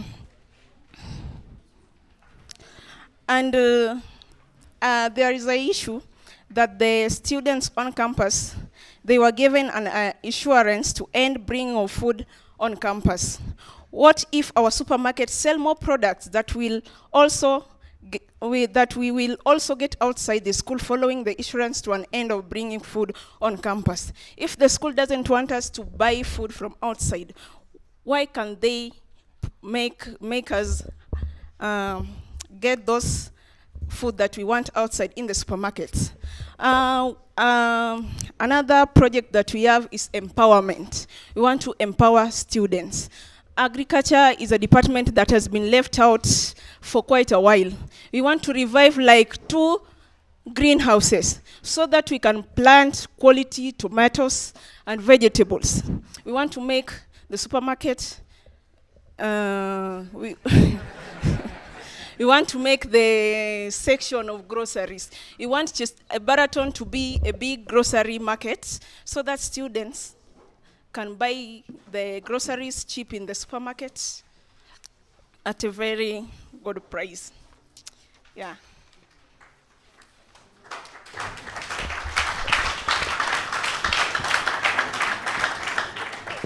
Just to finish, please, maybe I won't have these opportunities to stand in front of you again. So there is this philosopher, Winston Churchill. He was really funny with his quotes.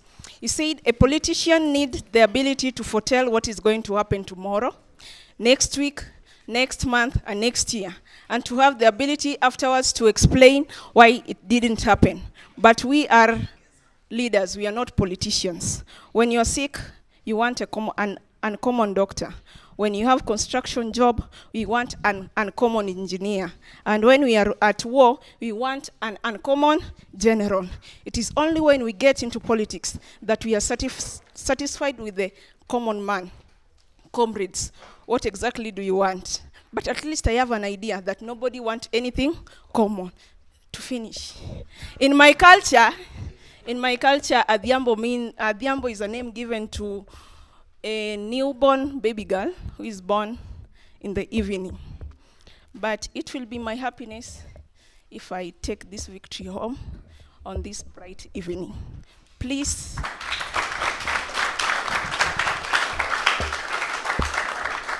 I'll be very humble. Please, please, please.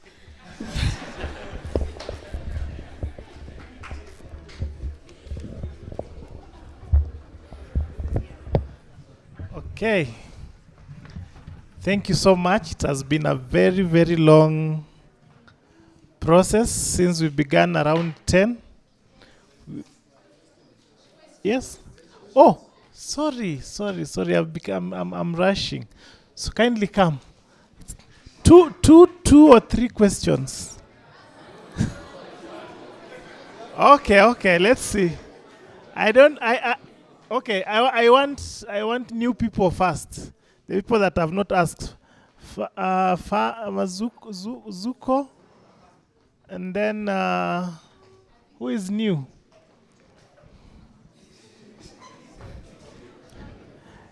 Oh, we don't have new people. And then we'll have him, then him.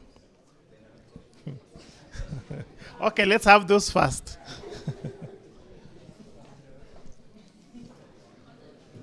Fast, be very fast, kindly. I had forgotten about questions.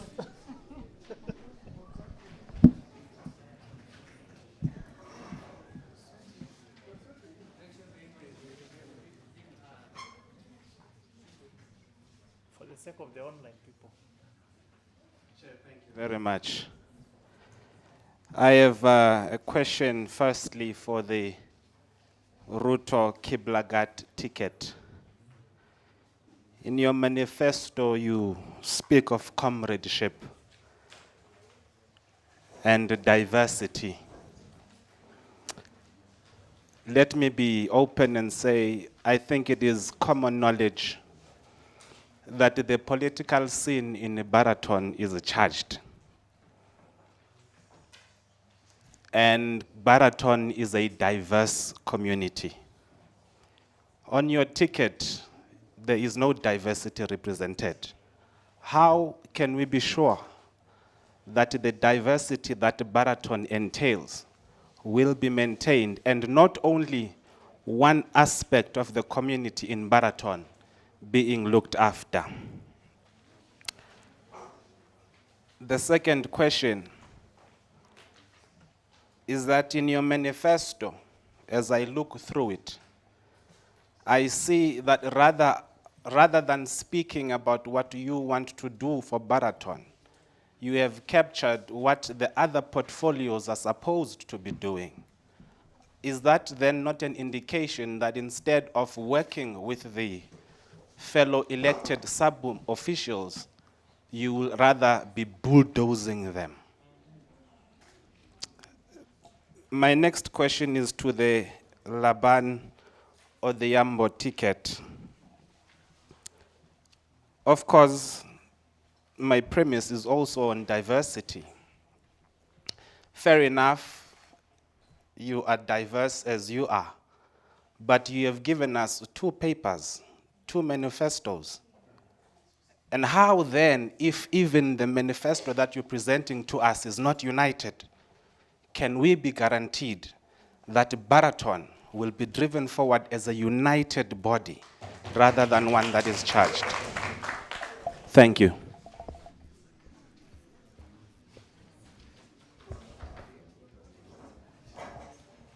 Good afternoon. Now to Jepchumba Ruto and Collins Kiplagat candidature. With all due respect, I'm very sorry to inform this floor that our honored members of the Baraton TV, you boycotted their debate. Personally, I took my time to tune in. All the other people who stood here, honestly speaking, they went through the same. Students, including me, I'm worried. How many more SABU assemblies are you going to boycott? Can you please convince this floor why you boycotted the Baraton University debate? Thank you.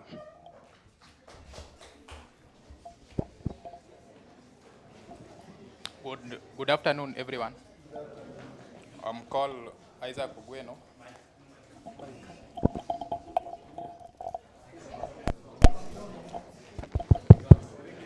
Okay. I'm called Isaac Ugueno. My question goes to all of you.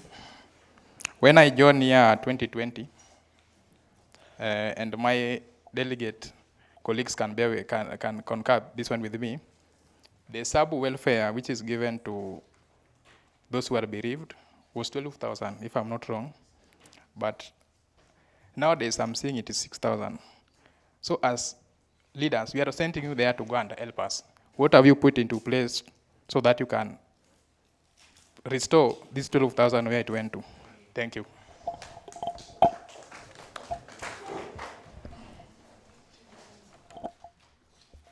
Good afternoon, members, or rather, good evening. So my concern is, my question goes to the deputies. In the constitution, the SABU constitution, your main role is about the security.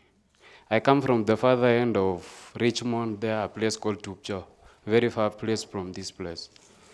Some few weeks ago, there was a girl who was robbed, and her phone was stolen. We have had so many security issues in our plots. So what's your plan about the security issues? both the deputies.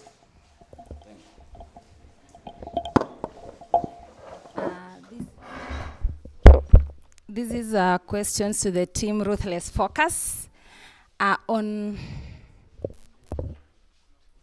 the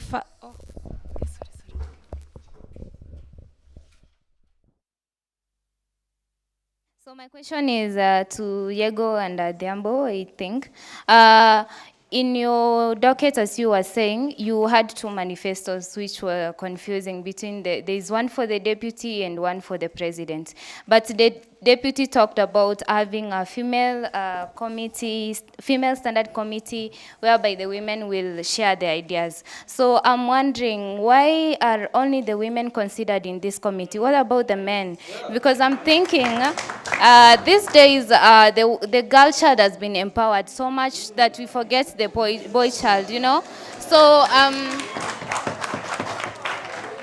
yeah, so I'm wondering, why are you only considering the women? And also on that point, you know, there is also the CS gender who is going to deal with that. So I need to be convinced why you're also dealing with only women in your docket. And also I'm asking about, you said bringing more things to the supermarket. The reason why we go to Barasi is because the prices are cheaper. A biscuit I can buy at Barasi at 40 bob, in the supermarket is 80 bob. So you're telling me if you're going to bring something to the supermarket, we don't need things in the supermarket. We need reduced prices in the supermarket.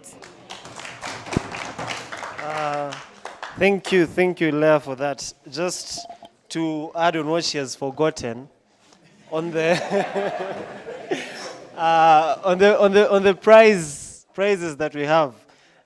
Before WASE, we were told, as in-campus students, you're not allowed to bring food to the campus. Yes, and that was because of some issues that had happened in school. But right now, when I go to Snaket and order a plate of fries, I'll be charged 140 shillings. When I go to Barasi and order a plate of fries, I'll be charged 100 shillings. So what are you going to do on that? I'm here to also talk on the University of Eastern Africa, Baraton, as an Adventist university, focuses on the spiritual well-being, the physical well-being, the spiritual well-being, and the mental well-being of students. How are we going to ensure that all of these are catered for in our regime? That is to all of you. We are so glad that some of the aspirants, when it came to the cabinet secretary positions, they made us know of something you guys have as a budget. And you have talked of having security lights being taken all the way to Chemundu, Mogon, Tupcho. Is that in the policy? Will the university do that, or is that supposed to be done by the county? That is something you should tell us. If it is on you, then if it is on the university, why has it never been there up to date?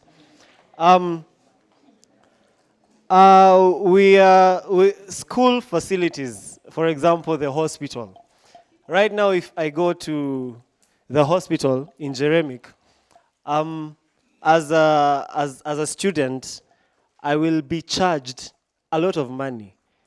And I would rather I go to Barasi, get tested, prescribed for drugs, and use them. Or go to Barasi, or go to Kapsabet, get tested in a hospital, come back to Jeremic, because we have a whole pharmacy there. And to be honest, we do not have a doctor who is always there.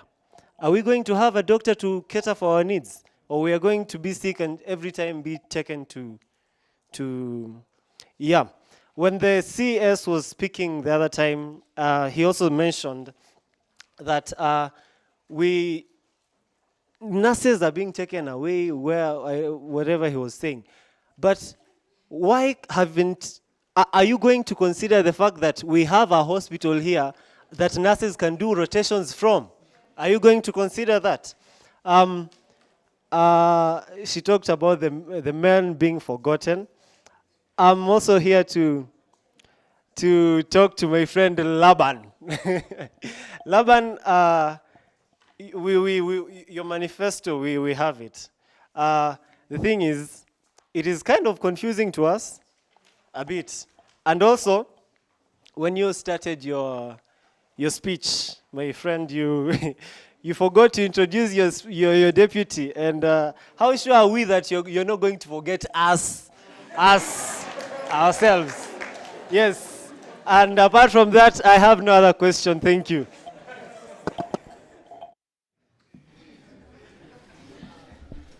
Ladies and gentlemen,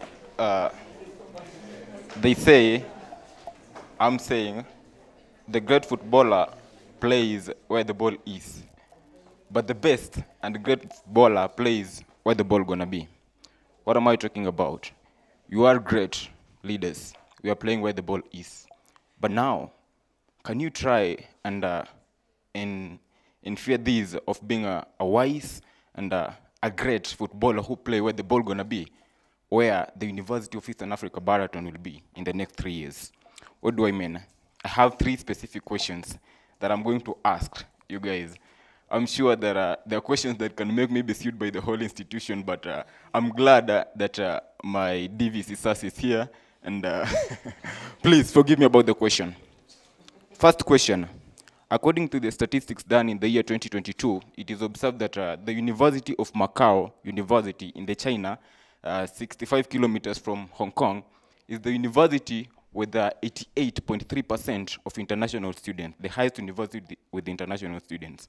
We have a tag, international university. We are an international university. But looking into the matters, it's like we have a 0.51% of our population is from an international. It concerns the international student. I can bring these statistics to you live by telling you this. Right now, we are having an opposed senator of international student who didn't apply for the first time, but it was like a begging for him to apply first.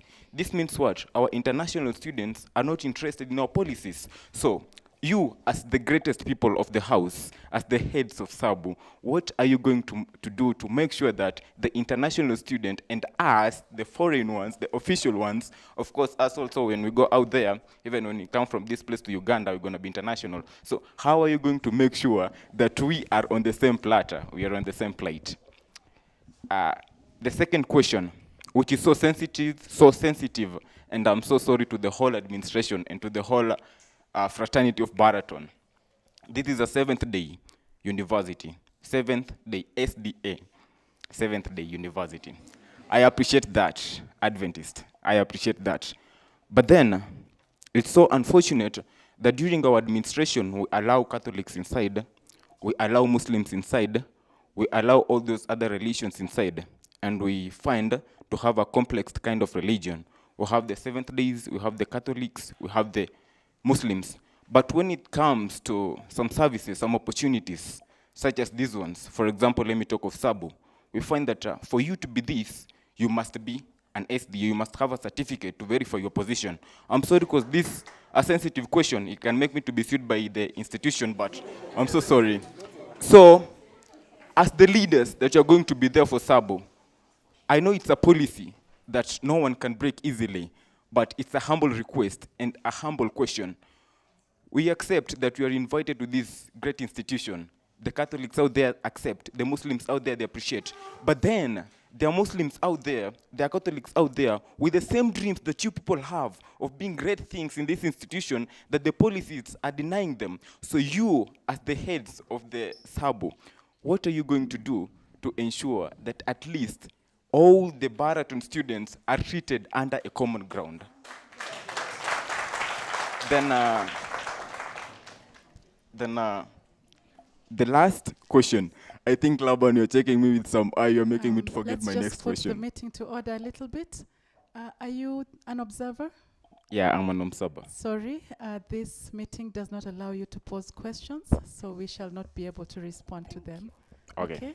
Kindly Thank you. take your seat. Thank you. Thank you so much, I appreciate. Thank you, you're welcome. Thank you very much for your question. Presidents, presidential aspirants and running mates, the floor is yours. Thank you. As a team Ruthless Focus, we will begin with our questions. The first question. Order, please. The first question was on diversity. We are very categorical in our plan. We have a culture week, and we have said we will be the champions of promoting unity in diversity. How? We will create a platform, we will redefine. It is not creating actually, we already have it, but we want to redefine it in a manner that it should be a platform for the university and the community to display their diverse cultures. It should bring students, scholars, entrepreneurs, and cultural enthusiasts to create our unique identity. It is to echo the element of having one united UEAB composed of diversified cultures. The plan is, if elected, we have a plan to redefine how we conduct it. We are going to make it done, it will be done annually. That is our plan. We will propose it. We will propose it to the DVC's office, and it is a nice idea. They won't say no. It will have a theme, for example, kujivunia utangamano wa utamaduni, which stands for embracing diverse cultures, one people. We believe, being in Baraton, we view each other as Baratonians, not from our ethnic backgrounds. But then again, we have to be proud of our ethnic backgrounds by showcasing our cultures. We will be setting up, during this culture week, we will be setting up exhibition stalls that will showcase food cuisines from different cultures. People from Mombasa will show us how to cook pilau. People from the Luo region will show us how to, not fish actually, how to make basketry. You remember the traditional basketry? All those cultural artifacts, canoes, ornaments, their cultural attire. Our friends from Malawi, they will showcase their culture.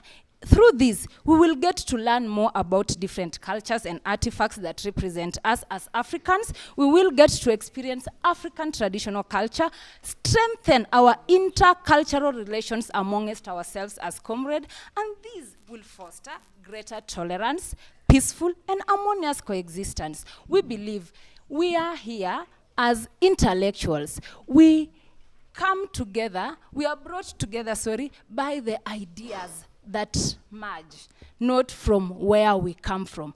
We don't look at ourselves tribalically, in quotes.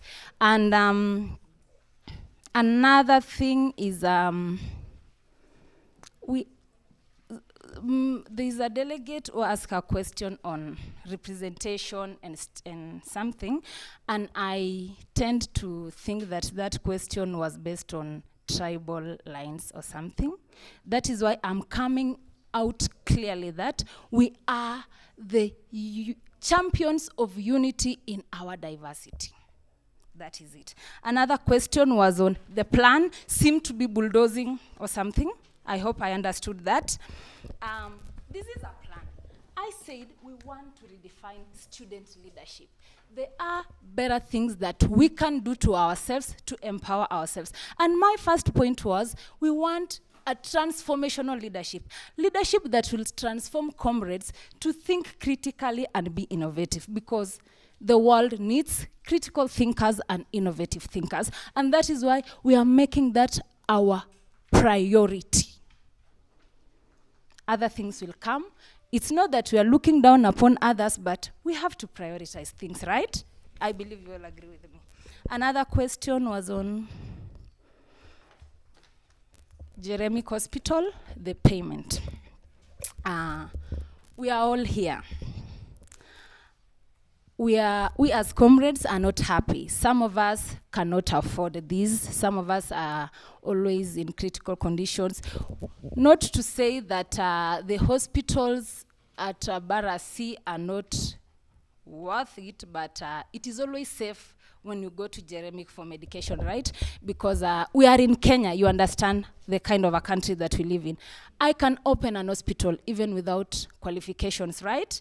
And when you are desperate, you might end up falling on my hands, no qualification, I diagnose you wrongly, it gets worse with the time. I am a nurse, I understand. What are our solutions? We will, if elected, we will, as leaders, elected leaders, go talk to the administration. Tell our pleas. We will reason together and come up with a better solution that will be to the benefit of the student. Our focus is on the comrade and nothing else. Our satisfaction is seeing comrade happy, as I mentioned earlier. Another question on international students. If there is a time that they will feel represented, it is if this theme, this team ruthless focus, if they are elected, you will feel our representation. We have something also in our manifesto. I'm sorry I didn't have enough time to explain everything therein. On communication, we are saying that if elected, we will create a platform where comrades get to engage their leaders for accountability and authenticability, both online and physically. How we're going to do it? We're going to have an open door policy. I have explained what it means. So we are human beings. We might not have all the solutions, but we are open to ideas and criticism and to be challenged. Yes. I believe I have answered all the questions that were posed to us. There was one for Baraton TV. Thank you. We are very sorry. We didn't boycott. To boycott is to, we understand what it means to boycott. I want to say we didn't boycott. I received a message over WhatsApp. We all know at times you might not open a message over WhatsApp. Then we were not aware, this team of mine, we were not aware that it was scheduled on Friday. We expected it to be on Sunday. And by the time we were supposed to appear, we were not aware generally. We were busy with other schedules for that day. And so I did not boycott. And if called upon to appear even after this, I'll be ready. Thank you.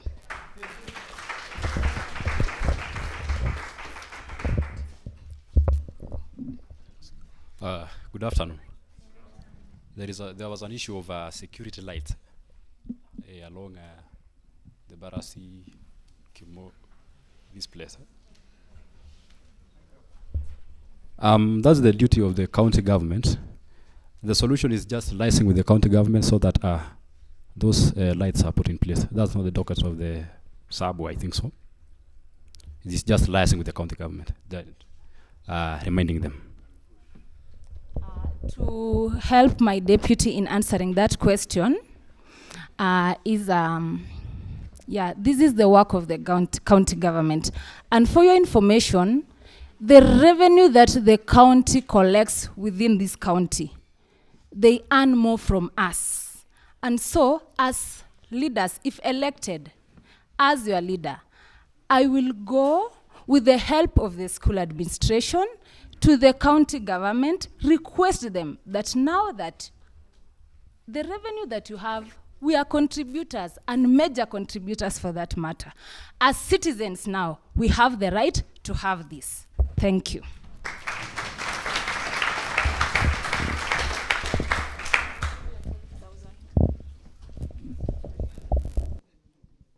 I think now, Laban. Let me answer my friend Travis. It is until you come in front here is that everything goes disappearing. So the first question about equality. We are aware that we are living in a society where there is a lot of question, male chauvinism, gender inequality, but we beg you for forgiveness. we are going to make, you know, when you go to hospital, the doctor cannot know your disease, your illness until you do what? Doctors can assist me, please. It is until you go to hospital that you are given the right medicine, because you've done what? Given up your signs and symptoms of yes, like that. So comrades are the one to give us information. We are working for the comrades, not for ourselves. That is, we are not megalomaniacs, or we are not the narcissists. We are not self-centered, I mean, or we are not superior than the other. All of us are what? All of us are equal. SABU means Student Association of Baraton, meaning in an association we have to achieve what? A common goal. Are you together? So electing us in, Yego and Adhiambo. Electing us in, no one is going to be left behind. Comrade for comrade by the comrade. Number 2, difference in manifesto. I think the computer went wrong. So it is the same thing. We are 1 + 1 is equals to 2. Are you together? Not 11. Meaning what Adhiambo is going to present and what Yego is going to present work in tandem. Are you together? It must work and in tandem to achieve a common goal. Supermarket. We are aware that there is this quote in Kiswahili that says, kiazi kimoja kikiharibika ni haramu ya nzima. But a cow can slide with 4 legs. What about us human beings? I have translated direct. for those who understand. For those who understand. So the supermarket, we had this idea, please. We had this idea. The supermarket will work with the nutrition department. Going back to what we've said about the coming up with the greenhouses. These greenhouses will produce what? The food that we are going for outside there is just chips, rice, but due to economy is very bad. But we chicken. Yes, the school have chicken. Are you together? So the supermarket is going to work together with the nutrition department to produce quality, cheap food for comrade, and it must be done because it is our manifesto. So in religion, I think my deputy will answer. I'm going to start with the issue of security lights. The issue of security lights, this is the duty of the county government. So our issue is just to liaise with the county government, with the authority of the university. And we have to remind them. It seems they have forgotten their work. We'll just have to remind them to put the security lights. And we'll not just remind them and sit down and relax. We have to be determined. Yeah, we have to make sure that they do it. Then the issue of the 12,000 shillings of the welfare. It was 6,000. It was 6,000 shillings. It was 12,000 shillings. Then it was reduced to 6,000 shillings. This came up during the COVID-19 period when students were not around, and we had many students who were bereaved. So the money in the account was not sufficient. So it forced the university to reduce it to 6,000 shillings. And another thing that was realized is that some students were not making their payments. They were not making their payments. You find that somebody pays, then gives the other the message to show. So in my government, we are going to make sure at least we can't take it back to 12,000 shillings at once. At least we will take it from 6,000 to 8,000 shillings. At least it will be gradual. We can't promise that it's going to shoot to 12,000 at once. We are going to make it gradual. At least from 6,000, then to 8,000.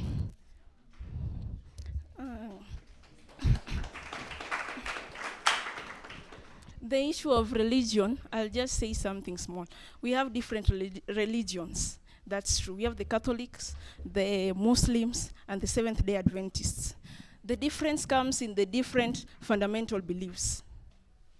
So each church has a different fundamental beliefs.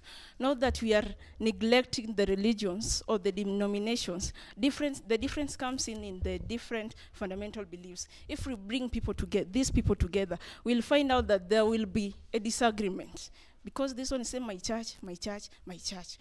We are not neglecting any religion. As in my government, we'll give them the opportunity.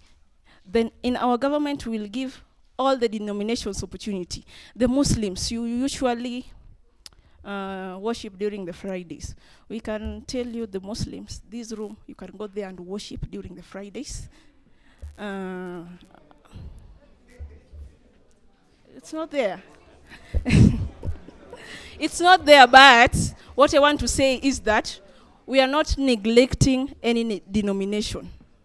Yeah. The difference comes in the fundamental beliefs, but all the denominations are welcomed. We are not neglecting any.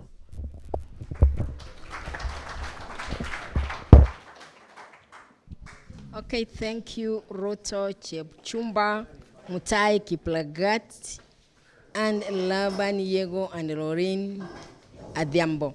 Back to you, Chair.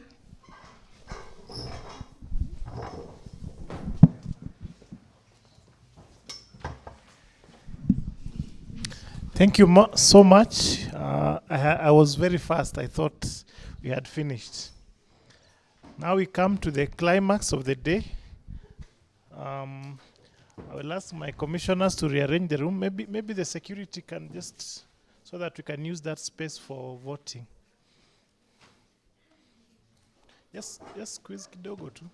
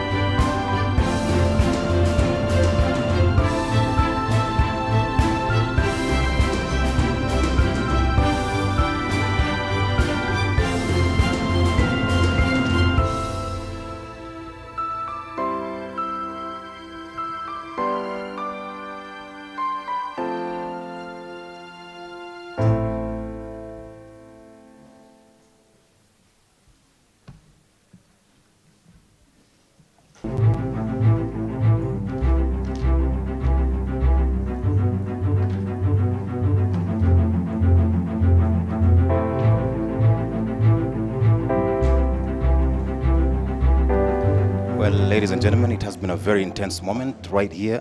We've been having the whole session since 11, and it's almost about 5 hours since we started this process. We've had the presentation, the manifestos, the convincing of to the delegates, and we've had them talking about so many things. At the moment right now, we already have the polling booth ready. If the cameraman can just show that booth, it's supposed to be private, and that is a place where they'll be voting from. You can see the commission is ready, set. The papers are there. The ballot boxes, the ballot booths boxes are also ready for the 5 positions. The 6th one is unopposed, so we're not going to have this post being voted for. We can see the ballot papers being handled by the commission, and of course they are going to ensure that this is given to the delegates, who are going to mark appropriately and of course place them in each of those ballot boxes. Of course, we've been here all this time. It's been an intense process. I can see the temperatures rising. I can see the aspirants are really growing some tension, but it's normal. We're going to have this happen in a very short time, and of course we're going to get to know who is going to be elected in all these positions that they've been contesting. At this moment, of course, the silence in this room tells you that we are almost getting back to the commission, and therefore I will take it over to the commission. Thank you so much. I just want to show you the ballot boxes. Then we will seal each ballot boxes, and you can see with me we have the agents that have stood just to confirm. So the process will begin now.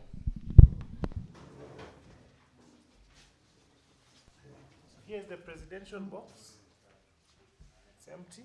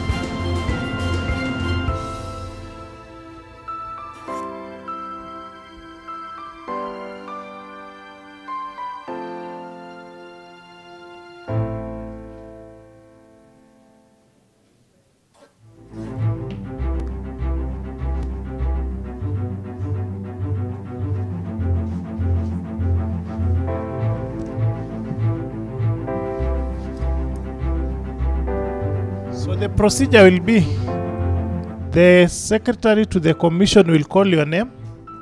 After she calls your name, you will come, pick the ballots, progress, mark, and then go round and come and drop. Then you go back to your seat. No going back. Is that okay? Yes. Any question up to this point? Any clarification? Yes.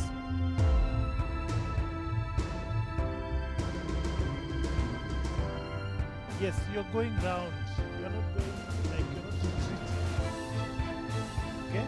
So you, after you mark, you go through this back to your seat. Okay? Any other clarification that you need?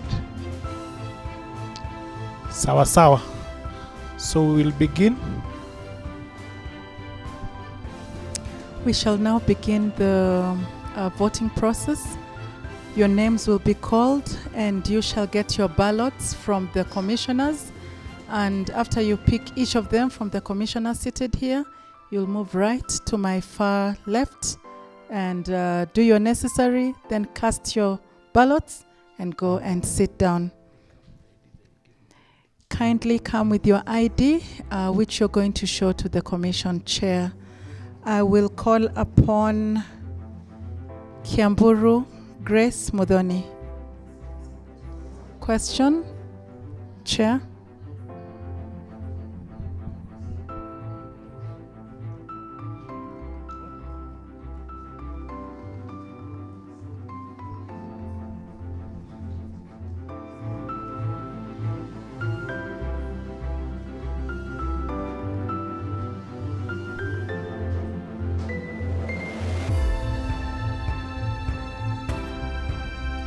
After you finish casting your vote, kindly pass by to also get to sign the list.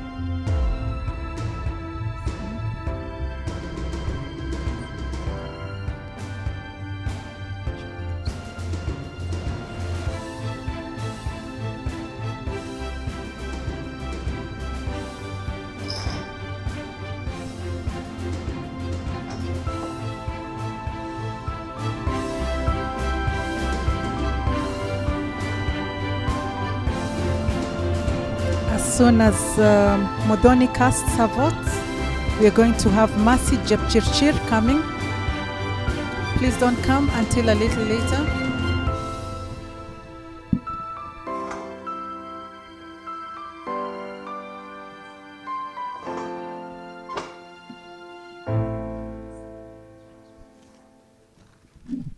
Just a reminder, you mark inside the box and you do just one mark. Okay? I believe you're university students. You can do it best. But I remember last year someone just did the opposite. He marked everything. He ticked others and crossed others. And these are university students. So kindly do one mark. Yes? What? We have given you an example of what you should do. You do a tick. It's just up there, what you should do. Avoid the excess and all that. It can confuse you. Okay, next. Mercy Jepchirchir, please come.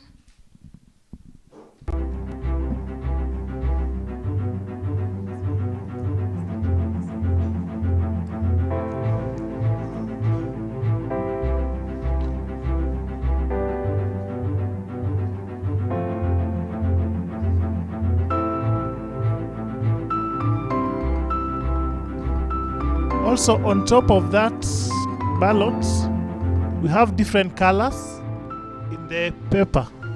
So it will tell you, it matches with the color on the box.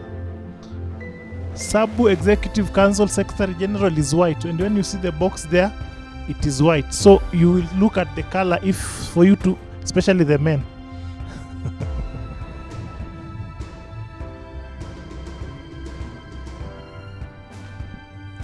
Lisutsa Duncan will be following. Hold on a little bit.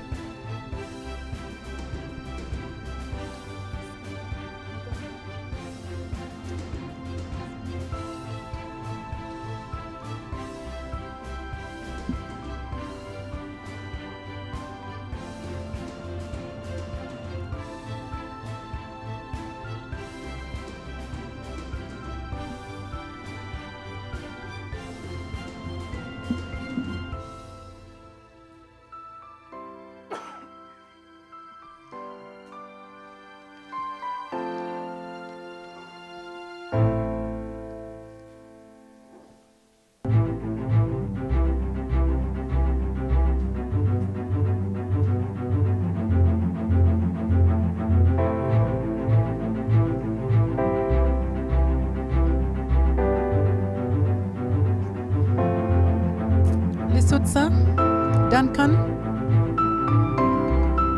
Those casting their votes now are from the Department of ISC.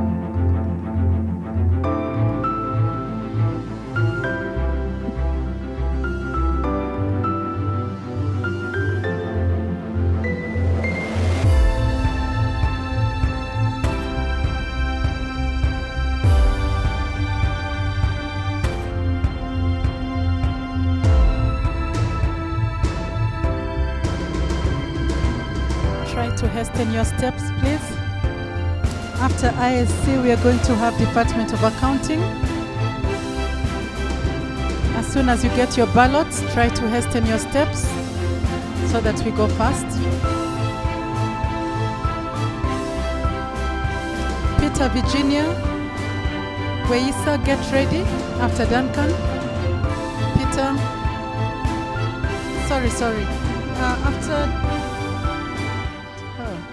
Okay, no problem. We are having Department of Management. So after management, we are going to go to accounting. So Peter, Virginia.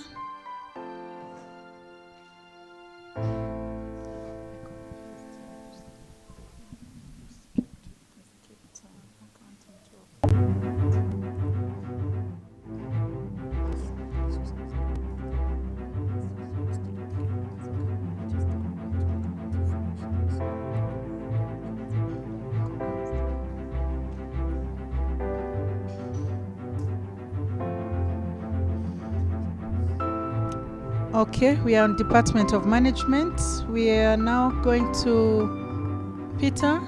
Peter, are you here? Are you Peter? Okay, Peter.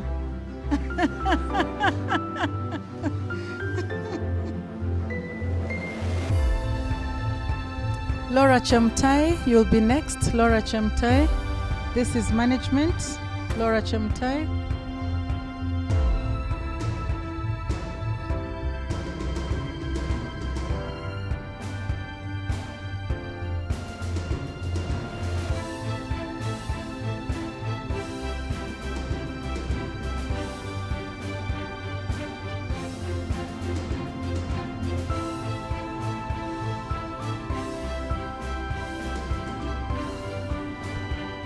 Remember to sign with me after you vote.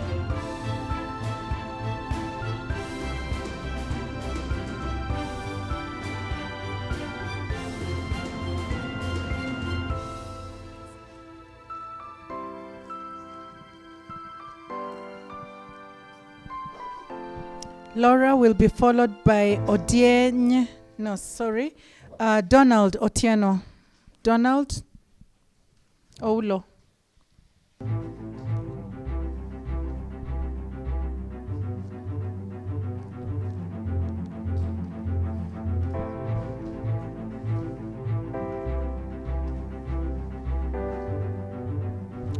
This is the Department of Management casting their votes.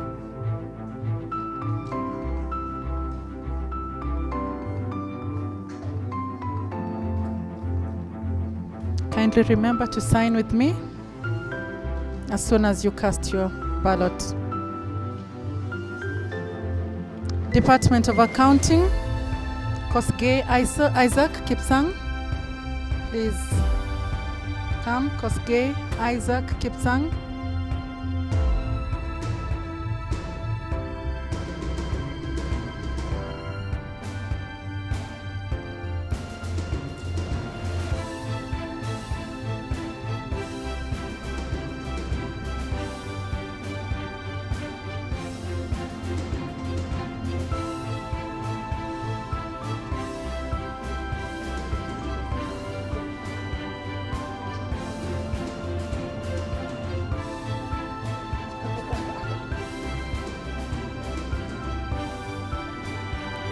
After Kosgei, we are going to have Munenzero Arlet.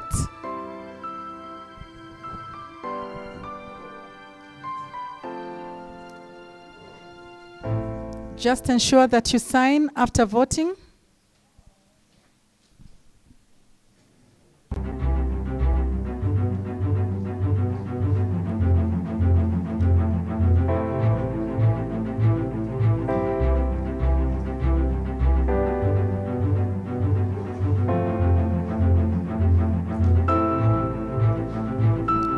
now Department of Accounting making their choice.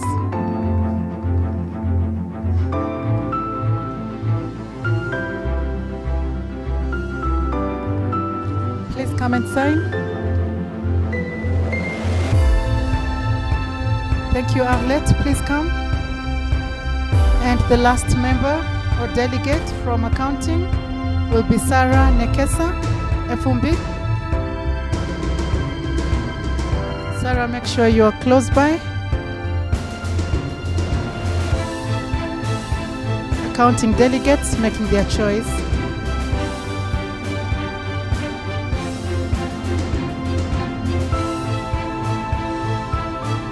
Please don't go to the ballot booth as long as there's somebody there.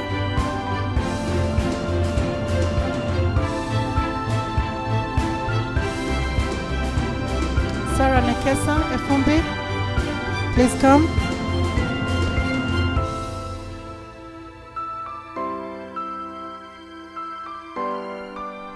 Arlette, you can now go to the, okay, good.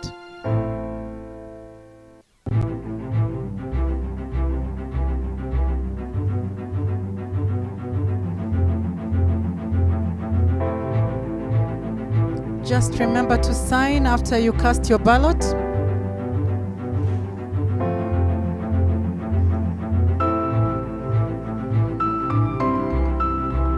Also ensure to put your ballot paper in the right box.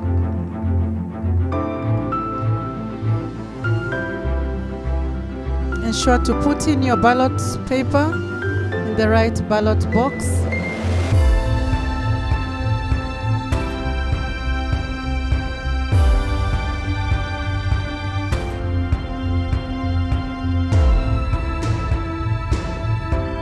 Please come, Arlette, you can start. We have the last member of accounting going to cast her vote.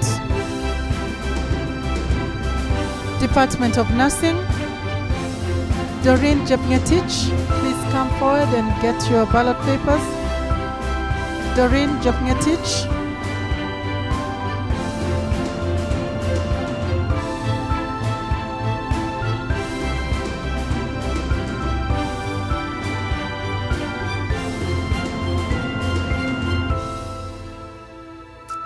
Department of Accounting, some of you have not signed my paper, please do so.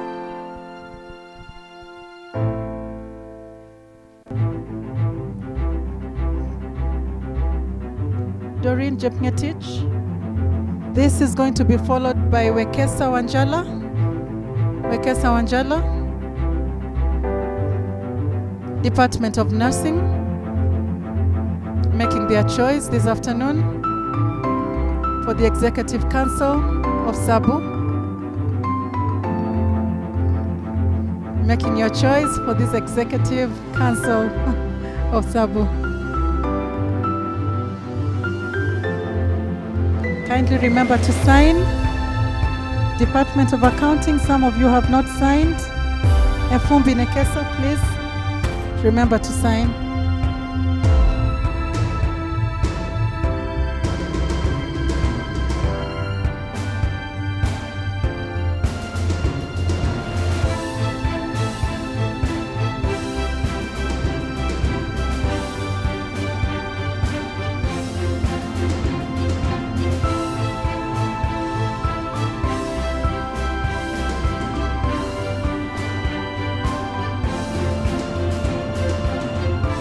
Thank you very much. You can go to the ballot box now, to the booth. And we have Odhiambo Kello. Odhiambo Kello, please come and get your ballot papers. Please do not forget to sign after casting your ballots.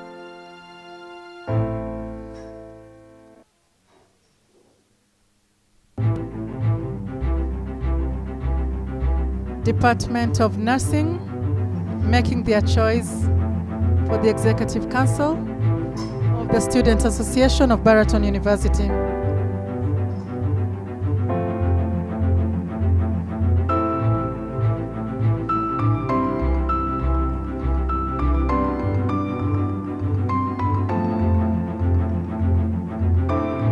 Let's hasten our steps a little bit.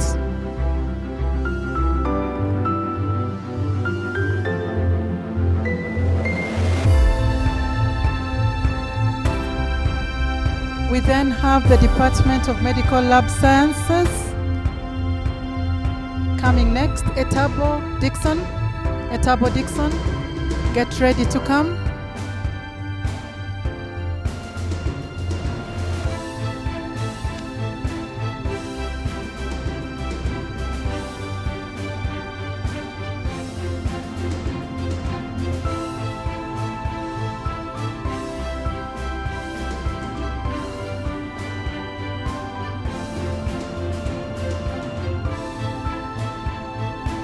Etabo Dixon, please get your ballot papers.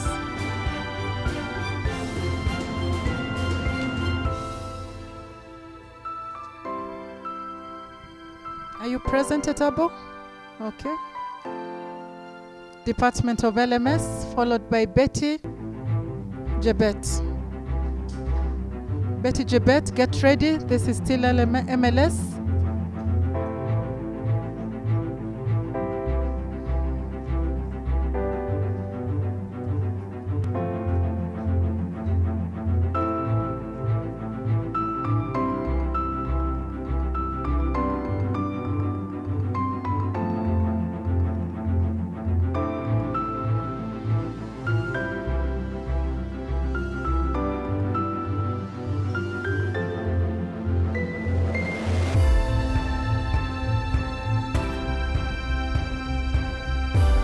Betsy Oma Carola, please come for your ballot papers.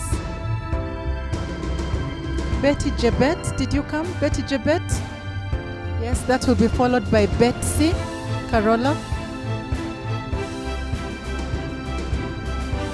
Betty Jebet is picking her ballot papers, getting ready to cast her votes and make her choice. And the last member from MLS that will be coming is Betsy Carola.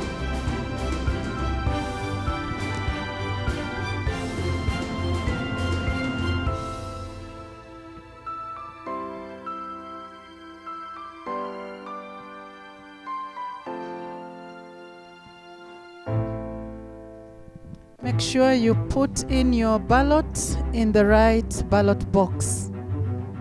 The colors will help you.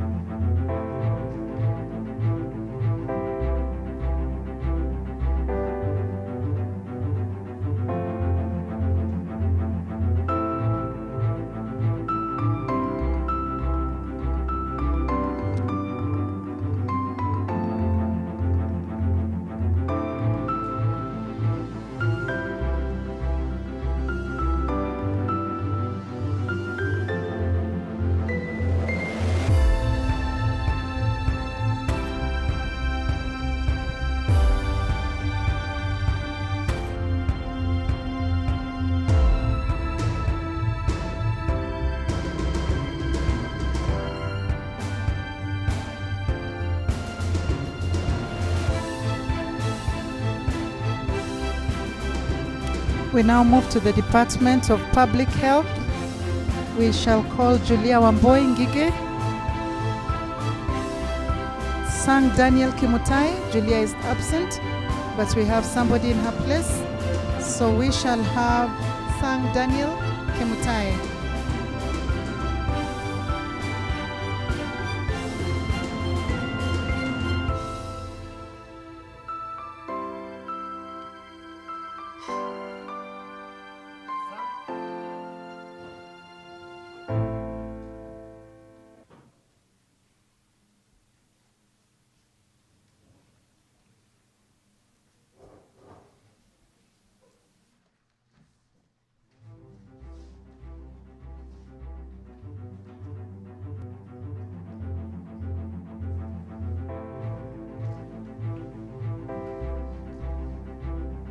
Veronica Adhiambo, please get ready.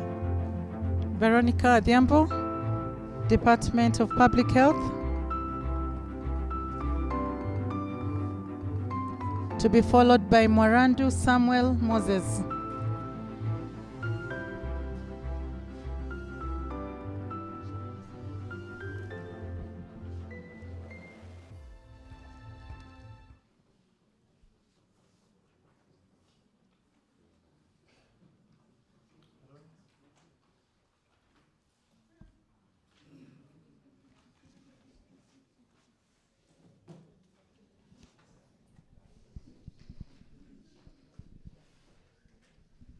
Mwarandu Samuel Moses, are you present?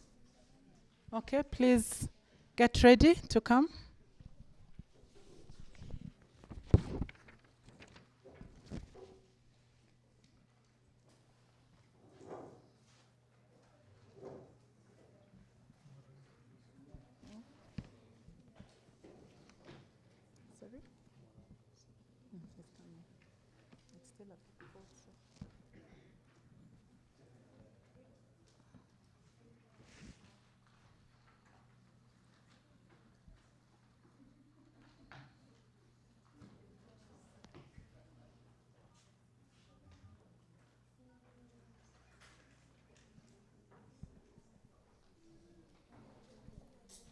School of Education will be next in line after Moses.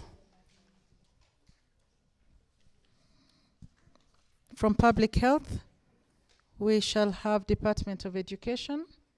Please get in line.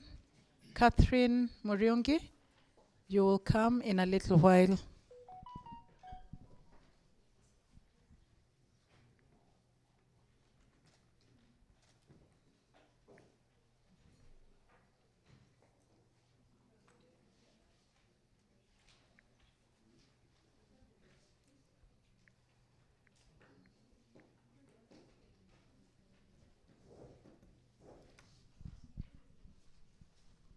Is that Catherine? Okay. Catherine will be followed by Pius Kimutai, and after Pius is Isaac Ochieng Ogweno.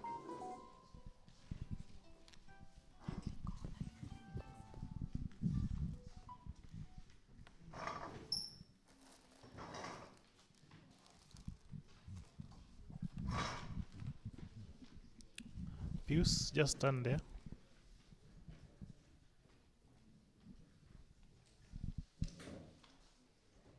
Okay.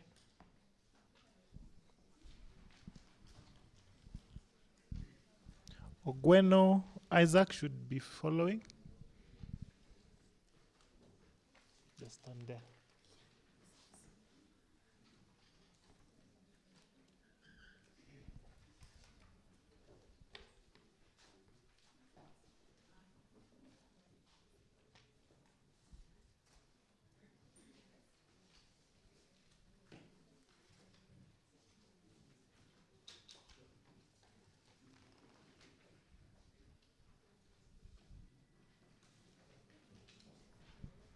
After the Department of Education, we'll have the Department of Humanities and Social Sciences.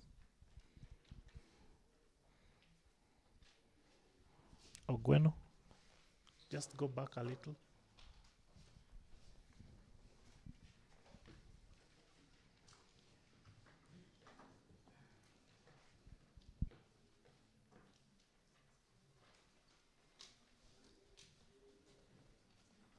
Okay, proceed.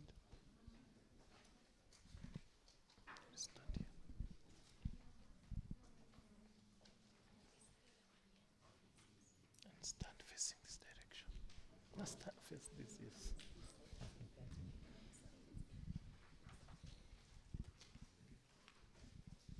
Obunaka, you need to start coming.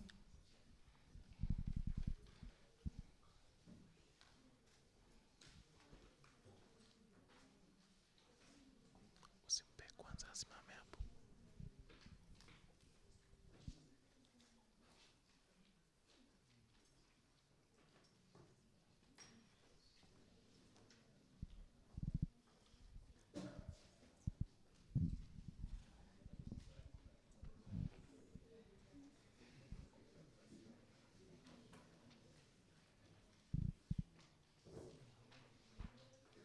Okay, good.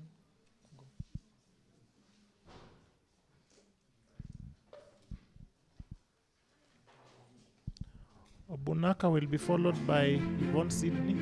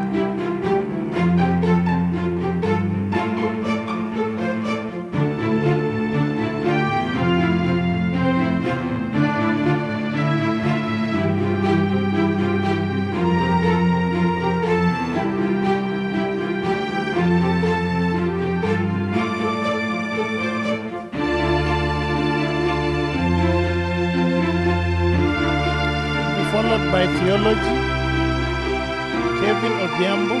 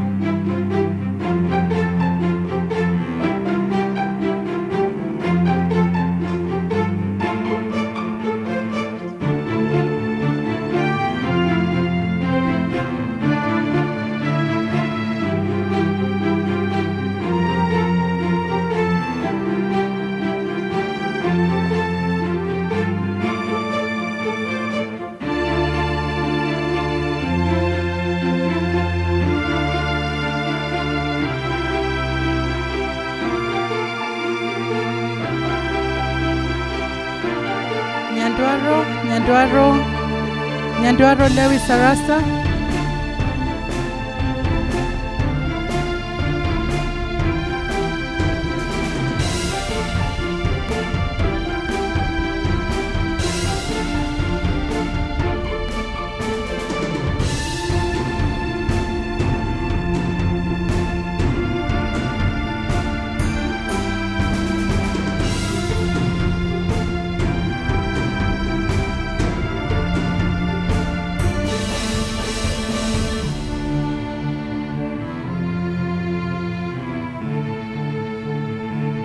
Zuko Mafani, you'll be the next.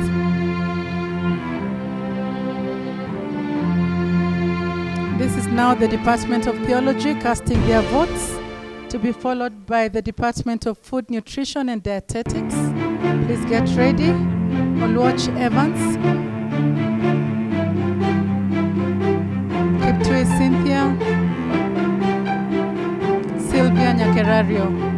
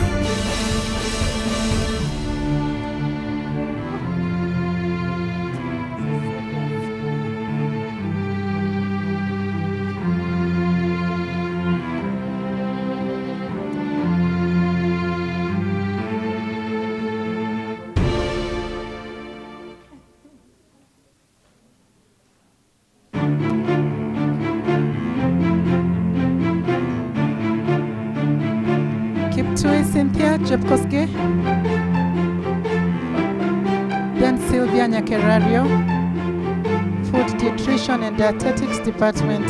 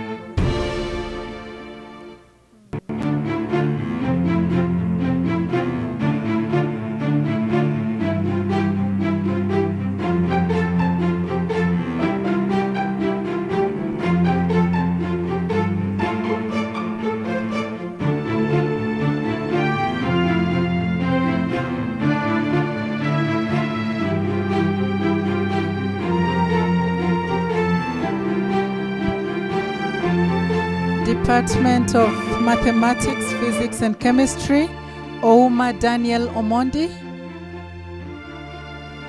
Ouma Daniel, please come. To be followed by Kipsang Bonfas. And then Damaris Esekon. Department of Maths, Physics and Chemistry, Ouma Daniel, Kipsang Bonfas, Damaris Esekon.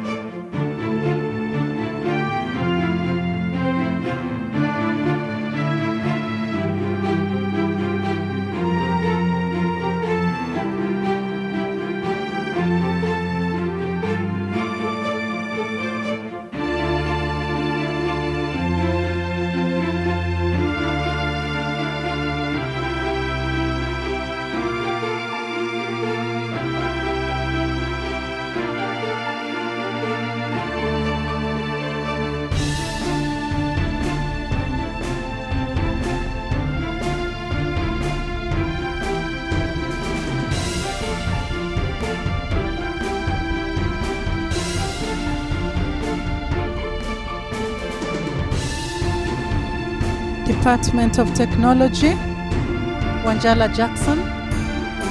Wanjala Jackson, Technology, are you present? Thank you. To be followed by Ochieng Ronald and Chepngeno Sharon. Technology Department is coming up to cast their votes. Wanjala Jackson, Ochieng Ronald and Chepngeno Sharon.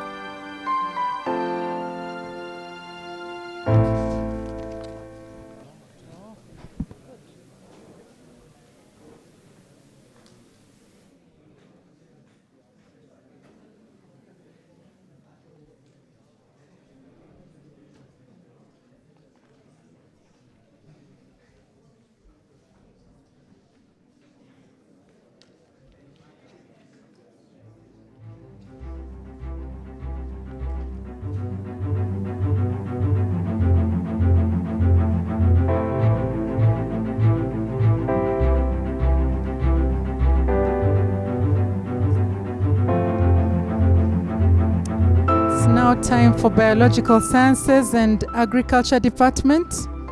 And we are going to call on Faith Wangare Waweru, Emoria Paul, and Tabitha Jepkoech. Waweru Faith Wangare, Emoria Paul, and Tabitha Jepkoech.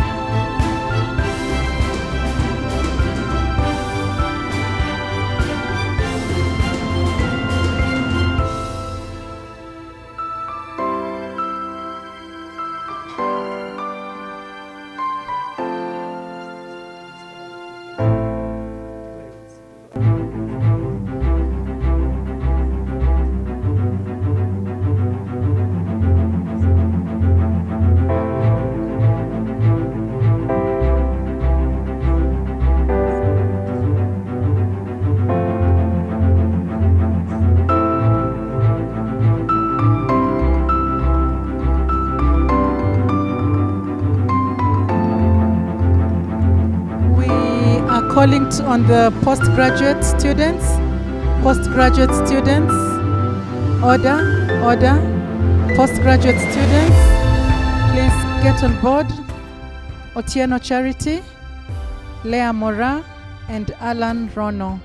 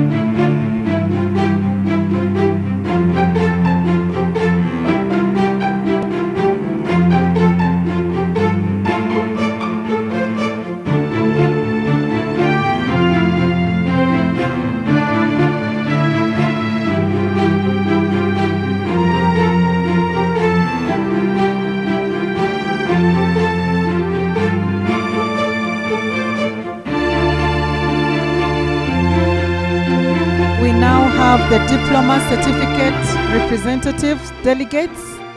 Diploma certificate, Lydia Kahasa, Odhiambo Andrew, Brian Oichoy.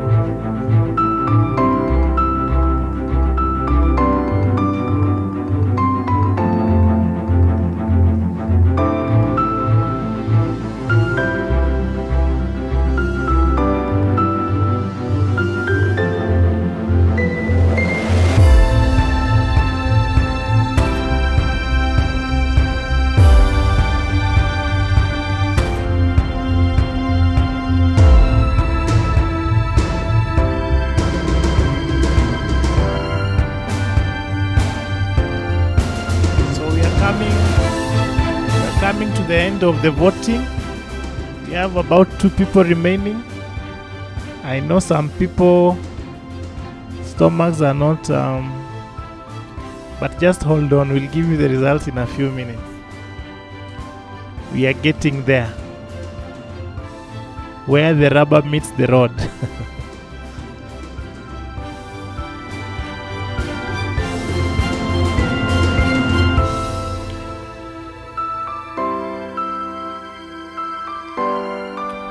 Okay, immediately they finish, I will seal the apertures so that we can now begin the process of counting.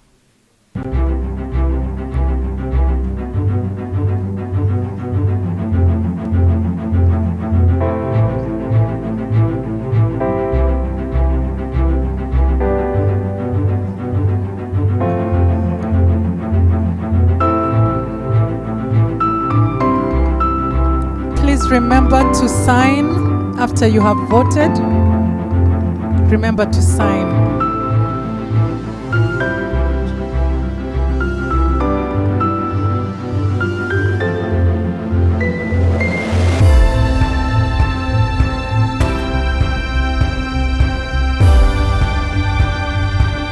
So the second last person is casting his vote. I kindly ask that we settle. If people have gone out, they should settle, they should sit. I also ask my commissioners to help me clear the voting booth to be taken outside.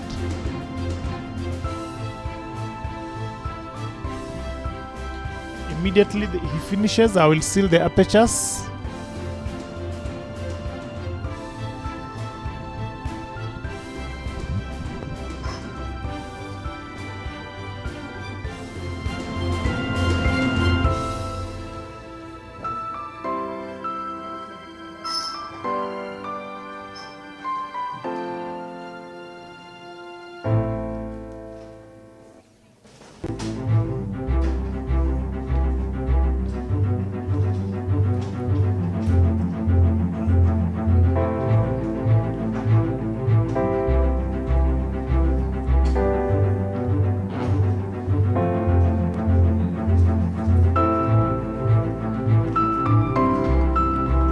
The voting exercise is now done, and the chair of the commission is getting to close the apertures of the ballot boxes before we begin to count and tally.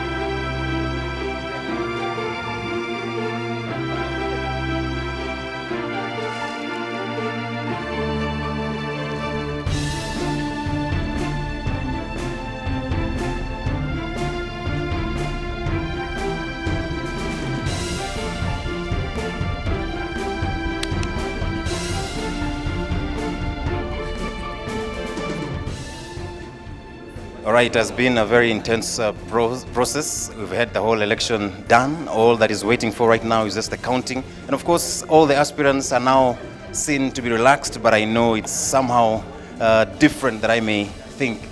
We have a few aspirants here. I can see the president, the two. Where's your deputy? Where's your deputy? Please get your deputy. This is the one aspirant, they're a unit, and of course, let's just get to hear from them. How is the feeling? How does it feel now? You've casted, the votes have been casted. What is your expectation? Actually, this is a process. We're just expecting anything.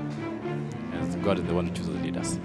That's the only thing I can say. All right, and what's your expectation and how is the feeling right now? Of course, we are anxious, but again, we are very optimistic. Yeah, we know God is the one who chooses the leaders, but we are optimistic. Yeah. Anxious, but still optimistic that everything will go on well. Well, I also have this other team. Before you leave. This is a unit also. How is your feeling? And of course, what is your expectation? I don't have anything to say. We're just hoping for the best. But it's either we win or we win. All right, the response is they're just waiting for the results, but it's either they win or they win. What is your feeling and what is your expectation? We are optimistic, and as my deputy has said, we either win or we win. All right, they're also optimistic and they are saying it's either they win or they win. Probably I'll get some time later to interview them once the process is done so that we can get to interview the winner and the loser. Probably, let me just get this one for both of you. Remember, it's all about winning and losing. If you lose, probably, I'm not saying anyone is losing, but just let me get your views. If you lose, what's the next way forward? Are you going to work with the president-elect or you're going to work in whatever way? Let me get to hear what you're going to say about this. You know, when you are in a family, you love your brother or your sister regardless. So when I don't hope so that I'm going to lose, but when the other team wins, we will work together as brothers and sisters. All right. The president is here. What if they win? What if you lose? What is going to be your take? The spirit of comradeship has it that the best will win. We are all winners to this far, but whoever will win, we will work together. Personally, if I win, I will incorporate their plans in my plan. Yeah.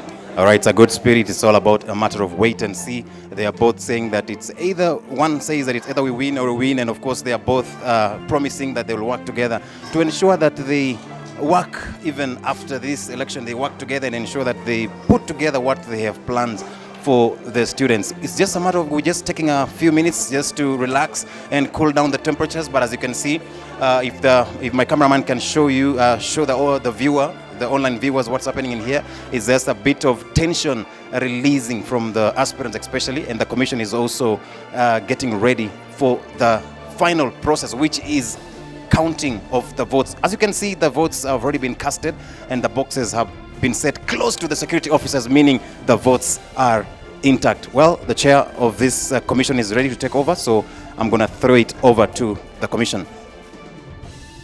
Okay, good. Is it afternoon or evening? Okay. So we are going to start the counting process. The drill is, we have a document here.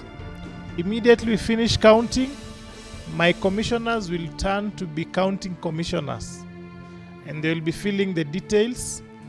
After we get the number of votes, the aspirant will come and sign against his or her name, and then it will go to the secretary to fill in the master list, and then we'll announce that position before we move to the next one. I hope that is clear. Okay, so you can distribute to them. So we are starting with this position for gender and special interest.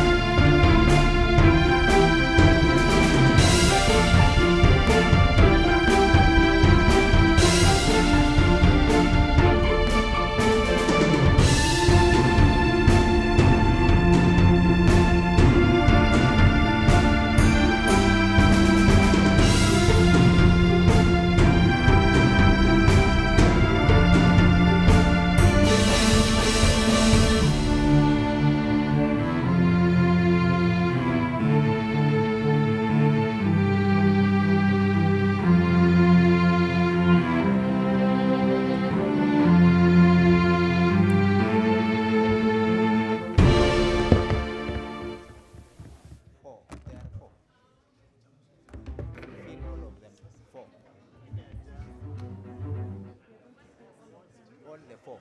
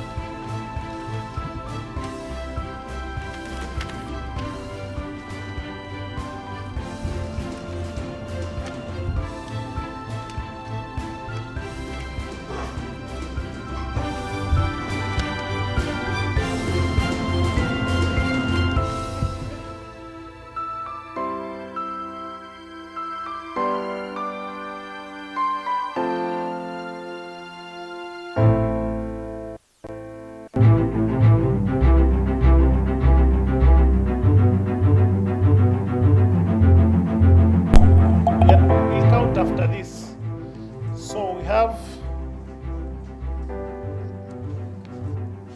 this one. You see, we said university, the first point vote. This one for the executive, foreign affairs, academic or something. So misplaced. So that one is a spoiled vote. So this one, Aska. So she will not be holding for JBC charity, she will be taking for Aska. So this is Aska. Aska. Aska. Aska. Aska. Aska. Charity. Charity. Aska. Aska. Charity. Aska. Charity. Charity. Aska. Aska. Charity.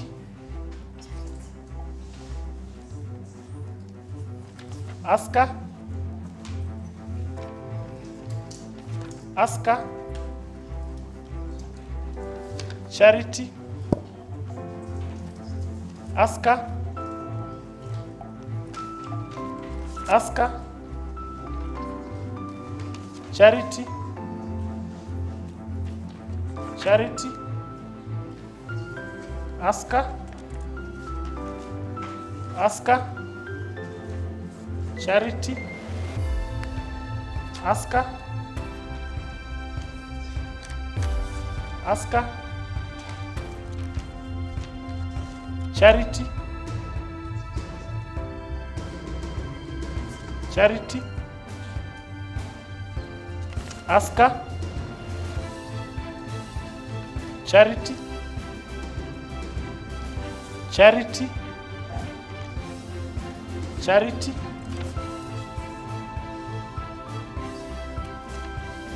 Charity. Charity.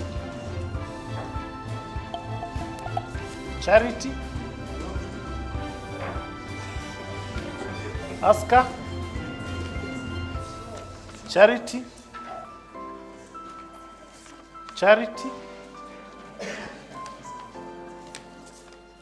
That's charity, okay? Charity and charity. Okay. So we have one spoiled. Kindly register that. One spoiled vote. Okay, we'll start with Aska.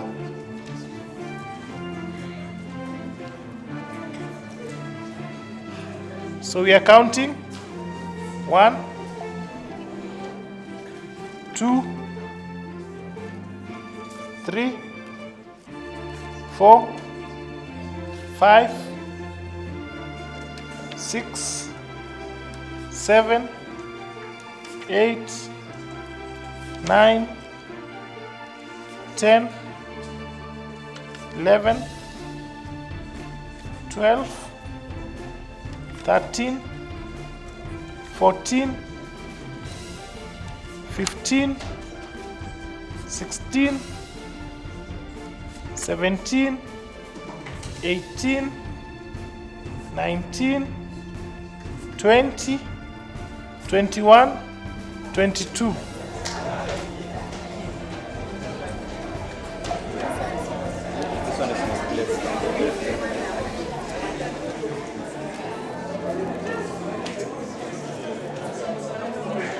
Okay, we are continuing. For charity, 1, 2, 3, 4, 5, 6, 7, 8, 9, 10, 11, 12, 13, 14, 15, 16, 17, 18, 19, 20, 21, 22.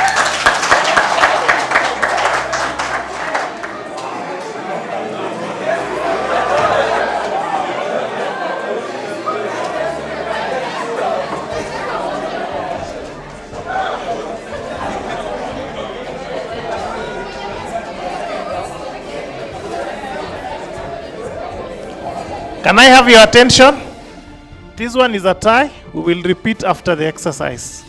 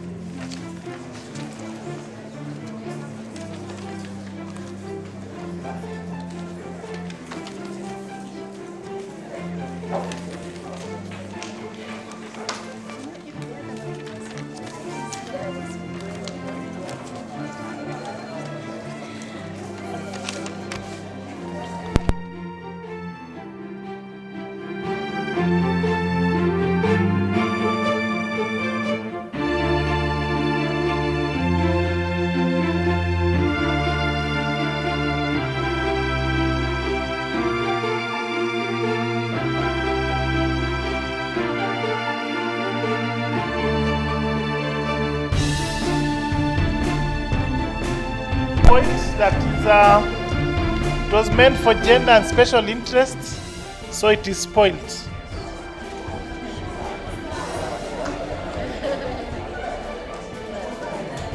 Just kindly, Commissioner, just cross it completely. Yes. Even the other one.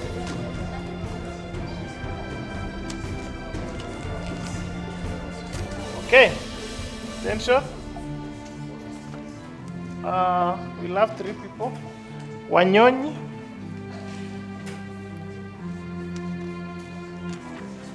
Helen.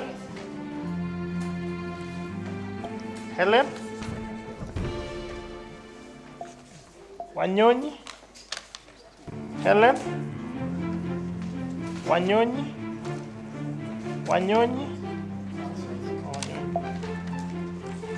Wanyonyi. Helen. Fred. Wanyonyi. Helen.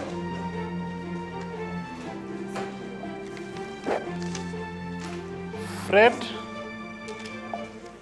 Wanyonyi. Helen. Fred. Wanyonyi. Fred. Wanyonyi.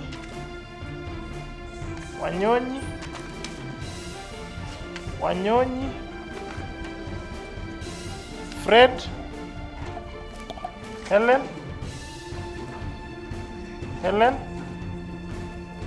Wanyonyi. Helen. Wanyonyi. Helen. Wanyonyi.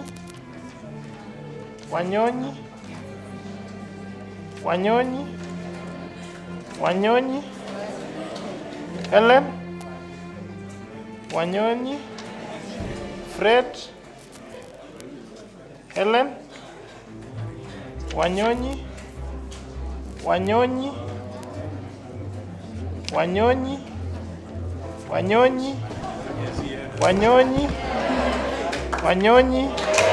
And Fred.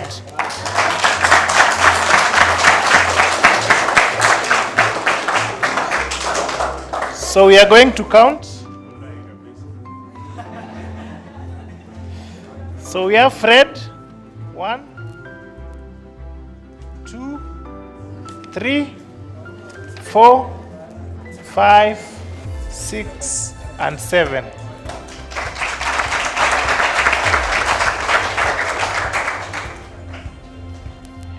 We are just following the list. We don't have a specific person. We are following the list. So we have Helen. What?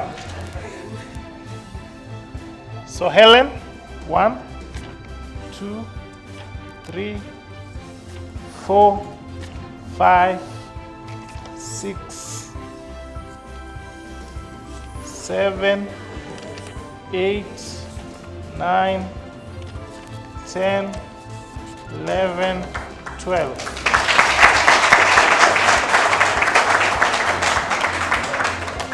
And finally, we have Wanyonyi. 1, 3, 4, 5, 6, 7, 8, 9, 10, 11, 12, 13, 14, 15, 16, 17, 18, 19, 20, 21, 22, 23, 24, 25.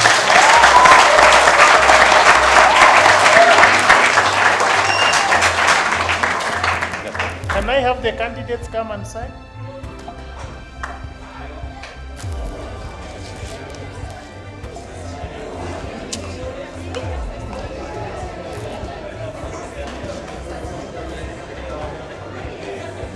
Bring the camera.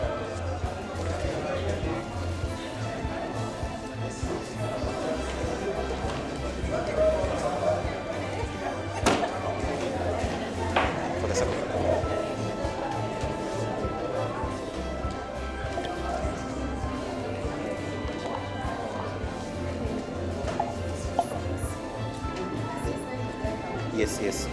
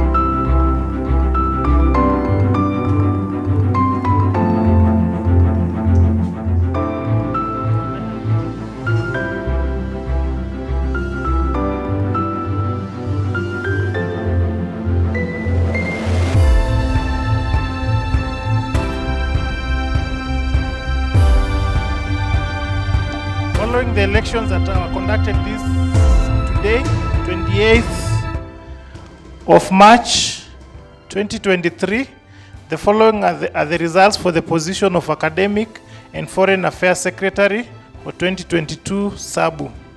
Fred Ombui, 7. Helen Wandie Marriott, 12. Simiu James Wanyonyi, 25. I hereby declare Simiu James Wanyonyi as the candidate, as the Secretary-elect for the position of Academic and Foreign Affairs Secretary.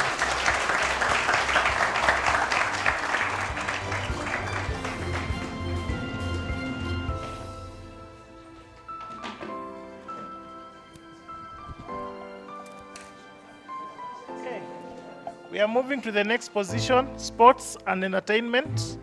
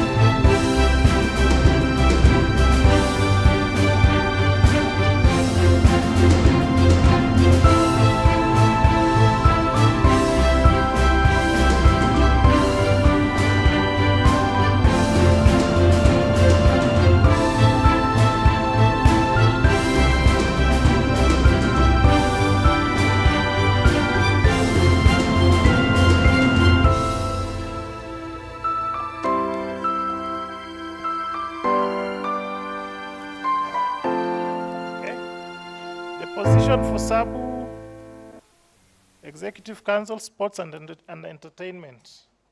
We have Mary Makal, Odhiambo Ayan, Odhiambo, Orina,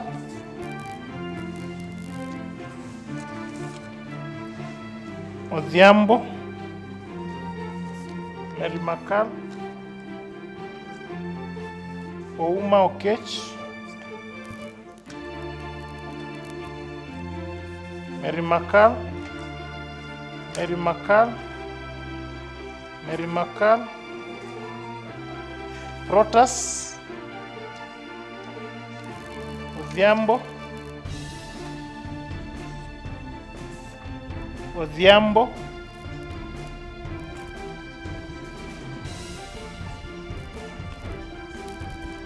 Odhiambo, Odhiambo, Odhiambo, Odhiambo, Mary Makal, Orina, Odhiambo, Mary Makal, Mary Makal, Odhiambo, Mary Makal, Mary Makal, Orina, Ouma, Odhiambo, Protas, Ouma, Odhiambo, Ouma, Mary Makal, Orina, Orina, Mary Makal, Odhiambo, Odhiambo, Mary Makal, Mary Makal, Mary Makal, Mary Makal, Odhiambo, Orina, and Protas.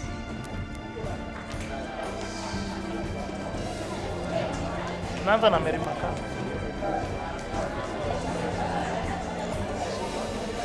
Okay, attention.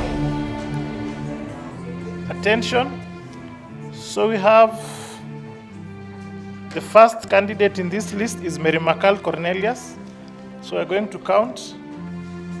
1, 2, 3, 4, 5, 6, 7, 8, 9, 10, 11, 12, 13, 14, 15, 16. Followed by Odhiambo Ian. 1, 2, 3, 4, 5, 6, 7, 8, 9, 10, 11, 12, 13, 14, 15, 16.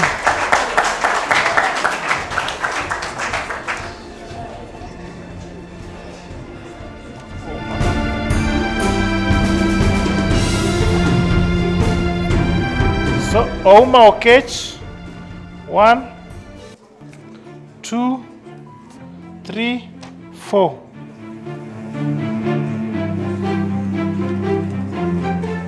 Protas, 1, 2, 3.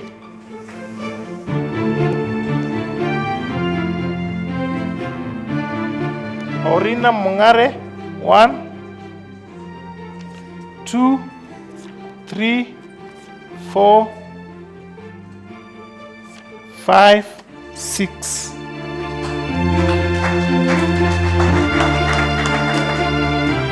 Can I have the candidate signing the document?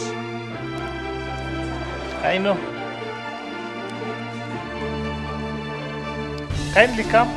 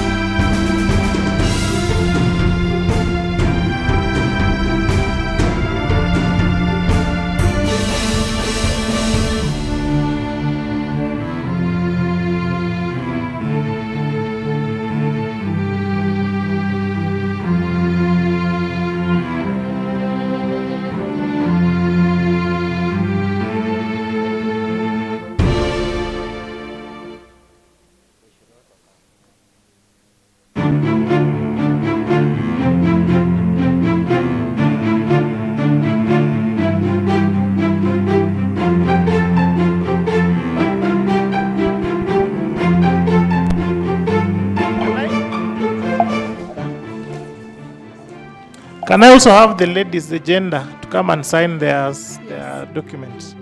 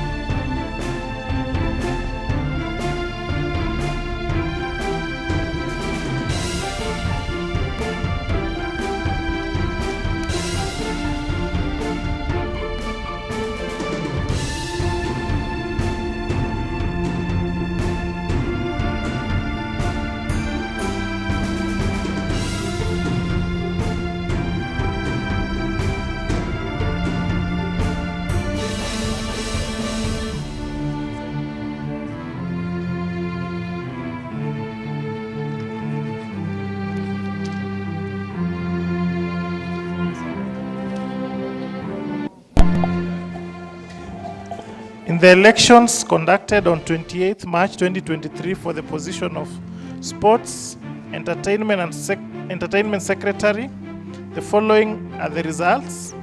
Mary Makal Cornelius, 16 votes.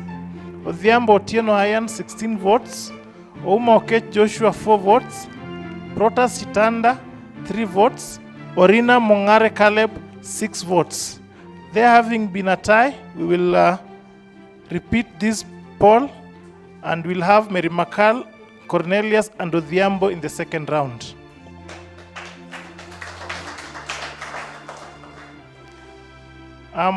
Gender and special interest position, we also had a tie between Jerotich Aska, 22 votes, and Jebichi Charity, 22 votes.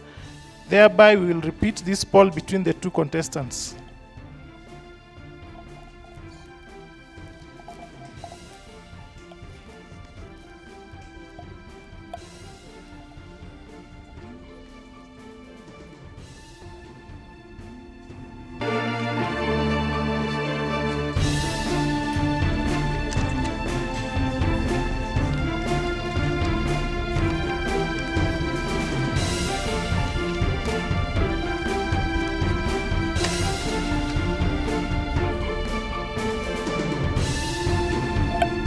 Okay, the position of Secretary General, I'm going to get the votes. Kiptoro Tich, Ogwocha George, Ronix, Kiptoro Tich, Ogwocha, Ronix,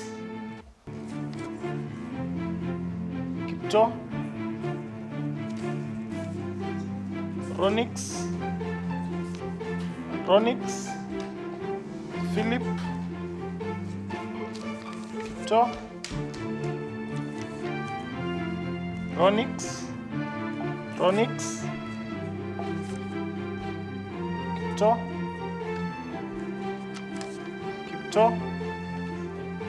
Kipto, Ronix,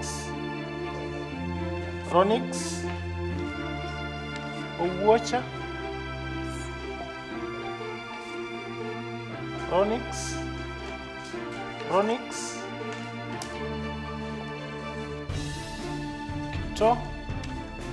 Kipto, Philip,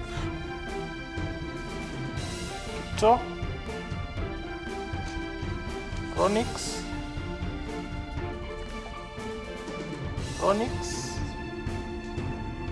it's okay. Ronix,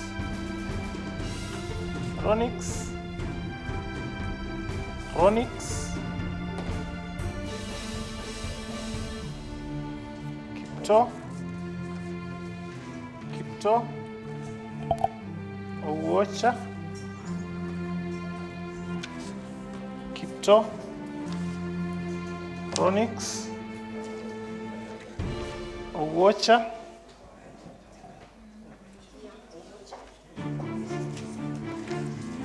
Ronix,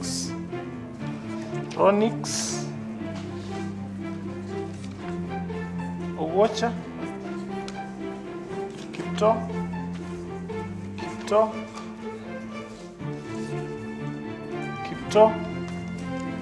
Ronix, and Ronix.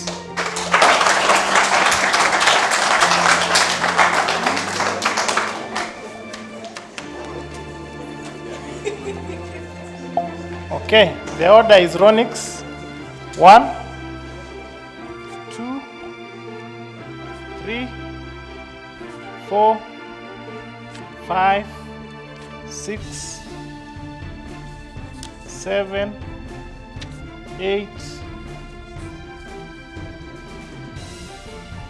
9, 10,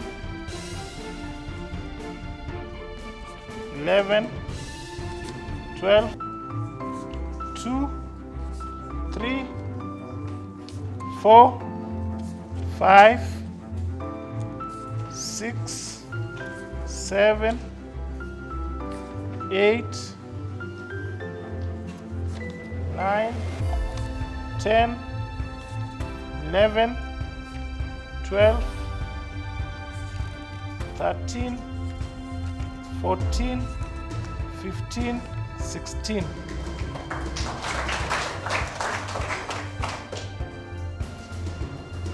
Owuocha 1,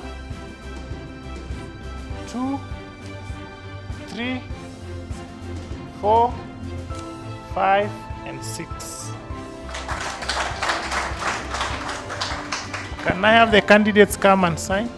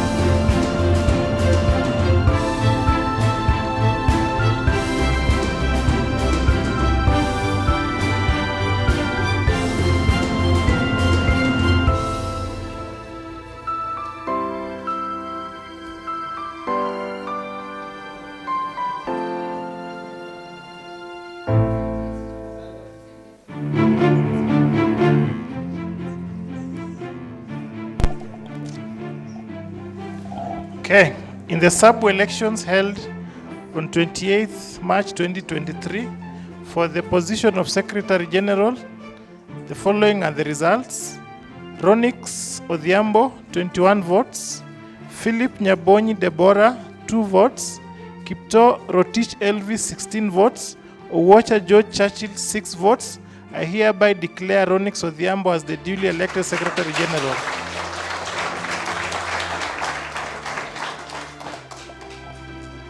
I just had some suggestions. Yes.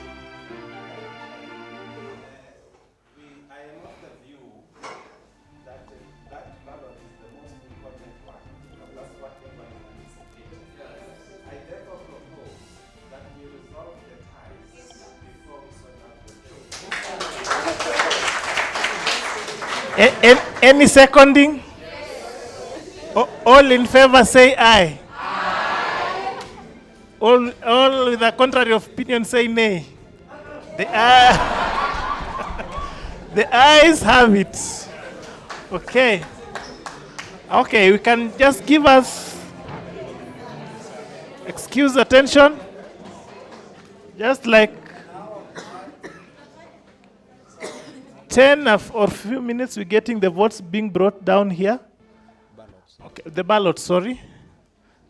So we are reorganizing the room again to accommodate the voting.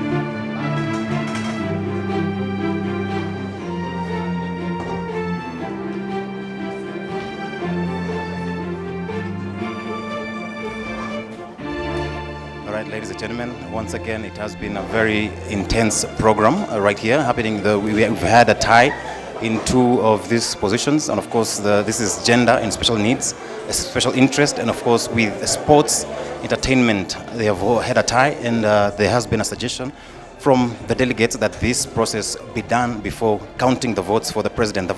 The other votes have already been counted, and of course, you already have it. But at the moment, we are reorganizing the place once again to have it fit for elections once again. So the votes are going to be casted for gender and special interest, as well as for sports and entertainment. This position for gender and special interest had 2 candidates, and that means the 2 of them will have to go back and be voted for. The position for sports and entertainment, we are going to have the 2 contestants who tied go back and have the votes are being casted. We are all eagerly waiting here. As I can see, we are still yet to count the presidential votes. And of course, the tension I can see is a little bit building up. So the commission decided to give a few minutes for these temperatures to go down. We are still here, and we're still going to be here to ensure that we give you the live coverage of what is happening. And of course, I'm going to get the views of both the delegates. I'm going to get views of the president-elect. I'm going to get views of all the members of the executive who are going to be elected. And of course, just sit back there, keep watching, and of course, we are going to give you live coverage and fill you in whatever is happening right here. The CEC is still working to ensure that we have the polling booths ready before we can continue with the voting process for the 2 positions, gender and special interest, as well as sports and entertainment, who had a tie. And this has resolved into back to the ballot and voting once again. The presidential ballot is still yet to be counted, and this came after one delegate proposed that this process be done last, since it is the most important according to him. And of course, the whole process is very important. And the commission adhered to the request and made this request be accepted. And therefore, we are going to still count the ballot papers for the presidential election soon or shortly after we are done with this whole process. So keep watching, keep giving your comments. We can read your comments. Please be gentle to each other. Of course, we know this is it was a vigorous process, and we expect that in competition there's a loser and there's a winner.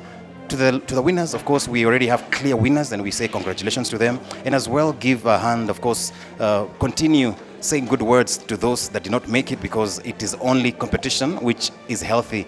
And ladies, once again, the Commission is putting things together to ensure that we have votes being done once again in the same day. I'm gonna take just a few minutes, just 1 minute, to just get one of the views as I wait for this commission, for the commission to be ready, and probably get to hear what the delegates have to say about this. How has been the progress, and how does it feel to be here up to this time? Okay, the process has been long and tiresome. We are so tired, as you can see, but the process, I think, is fair, because if we can get people who are tying and the other person is not far ahead from the person next to him, it's just fair. Yeah. All right, she's saying it has been a very healthy competition, and probably we seated here, we have outgoing Vice President. She is saying that she's already gone because you're not gone yet. Please give us your opinion. You're a viewer. I think you're observing. Tell us how has been the process and the progress so far, and what is your thought or your feeling about the whole progress? It has been a long day, and all I am praying is that may the winner be announced, just like we have seen the others winning. May the best person win, and above all, may they put into practice whatever they have put to the students or the student representatives here. Yes. And may God take the lead. Amen. All right, any word to the winner, any word to the loser? Yeah, there's no losers, Bwana. We are all winners. So congratulations to everyone.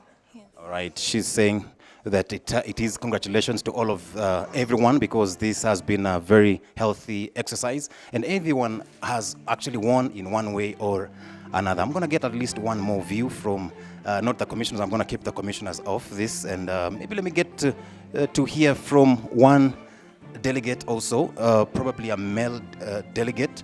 I get to hear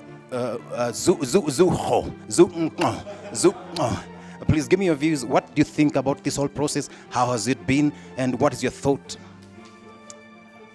It has clearly been long, yes, for sure. But it is as you have said, the tension in this room is very high. You can actually sense it and cut it with a knife. But I must say also, it's also an exciting process.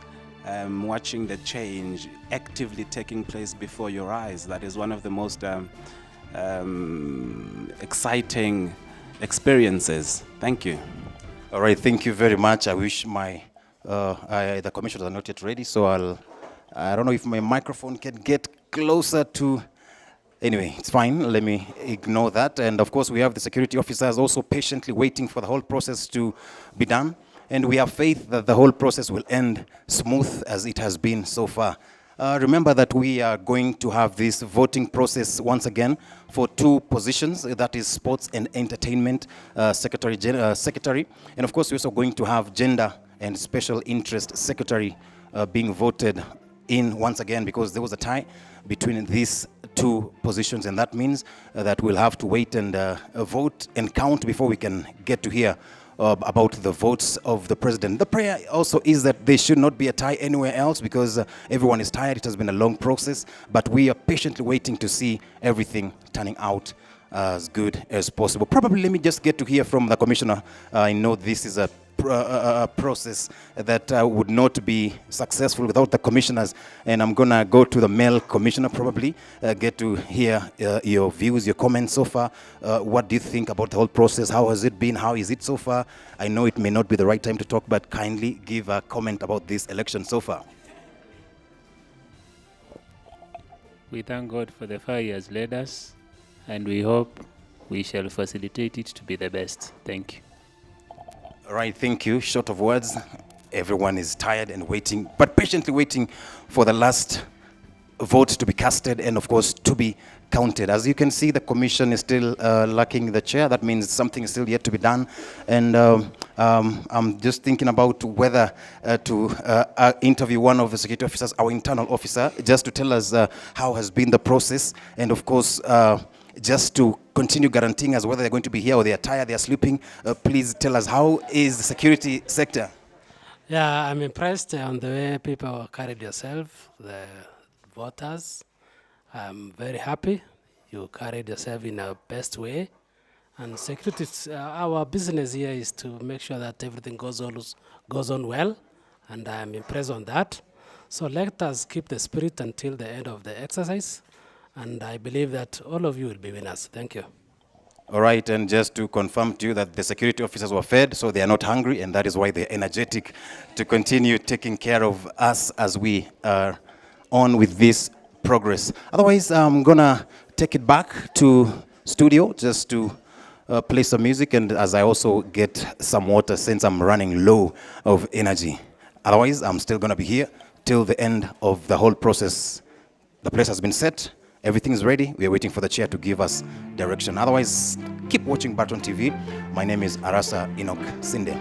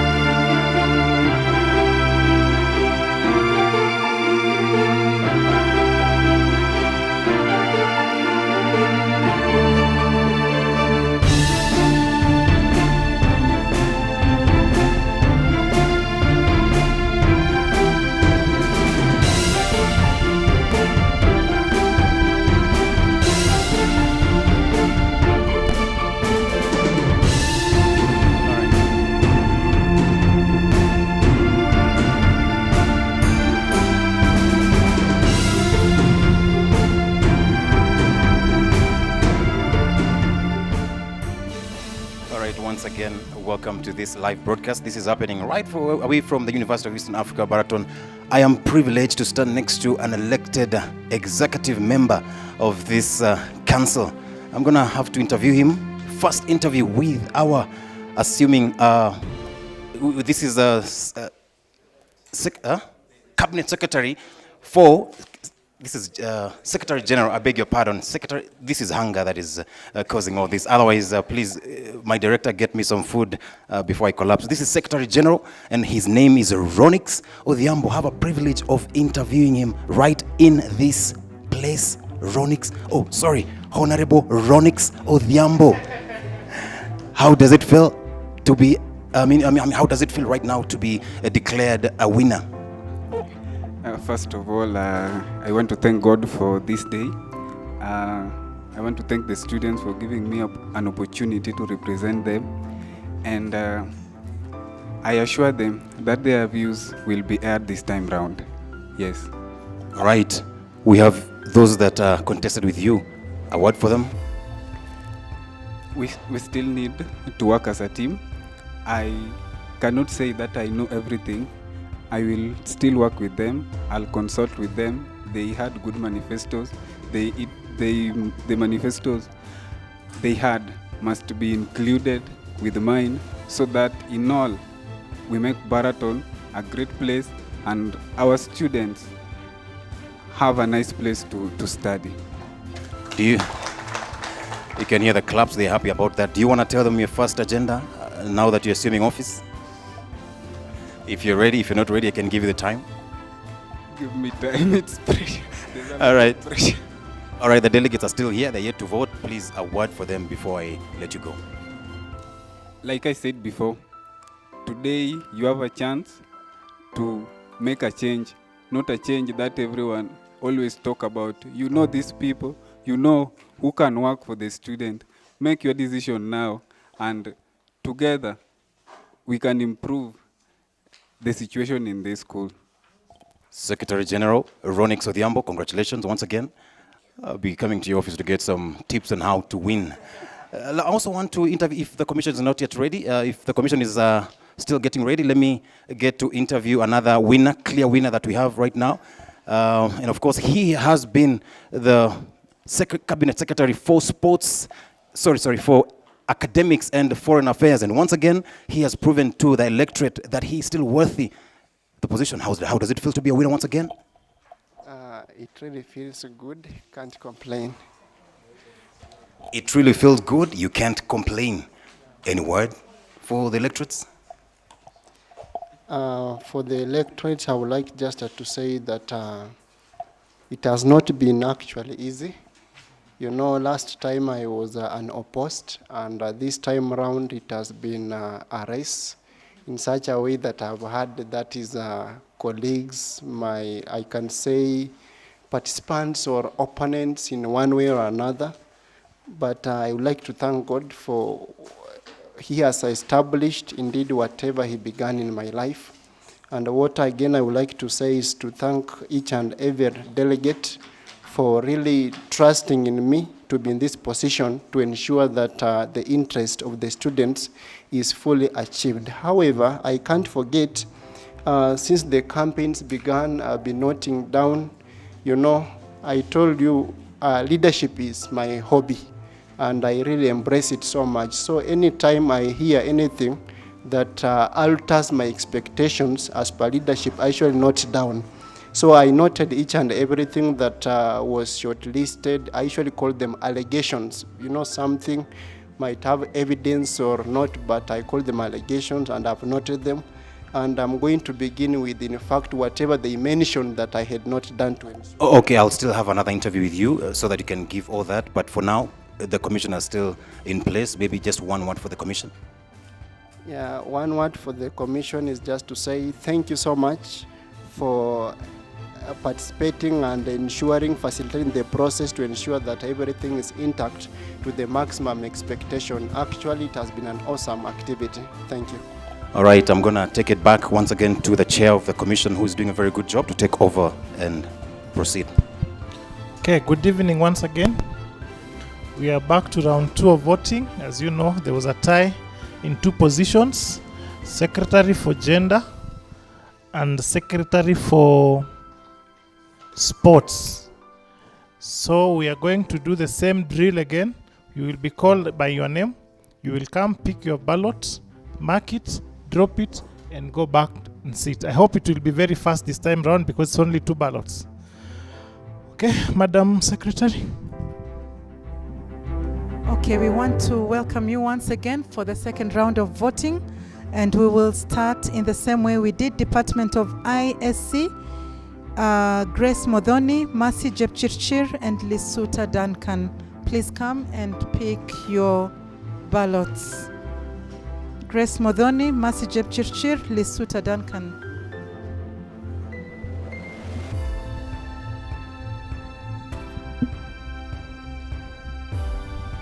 kindly remember to come and sign another sheet for the second round of voting as soon as you're done.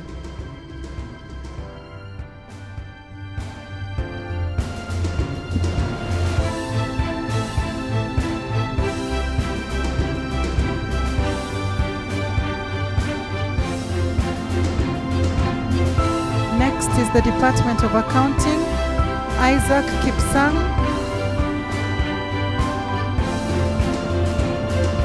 Face this side, please, so that it's confidential. Thank you, Accounting, Kosgei, Isaac, Munenzero, Arlet, Efumbisara Nekesa. Accounting, Isaac Kipsang, Munenzero Arlet, Efumbisara Nekesa.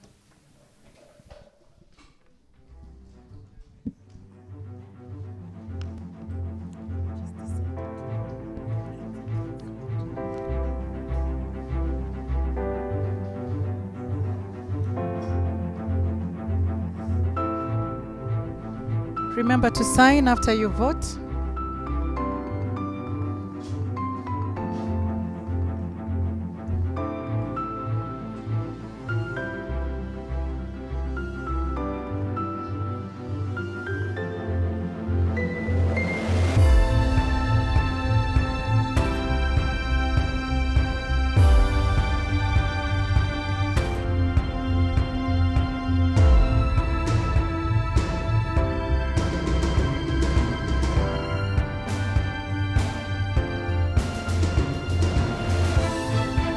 Next is Department of Management.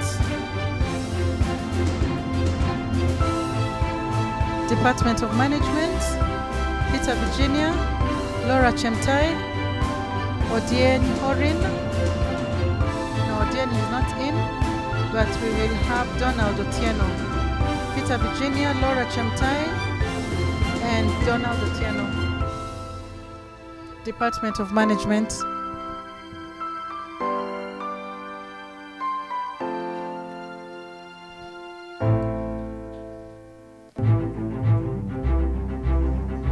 Remember, in this second round, we're only voting for 2 offices, Gender and Special Interests, and also Academic and Foreign Affairs Secretary, where we had ties.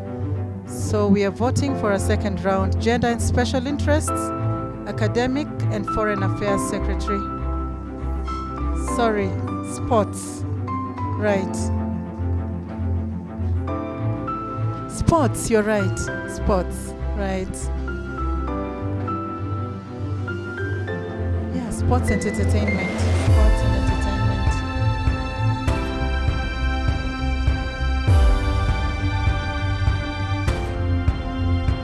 Okay. We now have Department of Nursing, Doreen Jebngetich, Wekesa Wanjala, and Odhiambo Okelo. Please come. Doreen Jebngetich, Wekesa Wanjala, Odhiambo Okelo.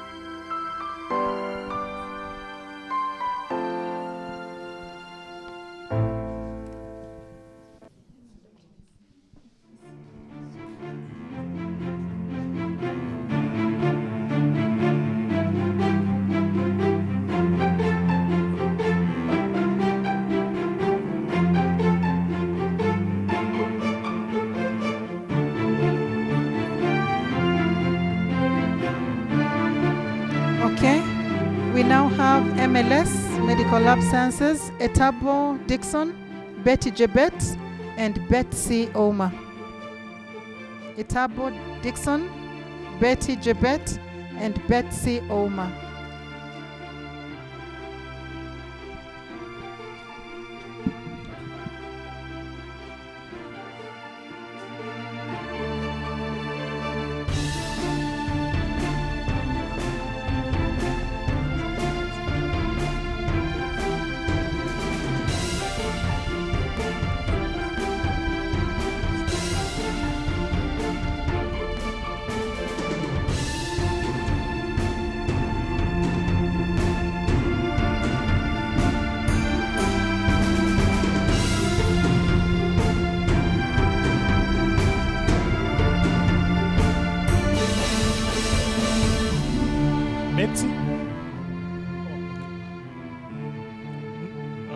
Sang Daniel, to be followed by Veronica Adhiambo.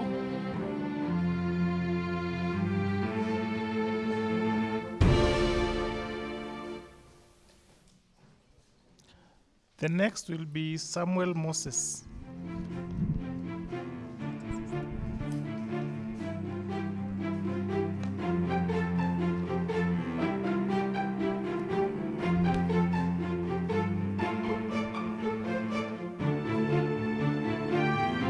Samuel.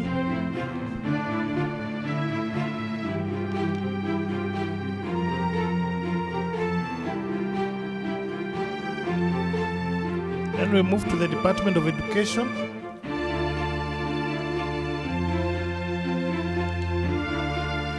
Muriungi, Catherine.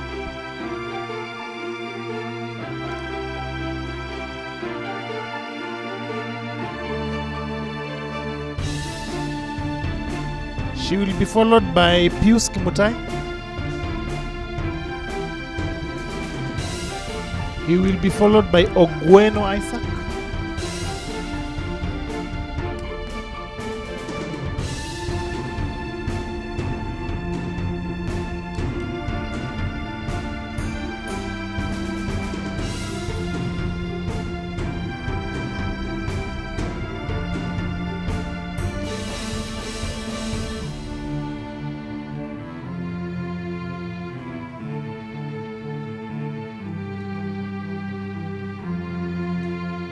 Then we have Department of Humanities and Social Sciences, Obunaka.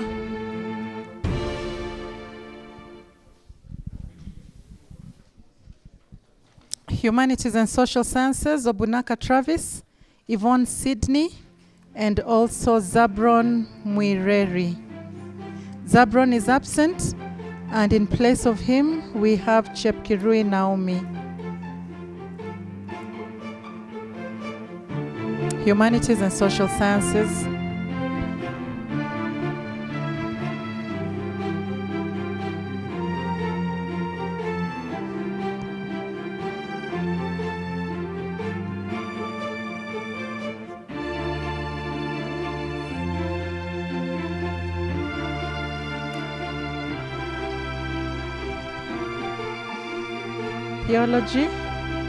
Theology, Kevin Odhiambo, Lewi Sarasa, Mafani Zuko.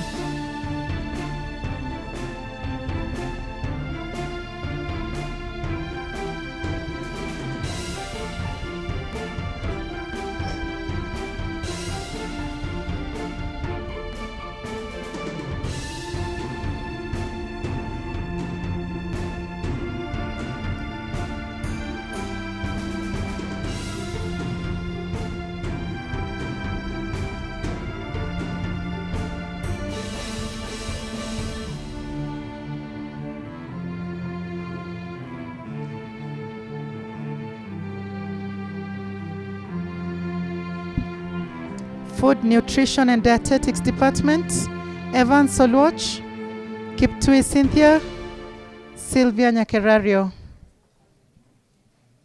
Food, Nutrition, Dietetics, please come.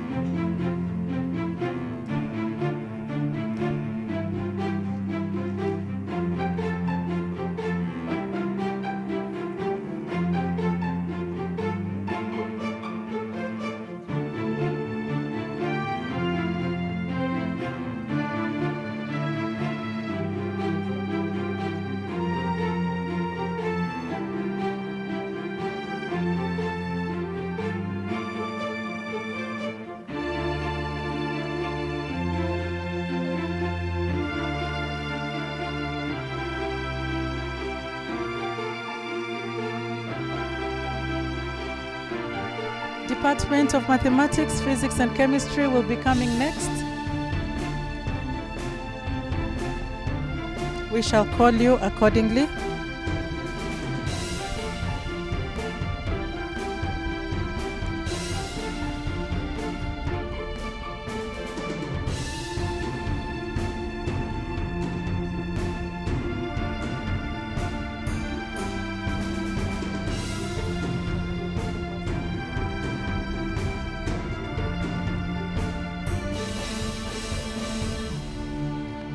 Mathematics, Physics and Chemistry Department, Oma Daniel, Kiprop Bonfas, and Damaris Esekon. Please come.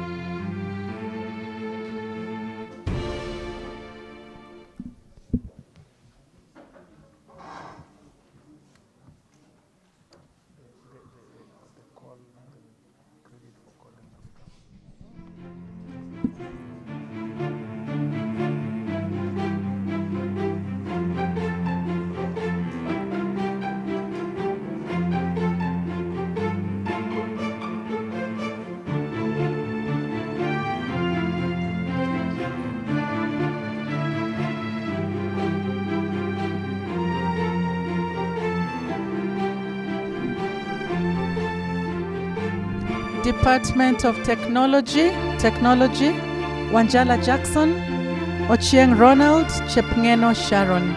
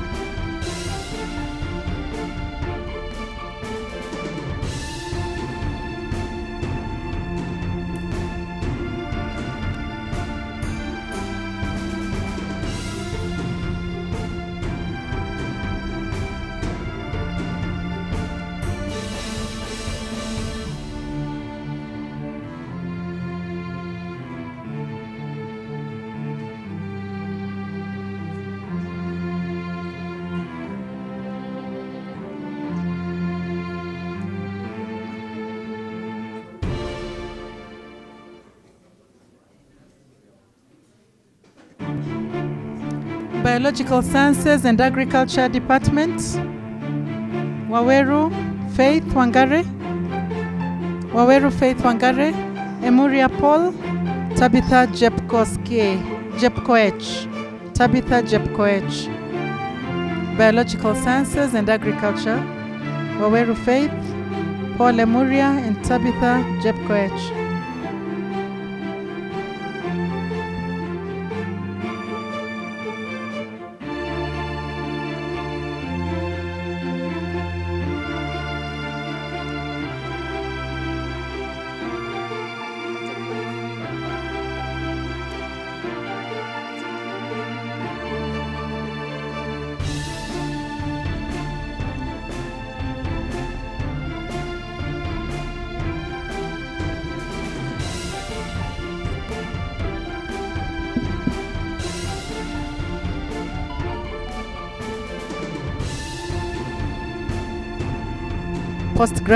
Postgraduate, please make your way to the front. Otieno Charity, Lea Morara, Alan Rono.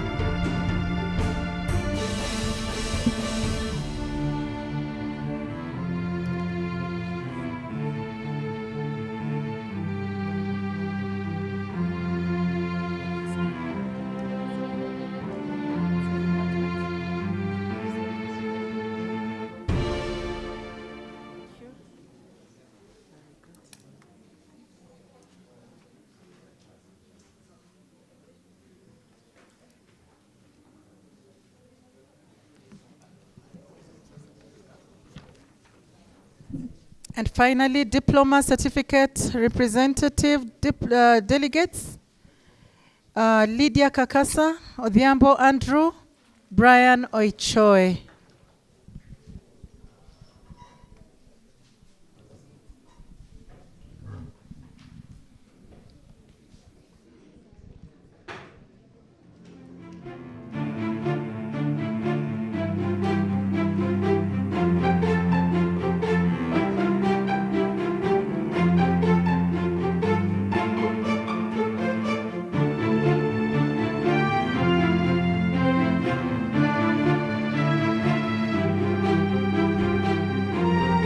Okay, we are coming to the end of the second round of voting. I hope I can read the mood of the house. You're praying for so that we don't get another tie, right? I also pray that you don't get it in the presidency.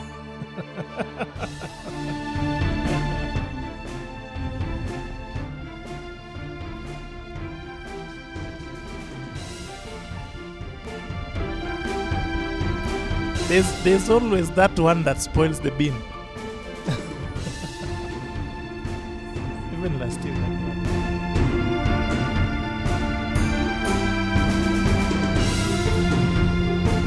Even last year we had one that spoiled everything across all the ballots. So after they vote, I'm going to seal.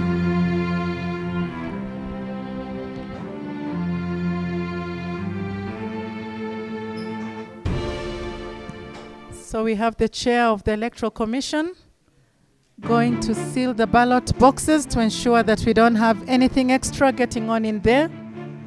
Then we shall begin the counting and tallying after the second round of voting.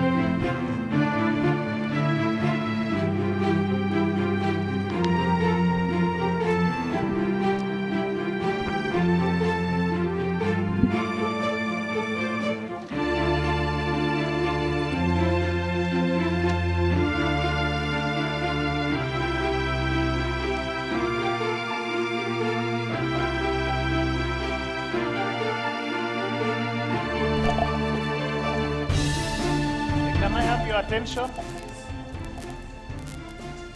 Charity. Aska. Charity. Charity. Aska. Aska. Charity. Charity. Aska. Aska.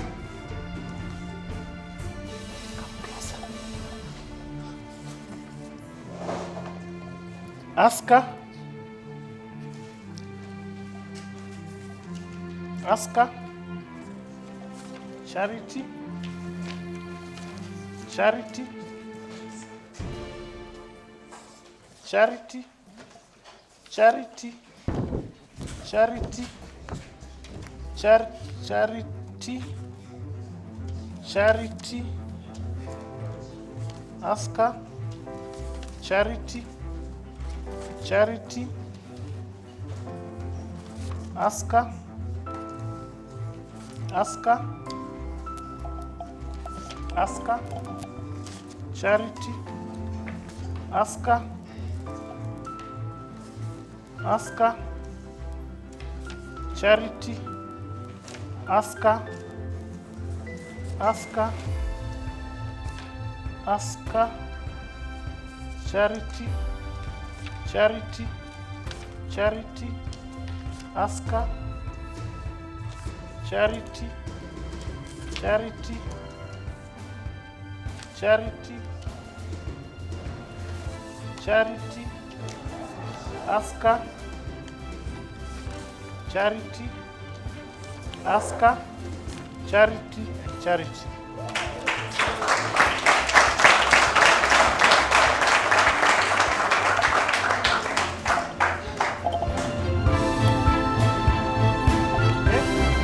So we are counting for Aska. 1, 2, 3, 4, 5, 6, 7, 8, 9, 10, 11, 12, 13, 14, 15, 16, 17, 18, 19.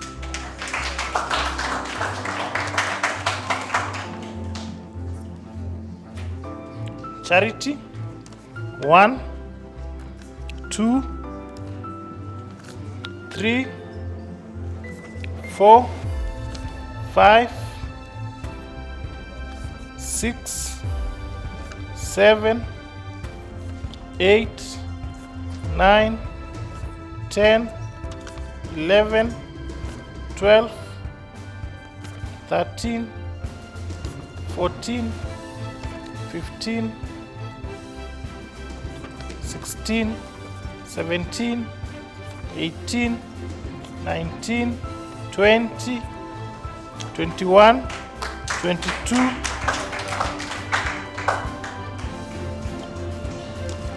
23, 24, 25, and 26.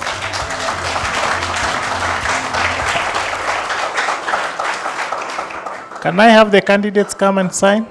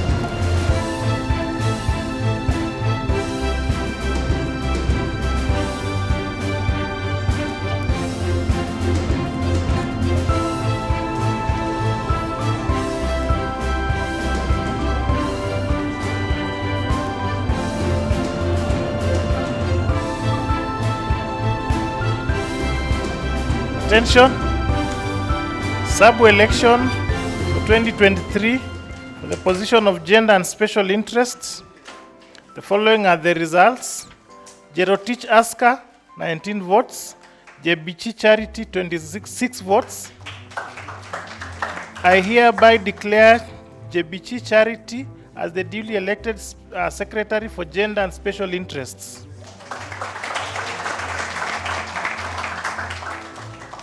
So we are moving to another position, that is sports and entertainment.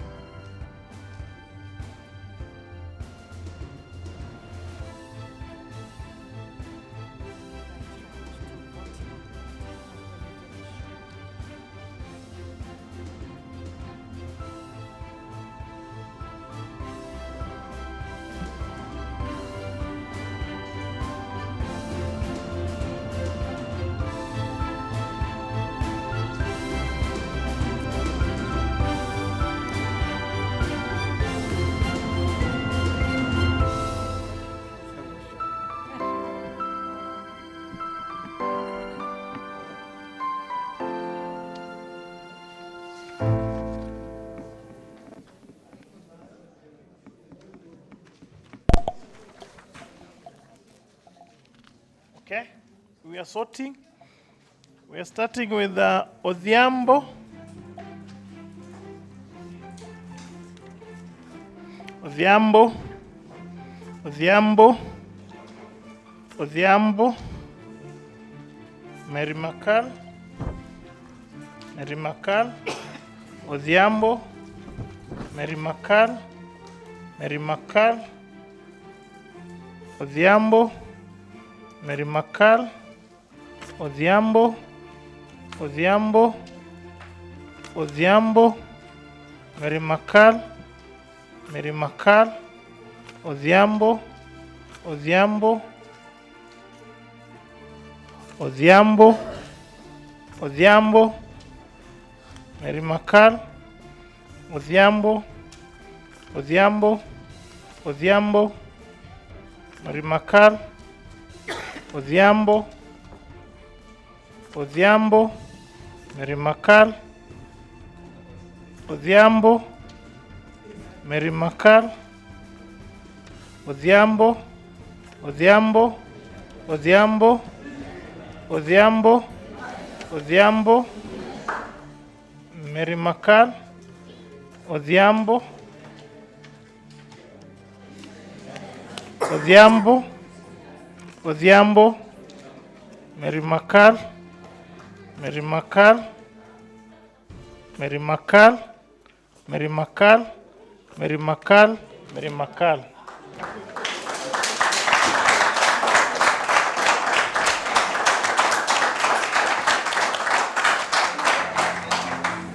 So we are counting for Mary Makal Cornelius.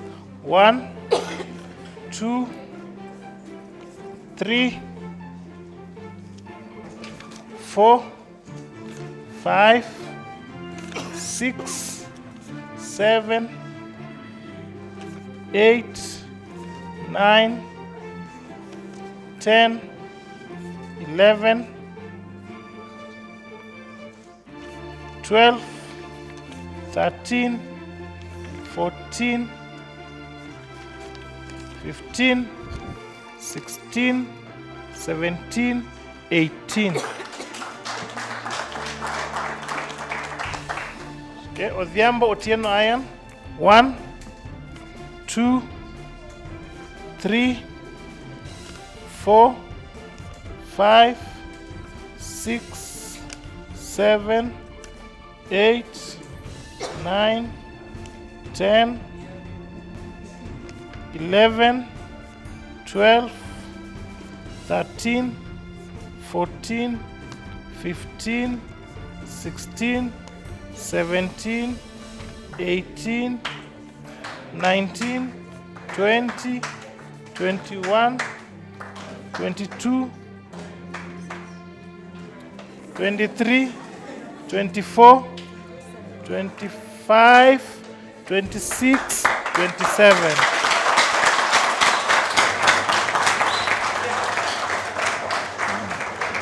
Kindly, can I have the candidate signing?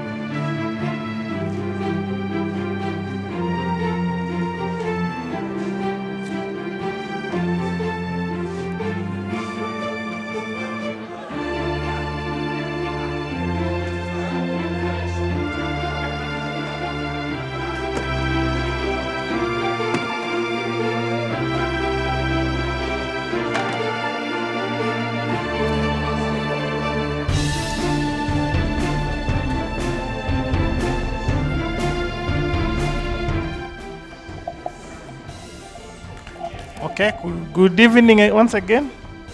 I am noticing that Madam Lauren is not in.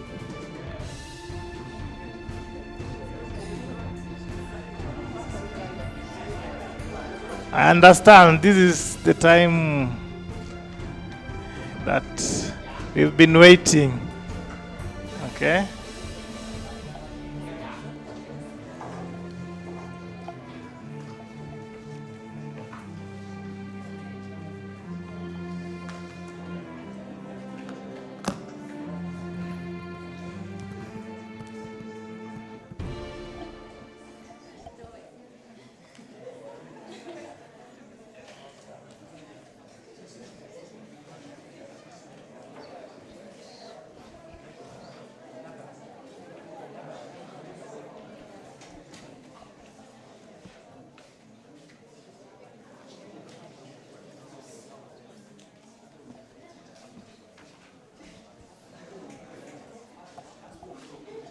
Okay, she's in. We will continue.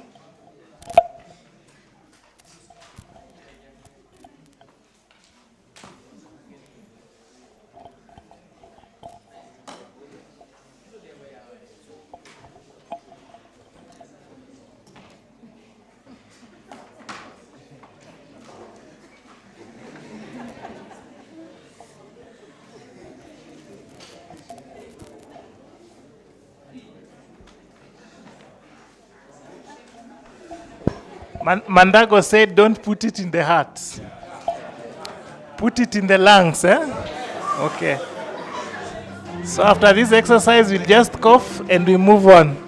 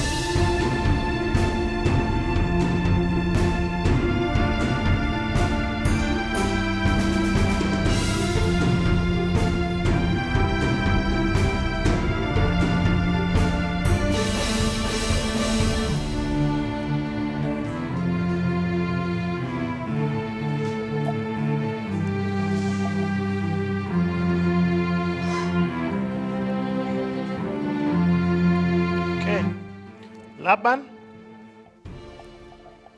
Ruto,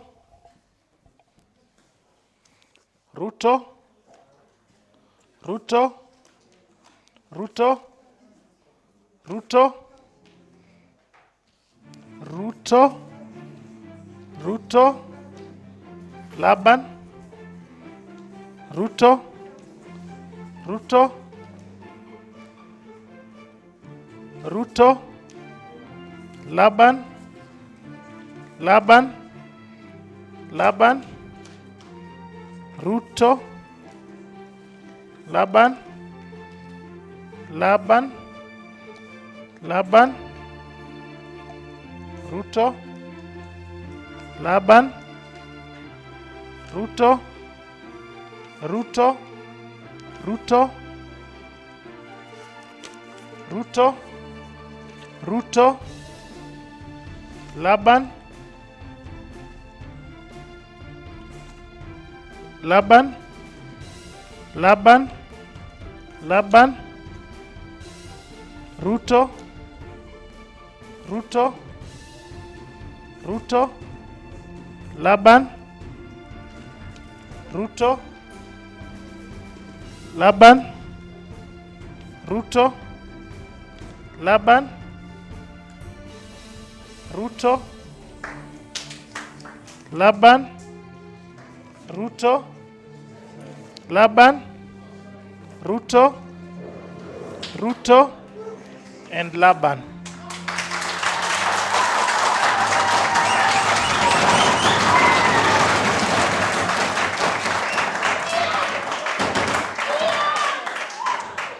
Okay, we are counting.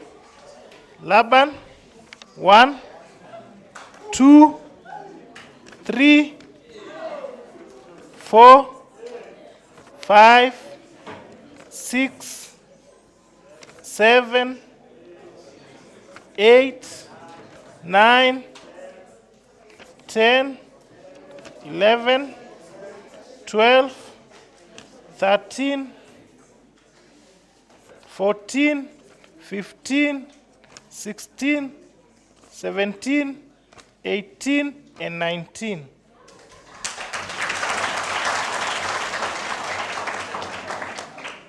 Okay. Ruto Jepchumba and Mutai Kiplagat Collins. 1, 2, 3, 4, 5, 6, 7, 8, 9, 10, 11, 12, 13, 14, 15, 16, 17, 18, 19, 20, 21, 22, 23, 24, 25, and 26.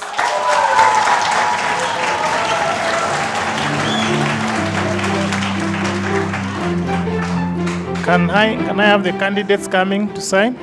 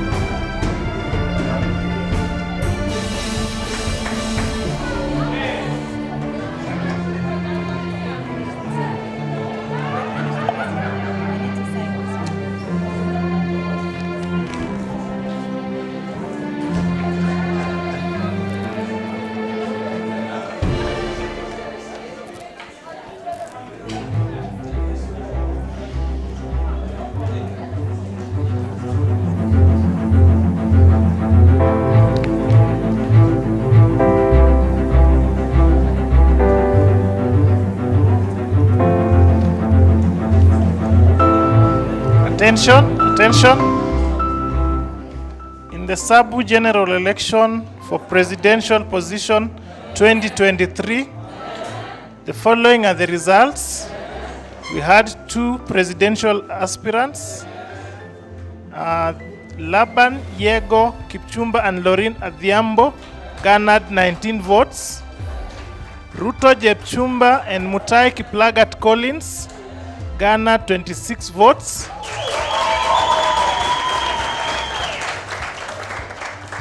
I hereby declare Ruto Jepchumba and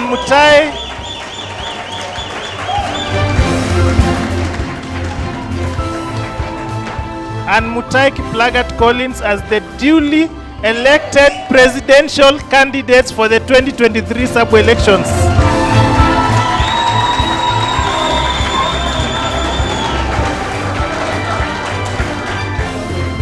I want to congratulate the female president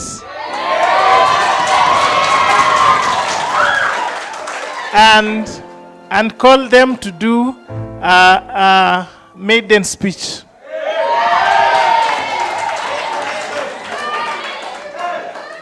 Come.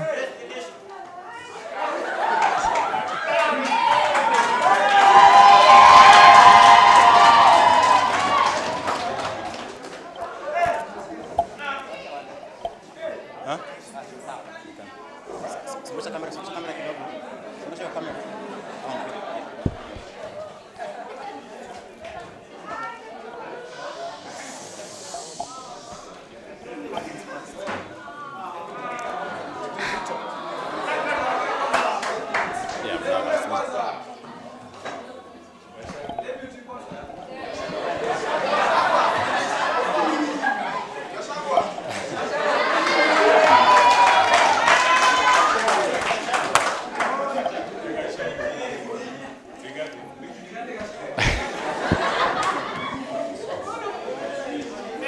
Good evening. I'm just overwhelmed. Thank you.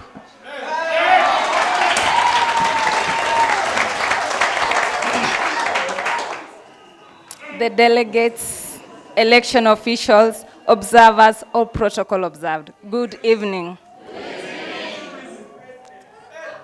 I lack words. This moment reminds me of the book of Judges, chapter 4, verses 5. The story is about prophetess Deborah. I call this Deborah moment. Women power. Mwanamke ongoza. Mwanaume linda. Thank you.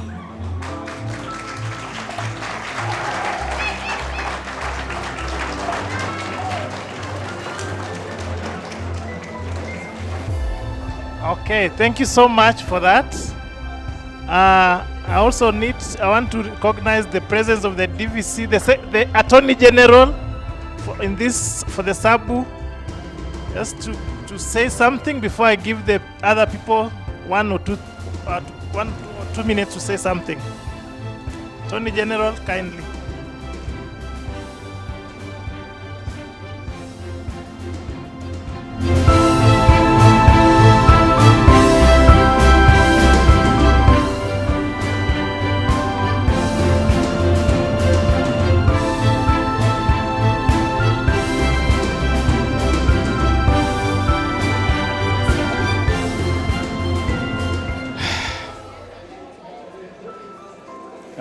Praise the Lord. Bwana Yesu asifiwe. Mimi Rigathi Gachagua. I'm so excited, very happy that this exercise is now behind us. I'm excited for winners and those whom you call losers. For me, allow me be the opposite of you. I want to congratulate those who lost more than those who won, because of taking courage to vie. Because if you don't take courage to vie, you will never succeed in your life, because all the time you will be saying, can I can't. Can I can't. But by trying, you win. Those who won never knew that they are going to win, but they decided to try. This world is a world of trials. And those who never tried, next time I want you to be in the ballot. Next time I want to see 10 presidential candidates. Don't leave it for 2, 3. You are cowards. Can we get out of this mood of being a coward person, so that we all try, we all compete? And I want to thank you so much, because you never did it on tribal lines. You are mature. Hallelujah. Mimi nafurahi sana. Nimeona ule udharakanithi muko nao, uko mature sana. Congratulations. To those who won, can you all stand? Can you all stand?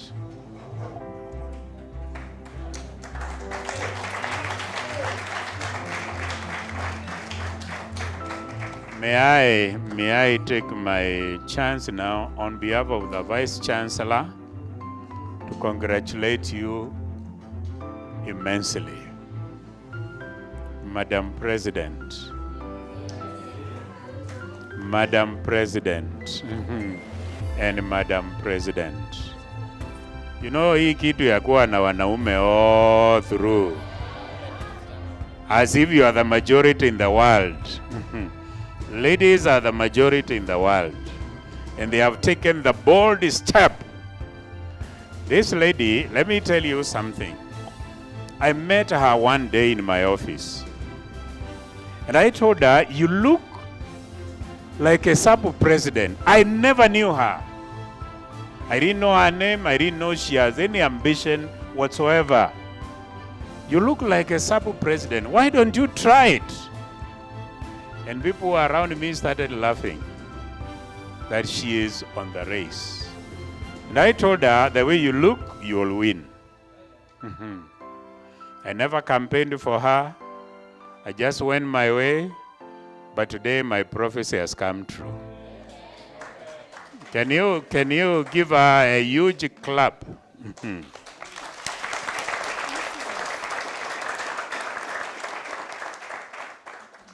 And then your deputy, the Gachagua there.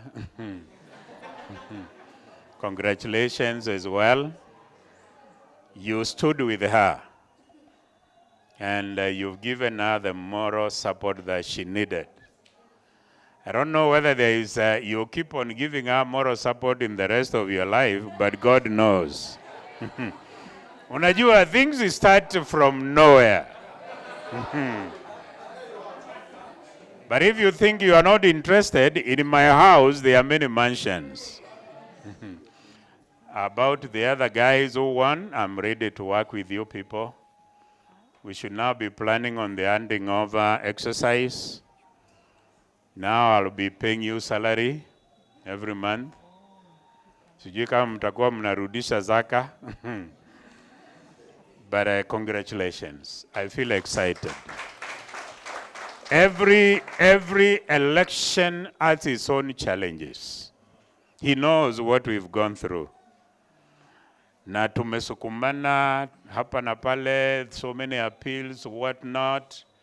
But I want to say, if there is anywhere where we never agreed or we did not rhyme well in our strategies, I pledge my apology. And thank you. You've done it well. I tender my apology if I wronged you anywhere or if I wronged anywhere in the process. Sasa yaliondoele sipite. Do you know that new Kiswahili from Machakos? Let us forget the past and now forge forward. This is your president. This is your president. This is the president of Adhiambo and the Odhiambo and all of us. And it's not reversible. President-elect, we are going to swear you in possibly this week. I'll be doing it on Tuesday next week. I'll do it myself. My daughter will swear you in. And all of you will witness. May I say thank you to our security forces. Ukiona polisi wanakuja kusimamia uchaguzi wako, next time, the next time will be repeated is when you will be entering the State House as the President of Kenya. And I know if she becomes a president and I'm alive, nitakuwa naenda bila appointment na bisha. Naambia polisi, hebu ondoka bwana, mimi nakuja nyumbani. Na kama wewe ndio utakuwa kwa security yake pale State House, ukiniona unasema huyu ni mkubwa, ingia. Mimi naenda nakula, alafu natoka hapo na tikiti ya Dubai. You know, that is the way to go. Otherwise, thank you, Ayemba in absentia. We want to thank him so much for the role he played, and all of you. This winning is not only the winning for her, but the winning for Baraton and Baratonians. Otherwise, Mom, can you come with your Gashagwa? I hug you, I bless you, then now wengine wafuate. Jatelo, iwinja ango chunyi baba. Chunyi maber. Maber kabisa. Nyasaye ogwedhi. Thank you, my daughter. God bless you, Mom. God bless you so much. Hey, Gashagwa. God bless you. God bless you.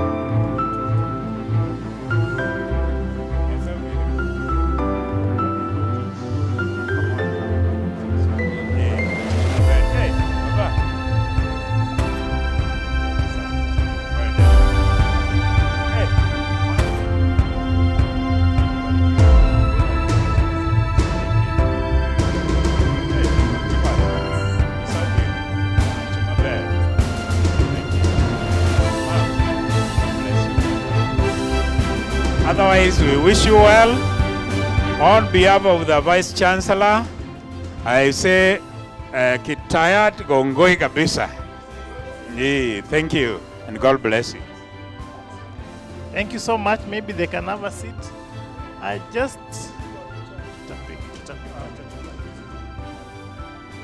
I want to recognize the security forces that were with us. Maybe I can give their head to say one or two things.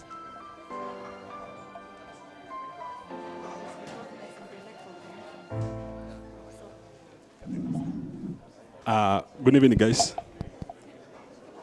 Hebu nifanyie hivi tafadhali. Bwana asifiwe. My name is Albert. My name is Albert Ole Palmeres from the National Police Service, Sub-County Super Commander, Chesumei. Let me first of all say thank you very much for this very nice exercise. The university staff and the entire body of the student body of Baraton University of East Africa for conducting a very peaceful exercise. Congratulations all of you. Few days ago, I went to another place for a similar function, and as we were just entering into the gate, some students saw us and they said, "What are these guys coming to do here? Watuache sisi ni siku yetu." But I thank you because the way you people have conducted this thing is very peaceful, and we are very happy. Let me first of all say that maybe it is because it is a church-based university, na mkiweka Mungu mbele, mnakuwa watu very peaceful. Mumeona hatujakuja na silaha, hata mimi sibebi silaha. In fact, nimekuja kuwa part of you because I'm also part of this larger society, and I've also come to learn. Hatujakuja na ile silaha, sisi tumekuja tu namna hii kwa sababu tuliambia just come and watch and witness. So that's why we have come without those big weapons, because we knew this place is very peaceful, and we are very thankful because of that. To those who have been elected, pongezi sana. But do not count yourself successful today. Count yourself successful after you have accomplished and delivered what you have promised your fellow students. So, with those few remarks, let me just call upon OCS kidogo awasalimie. Then from there now you'll allow us to proceed to our further duties. Karibu bwana OCS.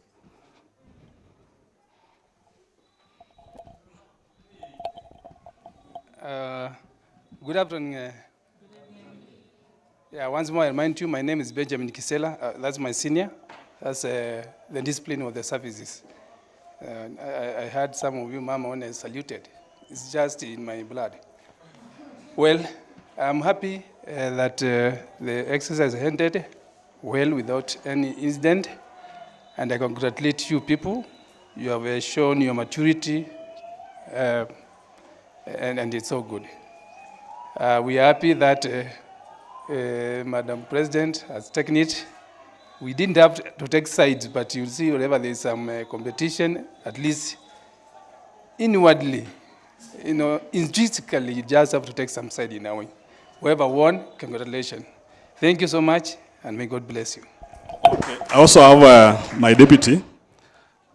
So umesema pia agenda, naona pia hapo mmewakilisha. In fact, you have done very important because if she did not won, mungekuwa na only one lady. But thank you very much for doing that. At least there is a very good representation. One person once wrote a book called The Purpose-Driven Life. That is Rick Warren, and say that whatever you do, do it for the Lord. So whatever you have done today, you have done it for the Lord. So pongezini sana na mbarikiwe. Karibu. Good evening. Good evening once again. My name is Lydia Goga, and I'm happy to be here today with you guys. Actually, I'm happy because unlike other universities, today I've experienced something very different.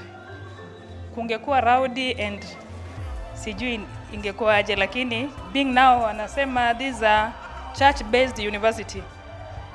The calmness, alafu the fairness na transparency ya election imekuwa mzuri sana.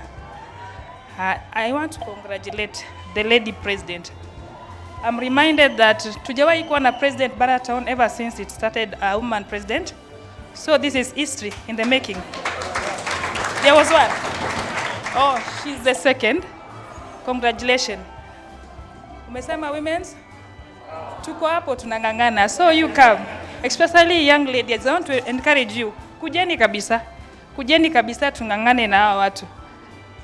Nasikia? Sawa sawa. Nimeona tu 2 ladies, but I think next time I want to see about 10 or even 7 ladies. Kwa hiyo quorum anasema ni ya SABU. Yes, I want to see more ladies coming up. Sindio? Aya, congratulations, asante sana. So we are finishing. I want to thank and congratulate all of you for tirelessly being here. We have not taken food. So what I'm going to do tomorrow, I will try to fast track your payment. I hope by early next week or by Friday you'll have your payments for the labors that you have done. Dr. Marlon will give you meal cards. It was supposed to be lunch. I hope it will be supper. So we are going to stop at that point and ask Commissioner Pastor Nabe to kindly lead us in order. No, let us have Pastor Mafani. Yes.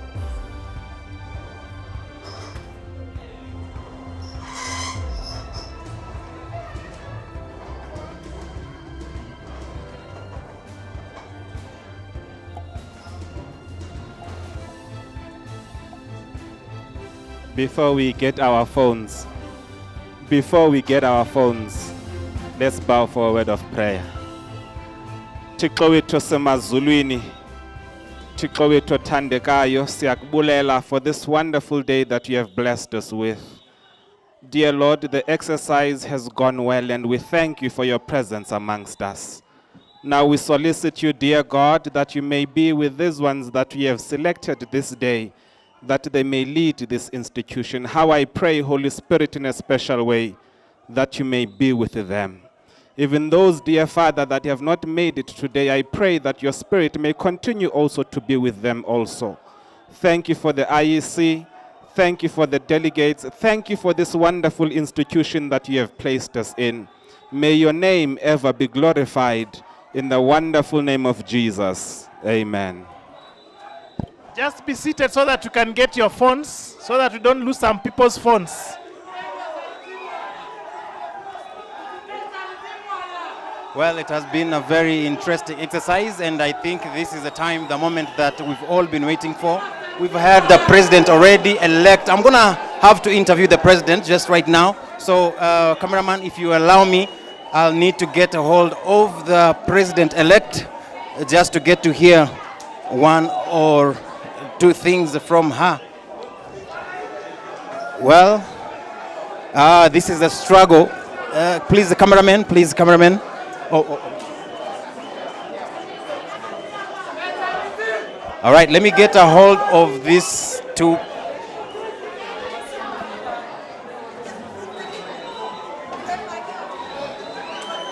All right, just standing before you, we have a president-elect with the deputy president-elect. Kindly, just 1 minute, please. Please, 1 minute.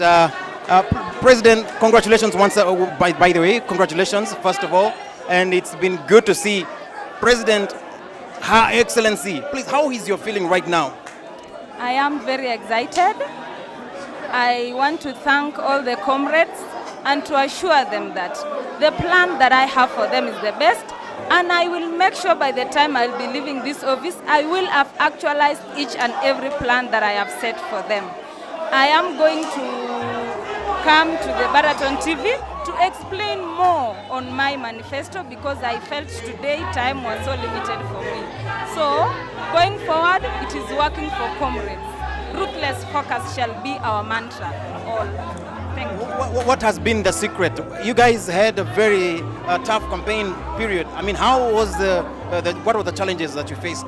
It was a tough campaign, given that my predecessor is my blood brother, and comrades, others didn't see me as a worthy competitor, but I'm happy that the larger population found it important to see our plan and not us from our ethnic backgrounds. Another challenge that I faced was my deputy, who came from my region, but we want to assure the comrades that we are not going to focus on tribal lines. We will work equitably to all comrades. Thank you. All right, and the deputy, how is the feeling? How does it feel to be a deputy and your president is a female? How does it feel? It's very awesome. I'm very happy. In the first place, ideas is what made us to be together. She had very good ideas and she was about mine. I'm very happy. We now have a task, a champion for the student interest. That's the only thing we have in mind. And that's the only thing that gave us motivation, so that we can deliver to the students. Given this chance, it's an honor. We are very grateful. All right, maybe one word from both of you to the electorates and of course the commissioners who did a very good job. One word and one word to the voters. We want to thank the IEC for the work that they've done. It took a lot of patience. The process was free and fair, and we are grateful. To the electorates, we are grateful, and we are not going to disappoint you. We are going to actualize our plan. We are going to work with other elected leaders to put their plan on the table and make sure that we actualize it for the benefit of the students. Yeah. All right, congratulations, Mheshimiwa, Her Excellency, and congratulations once again, Mheshimiwa, Your Excellency. All the best, and as you work for the students. This has been a very interesting program, and as you can hear, those are chants and celebration from the supporters of Her Excellency. They are all celebrating and just trying to ensure that they give their best in celebration as we've had this whole process happening since morning. I don't know how to finish this, but thank you very much. Thanks to the commissioners, the 6 commissioners who've worked. Thanks to the institution. Thanks to the students, to everyone that casted their votes. And for the time that we've been here, thank you for following online. Keep watching Baraton TV. Keep following. And of course, my name is Arasa Inoxinde. Can't forget to thank the people behind the scenes, the cameramen behind the scenes, of course, the director. Can't forget to thank Ashley Atieno, my co-host. For now, it's too noisy. And of course, the celebration is getting too high. Thank you for now. Till next time, God bless, and God bless Baraton University. Back to you.